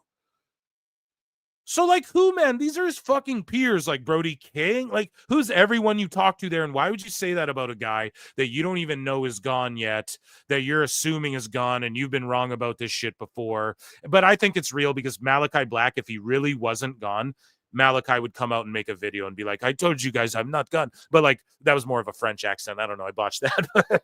But Malachi, he didn't say anything, so I believe he's fucking... I think we're going to get him at the Rumble. But Dave is trying to bury him now before he goes anywhere. And he's trying to say, like, fuck you, won't miss you. Oh, you thought you had friends here, Malachi? Nope. I talked to everyone, and guess what everyone said? They all kind of have the same story, and it's kind of like good. Why good, man? So everyone is like, meh, fuck Alistair. Is that what you really believe, Dave? Or is it because he's friends with Punk? And is it because you're a goofy mark?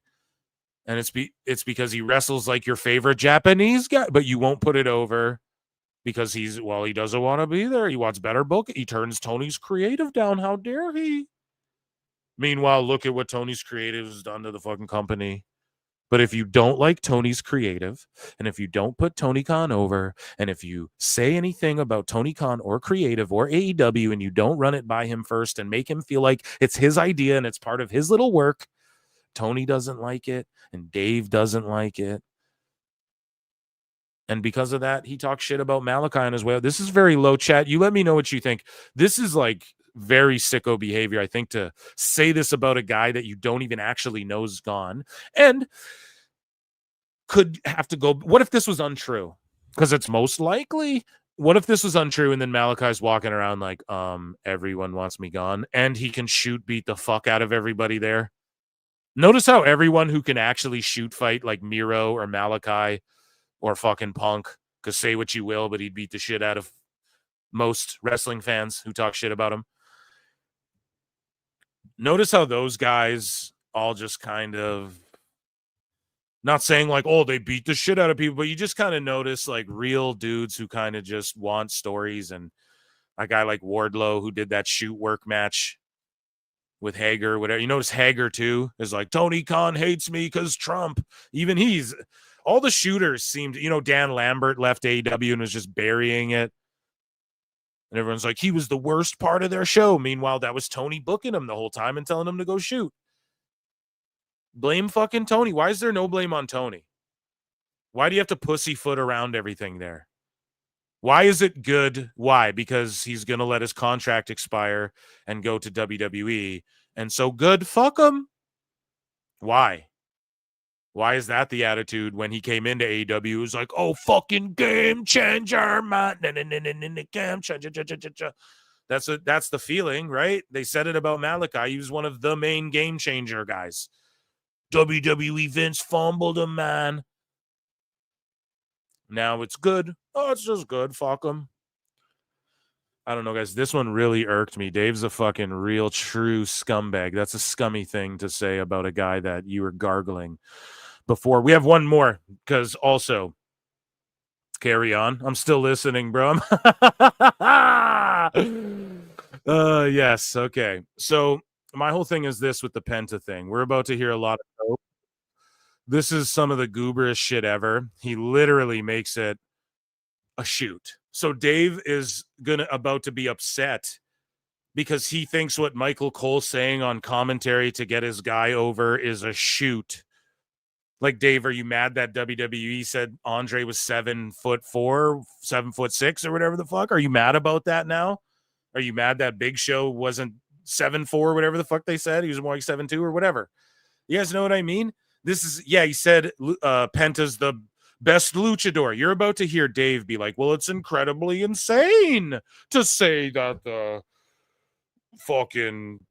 best luchador was even Rey Mysterio. He's about to bury Rey Mysterio, dude. Like, that everyone unanimously agrees on a mainstream level, Rey is like the GOAT of fucking luchadors, right? He won the top crown at the biggest stages, sold the most merch, still a guy, still a draw, still a proven commodity. What the fuck? He's got to bury him. And I know I'm jumping ahead of myself, but I need to warn you guys. Like, this is insane what he's about to say. Coping over Penta's debut. And then shitting on Penta, who's a guy that the Lucha Bros, one of the greatest cage tag matches of all time with the Bucks. And Penta's fucking one of the best tag teams of all time. And all this shit, right? Now he's a nothing burger. It's insane to say he's one of the best luchas ever. Now that's Dave's attitude. Dave didn't go to this Raw on Netflix. Mrs. C said it in the chat. She's like, he probably wasn't invited, which is, I know, but sneak in, wear a mustache, put on that cool hipster disguise he had or whatever with the backwards hat. You got, hey, hello, local kids, fellow children, right? Sneak in somehow, Dave, but to not even attempt to go or anything like that and just buy a ticket and go when you're the observer and you'll fly to Tokyo to wash Osprey's bruvs, and now he's about to shit on Penta, a guy who game-changing tag team fucking, he's going to shit on this. He's not going to find anything positive to say, and he brings Rey Mysterio into it, shits on, and I always tell you guys this, he shits on wrestlers by proxy. Rey Mysterio's the target of this year. He always shits on people to try and get other people over, and he wonders why people don't like him. Like, for instance, he'll say, I don't know, he'll diminish Gunther to try and make a point about Punk or so. You guys know, we've chronicled it here. He called Commander a jobber once to try and put over how good Taurus is, and now Commander's featured more than Taurus. Fuck you talking about a jobber? He beat the Brian Cage for the Ring of Honor belt and shit. What do you mean? So that's what I mean. Dave doesn't get how he slaps everyone in the face, then wonders why everyone thinks he's a fucking clown. Anyways, let me play it here and let's hear what he has to say. So then we had, Chad Gable versus the debuting Penta. And Michael Cole notes it's the worst kept secret in all of wrestling. And man, they gave this guy the superstar entrance, the light show, the pyro, the whole nine. Announcers were literally claiming he was a close second to Rey Mysterio as the greatest luchador of all time. I love Penta. That was preposterous. So what was preposterous? Here's how I'd cover that. I'd go, hey, man, they got him over by saying he's the second greatest luchador of all time. And, come on, guys. Fucking, let's be honest here. El Santos and shit. And then you just say it. To be offended by it the way these cringe lord with their schmarmy fucking they don't study and know the history of wrestling. The best guy's Tony Khan, he doesn't know the history of wrestling. You got to study and learn. And if you didn't tweet out a year ago that Rey Mysterio and Penta weren't close 1 and 2, then you're wrong. It's just bro, it's wrestling. He's just getting his guy over. He's just getting their guys. I don't understand why Dave all of a sudden this just doesn't compute pro wrestling. Doesn't compute. It's a shoot now. It's the UFC, Dave. Holy fuck. Sorry. We got 5 seconds in. I start freaking out. So the fans start chanting. Sorry, Brian as well. It's Brian. It's not even Dave yet. Dave's going to trigger me more. Anyways, let's continue. Luchador of all time. I love Penta. That was preposterous. So the fans start chanting. even Ray being the best is preposterous. I mean, it's like the best as far as what moves, or who is the best draw, who's wrestled on the biggest stages and wrestled the biggest names and sold the most masks. You fucking Mark Dave Meltzer. What does Dave mean by the best? Is he going to talk about moves? If he talks about moves, holy man. El Santo is so far above everyone. Mm-hmm. You know what I mean? I mean, he's in a different stratosphere. 100 years ago, than anyone. 100 years ago, Dave.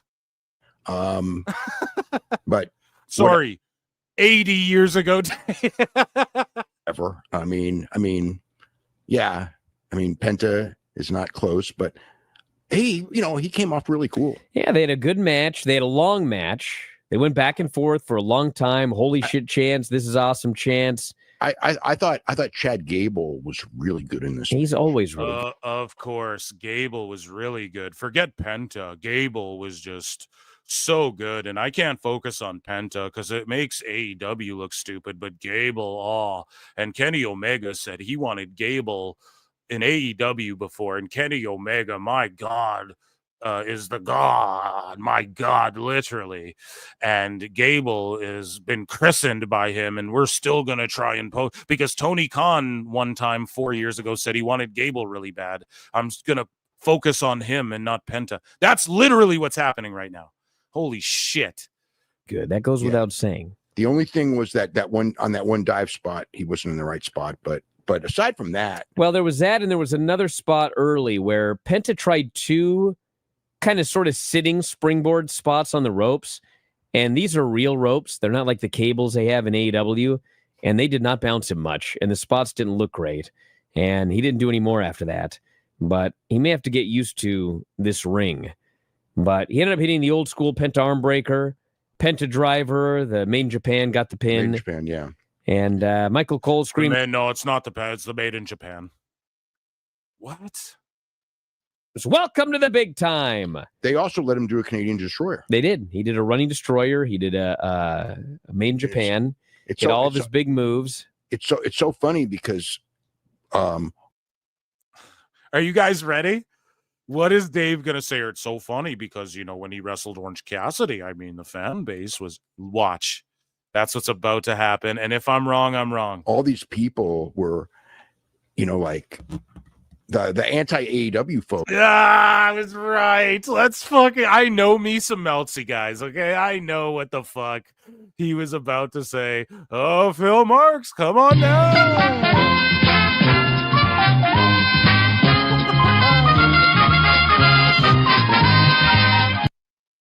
The anti-AEW guys were like, he can't sell, and then he sells, and it's like, what the fuck? Dave, they don't care about destroyers. They care that destroyers don't get sold ever. So it was a destroyer. They both laid there. Gable was rolled out like he was dead.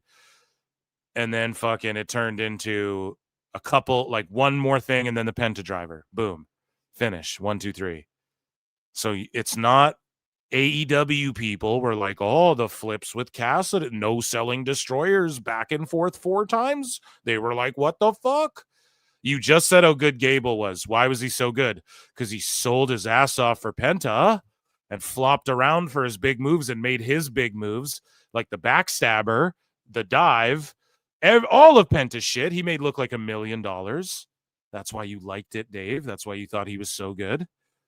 And then now you're going to fucking try and bring up when he was just phoning it in and not caring anymore because he was being shelved and wasn't allowed to appear when CMLL people were on, and his brother was getting his contract frozen and fucking shelved, and he's not being used on TV, and they're bringing in all these other fucking luchadors instead of him when it's like, I'm right here, guys. I've been a world champ everywhere I've ever been. AEW, hello. And so he phones in a goofy match with Cassidy and just does whatever he thinks Boss Man will like so he can get fucking booked. And because it's on his way out the fucking door, and you're going to compare that to that fucking match? Holy shit, guys. Folks are always like, I might have lost it tonight. My God, using that move and blah, blah, blah. I mean, no, it's not using that move, Dave. You're lying right now. It's not using that move. It's fucking because he no-sold the move. And now he sold so well in this match, and so did Gable. That's why you loved Gable. But Penta sold so well that we have dirt sheets writing about if his leg was legitimately fucking hurt or not. Completely rectified and 180'd. He literally listened to the criticism and went, I'll show them, and then proved everyone wrong and everyone saying it's fantastic. And you got a problem with that. Just you. Because it's never used. It's a lot bigger deal in WWE than in AEW, where it's used a lot more often, or in CMLL, where it's used a lot more often. But the big thing, of just this, that was just from the most recent thing is how deadly the pile driver is. But the thing is, from the thing that was the most recent thing is that what the fuck he just, the thing that was the thing is just, what the fuck are you babbling about, dude?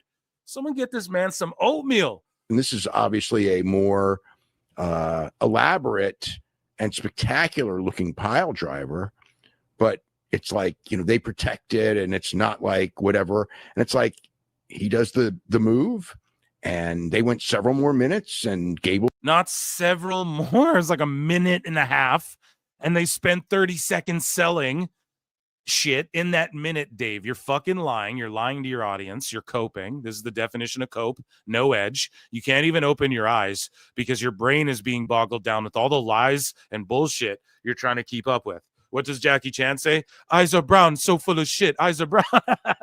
Shout out Rush Hour. But Dave, this is such cope. They went several more minutes, and it's like, they're just bad faith. They just only hate it because it's AEW. No, it's because of what I just said, and you're too dumb, and you actually know this, Dave. You actually know it's because of what I'm saying, but you're coping and making up this other excuse. Batman. Well, it wasn't like he was selling his neck for any length of time. Because it went to the finish for any length of time. Because the dude got up, got hit with a move, got hit with the driver, 1, 2, 3.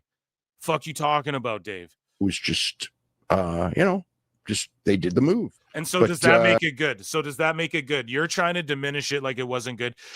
So does that make it good then, Dave? Let's say that he didn't sell it, and you're saying, look, here's a criticism. So then it's not good when that happens in AEW, correct? Or are you bullshitting right now, talking out your ass, and I'm catching you again live on Candid Camera? I thought the match was great. The crowd was the right crowd. They kept shooting his daughters, crying, at ringside. They were so happy. He was clearly so happy. This is basically doing the this has been my dream. Real interesting too. Basically doing the whole this has been my dream. So like it's a shtick. He's not being genuine. Is a couple people from AEW tweeted they're so happy. Penta's debut, and all he can do is talk about AEW. All he can do is talk about AEW for you. And I don't know how, I'm sure they are his friends. They should be happy for him. A couple people from AEW, I'm sure they are his friends. They're very happy. What are you talking? What glitched out of your brain? Like, I know your brain's Swiss cheese, Dave, but like, what happened in the middle of that thing you were trying to say where it just blip and then you're just onto this? Like, did the audio feed cut it? I gotta fucking bump this thing like an old record player. What the fuck? What just happened? Stop dancing so close to the DJ. You just skipped a beat, bro. You're just back all of a sudden. What happened? So Dave, though, is about to give a warning on behalf of Tony Khan, right? And the best guy's Tony Khan. This is a warning. I want you all to know this. Tony texted him. This is a warning because Tony's too much of a pussy. And I didn't used to go so hard on Tony, but God, the tail end of last year and start of this year, it's like I don't really care anymore. It's clearly he's a huge issue as well. He's listening to this goober. And he's about to give out a warning for Tony. Like, it's not wise to tweet stuff. Why, bro? If WWE guys are saying free Ali, maybe you'd say it's not wise under event, but we know that you speak on behalf of Tony and we know that you text him. So why is it not a good idea for them to support another guy if it's Enjoy All Wrestling? If this is good for the whole business? Is the Netflix thing not good for the business? You haven't said one time, oh, this is good for wrestling as a whole. What a win for wrestling. You've never said that, but that's always the excuse or the narrative or the vernacular that's used when it applies to AEW, but you don't apply it everywhere else. It's bullshit. And he's about to send a warning out to you wrestlers. And you guys, hey, open door to AEW. I never bury the boys. PWT's here. You guys want to come talk? Let's talk it out. You know what I mean? You fucking tell me how much of a stooge this guy is. You want out? Hey, Jack Perry, hey, get booked on the same Jack Perry show. That's all I'm saying. No, but like Roosh has heat. That's all I'm saying. Why did he get heat out of nowhere? Because he's going hard on motherfuckers. I'm not saying beat anyone up, but hey, there's certain guys you can piss off. Let's just say it that way, and they'll tell you to fucking go. You know, I would just beg for my release. I don't know. But either way, this seems like a warning shot. So Thunder Rosa tweeted out, we can name a list of names. So happy for Penta. Ray tweeted out. And then all of a sudden his shop is removed from AEW shop, his page or whatever, his merch. Immediately the next day. It's always reactionary. It's petty bullshit. And then after that happens, Meltzer comes out here and sends a fucking signal out, a dog whistle out, if you will. I don't know if maybe that's the right application of that term, dog whistle. I'm not sure. Either way, Dave Meltzer is relaying a text message he got from Texty Tony. I promise you. I'm happy for him. I don't know that it's good business. How is it not good business? I don't know if it's good business. Why? You'll get shelved and your shop will get pulled down, Dave? If you are with a rival company, to tweet how happy you are that somebody who left got a big reaction. So you can't even be happy for people, and yet you can't even be happy for friends that you had before you ever came to AEW, and that'll be your friends after you ever leave AEW. And then you sickos want to get triggered and you want to make fun of Ray Phoenix when he's like, they treat you inhumane or as treated inhumanely. Inhumane? What? They were like, had him chained up in a cage?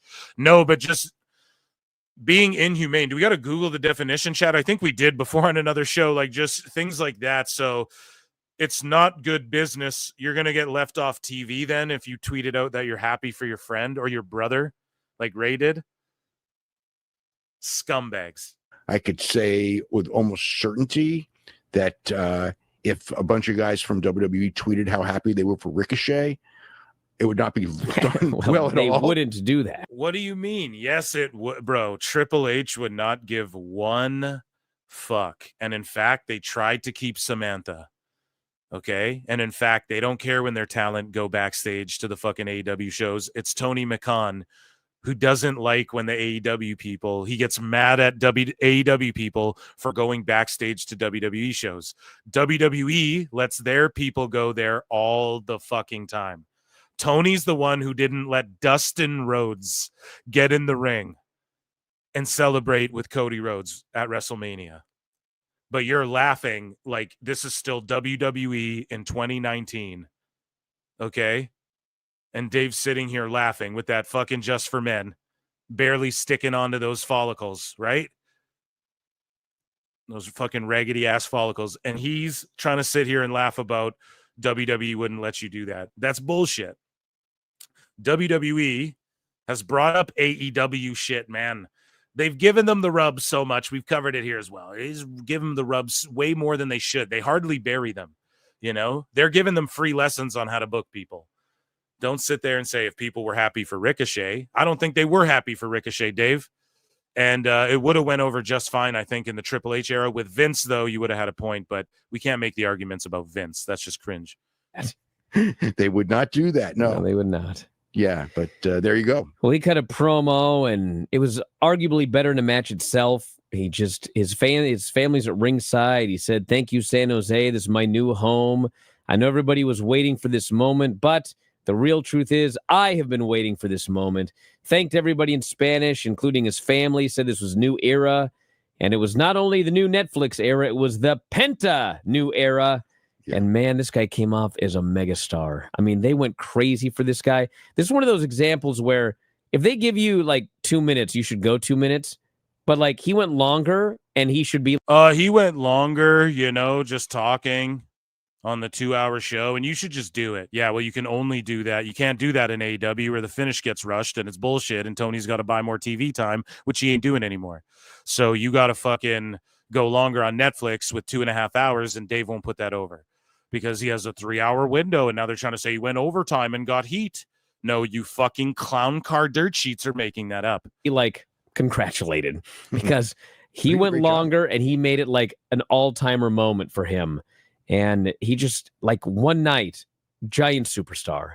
So hopefully they follow up real good with him and Ray, because they certainly didn't with Dragon Lee. No, they didn't. No, they didn't. And the thing is, though, is that they did make a big deal about Dragon Lee when he first came. Not to this level, because he actually started on NXT, but again, you got to wait for 6 months, 9 months. You just don't know. I think also the big difference is going to be that I would expect that Penta may have sold more merchandise today than Dragon Lee has the entire time he's been there. Yeah. Penta sold more merch today than all of AEW last year combined from AEW shop. Like, what the fuck you guys talking about? That probably will weigh heavily into him getting a nice push. Just a quick. Yeah, the guy, and then the people were already in the fucking crowd with his merch on already from his past shit. You know what I mean? Pete in Texas for $10. My word says. So it looks like Dave has confirmed Grand Slam Australia on TNT. Fans freaking out who have bought tickets about 2 hours when they are like 5 hours normally. Dave says will be a pay-per-view quality show. So Dave is trying to go, don't worry, it'll be a pay-per-view quality show. Best guys, Tony Khan. It'll be pay-per-view quality. And it's only a 2-hour show with commercials. Oh, you crybabies with your fucking stopwatches timing the matches. Oh, you're gonna Shut up, bitch. Gonna have to be quiet, aren't you? Oh, you little babies with the stopwatches. Because why? Because, bitch, it's 2 hours. They're going to give you a bunch of dark matches that no one's going to fucking see on TV. No one's going to care about. It's going to be Ring of Honor people. And then what's going to happen is it's going to have commercial breaks. And you fuckers are going to cry. And the people who bought tickets are like, we wanted a 5-hour show. And Tony might tape stuff there. And that's whack, because if you've been to those TV tapings, when they start changing the mats, boy, that is not a good fucking time, man. When you got to watch Aubrey like dancing in the ring and being like, hey, look at me, who? And they're like, everyone, look at Aubrey Edwards. And, there's like a couple neckbeards marking out for her, trying to chant her name. That shit is horrible, and that turns people off, dude. And when Tony Khan comes out, time cop. If you see him do those speeches live, it's fucking hilarious. It's even funnier in person. But all I'm saying is this, man, I would melt down too. I'd be like, what the fuck? Or like people who traveled in. That's what I mean. When y'all were like, when has Grand Slam ever been and shout you out for bringing that to our attention. I think it was Mike Sausley's. That's what I thought too the whole time. I thought I'm like, oh, they're making it a pay-per-view. I even said it on the show like a long time ago. Oh, Grand Slam's a fucking pay-per-view. I guess not, dude. I guess not. I'd be freaking out too. Mike Saucelys for $5 says, if Dave spoke the truth, he would catch fire like a vampire in the sun. I mean, if I'm lying, God strike me down. He'd fucking get struck by a lightning bolt, dude. Zeus would come and do it himself. Thank you so much. Andre Adams for $2 says, Dave built like he died 10 years ago.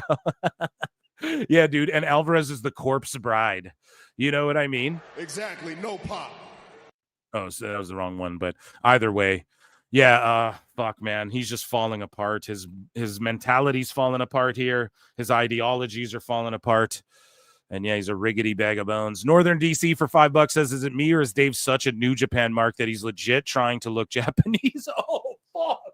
Oh, that he's sleep talking, both plausible. Dude. Oh my God. Konnichiwa de ichi ni sanda, Dave. Oh my God. That is amazing. Oh, that's such a good one, dude. I wish I had like a gong. I do. But it's not it's not Kenzo Suzuki gong. It's the Undertaker's gong. Oh my God, bro. That is hilarious. Holy shit. Jimmy B for $5 says, if they're replacing the ring, I'd rather watch Kimona dance over horse. Well, I mean, yeah, that was actually interesting, or like I remember they did they come out and like they'd have one of the girls like Stacy Keibler shoot the fucking bazooka with the shirts and stuff and just listen, she's got legs, I remember that like you do something interesting. Literally Aubrey comes out and then Tony starts talking with the ring announcer like, oh, do you guys remember Justin Roberts? And then Justin's like, oh, folks, Aubrey Edwards. And then she does like a little pose and shit. Thank you so much, everyone. Air horns for the fucking super chatters here. My goodness.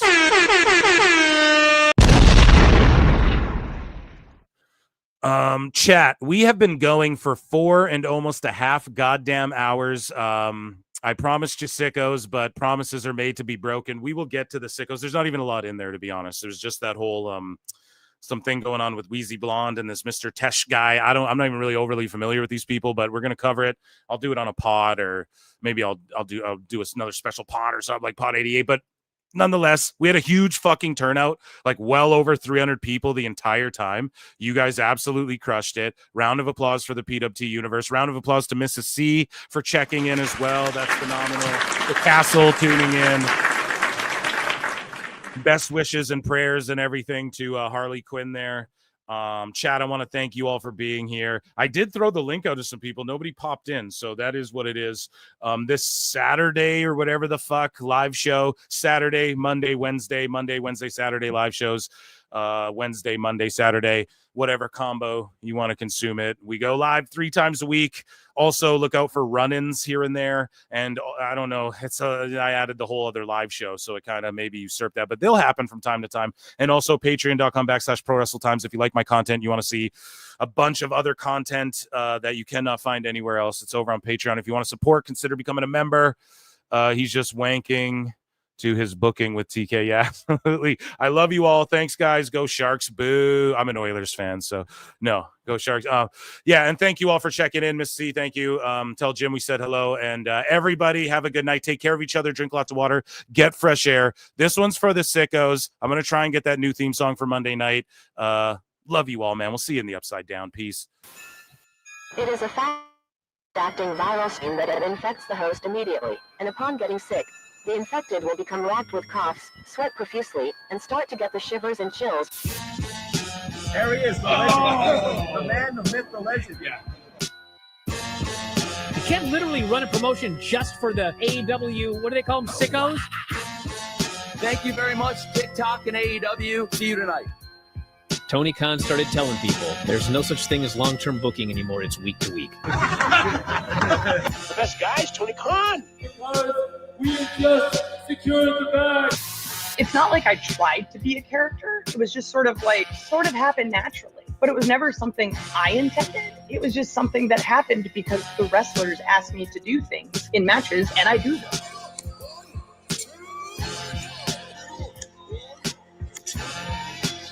If you run a promotion just for the sickos, you're going to do 400,000 viewers eventually. Mother effing Meltzer. You know that SmackDown actually went over and everything? Yeah. You know, What's the point? The point of SmackDown. What are you getting at here? That the DVRs didn't pick it up. Did they not pick it up? Mine didn't. Let's get into everybody's favorite moment, and it is called Dave Meltzer's Dumb Moment of the Week. What would you like to listen to in your ears? I'd like to hear the flute. Well, if you'd like to flaunt your flute, then we can find you a flautist. We just secured the bag. It doesn't help me. Okay, so complain, but I will complain. Let me have my misery. And when I heard that, I was like, what? Thank you, fuck you, bye, boom.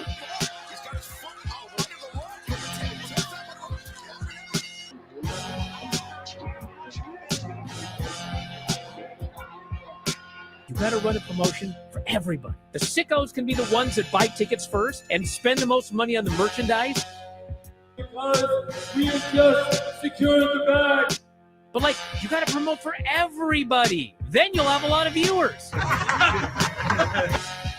I think we proved a lot of so-called experts. We made them look like idiots.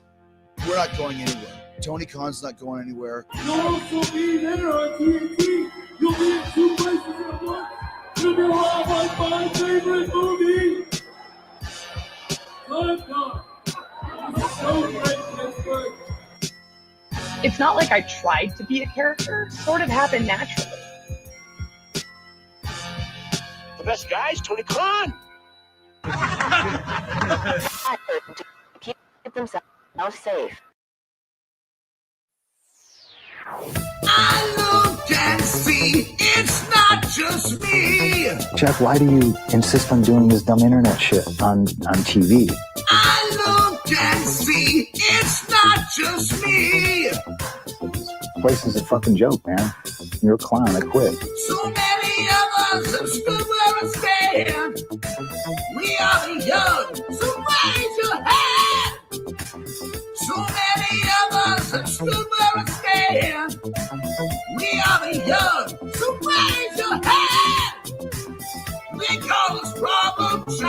We spent our lives on trial. We walk an endless mile. We are the youth gone wild. We stand and we won't fall. We're one and one for all. The writing's on the wall. We are the youth gone wild. No. It doesn't make logical sense, but it makes. Well, yes, of course. But it makes wrestling booking sense. Of course, this makes no sense. Of course, okay, it makes no sense. However, in pro wrestling booking, which often makes no sense, it would do that. It's about making money. It's not about anything else. Wrestling's always been about making money first and foremost. That's it. I look and see it's not just me. Last weekend was the greatest weekend in AEW history. This is the greatest week. I look and see it's not just me. Security, my safety, my life was in danger at a wrestling show. So many of us have stood where we stand. We are the young, so raise your hand. So many of us have stood where we stand. We are the young, so raise your hand. They call us problem child. We spend our lives on trial. We walk an endless mile. We are the youth gone wild. We stand, we won't fall. We're one and one for all. The writing's on the wall. We are the youth gone wild. They call us problem child. We spend our lives on trial. We walk an endless mile. We are the youth gone wild. We stand, we won't fall. We're one and one for all. The writing's on the wall. We are the youth gone wild. Wild. Yay! If you're familiar with how we do things often here on these Wednesdays, it's a lot like one of my favorite movies, Penta. What? Fuck you. Fuck you. Yeah!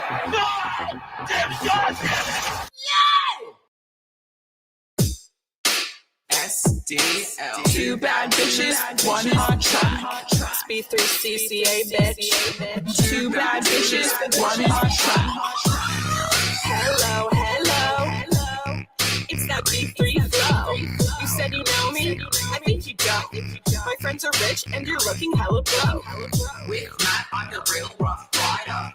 Can't keep up, my arms must be tired. Slow-mo, secret villain, Zack Snyder. You talk shit, but I know you're a subscriber. DSL on our list.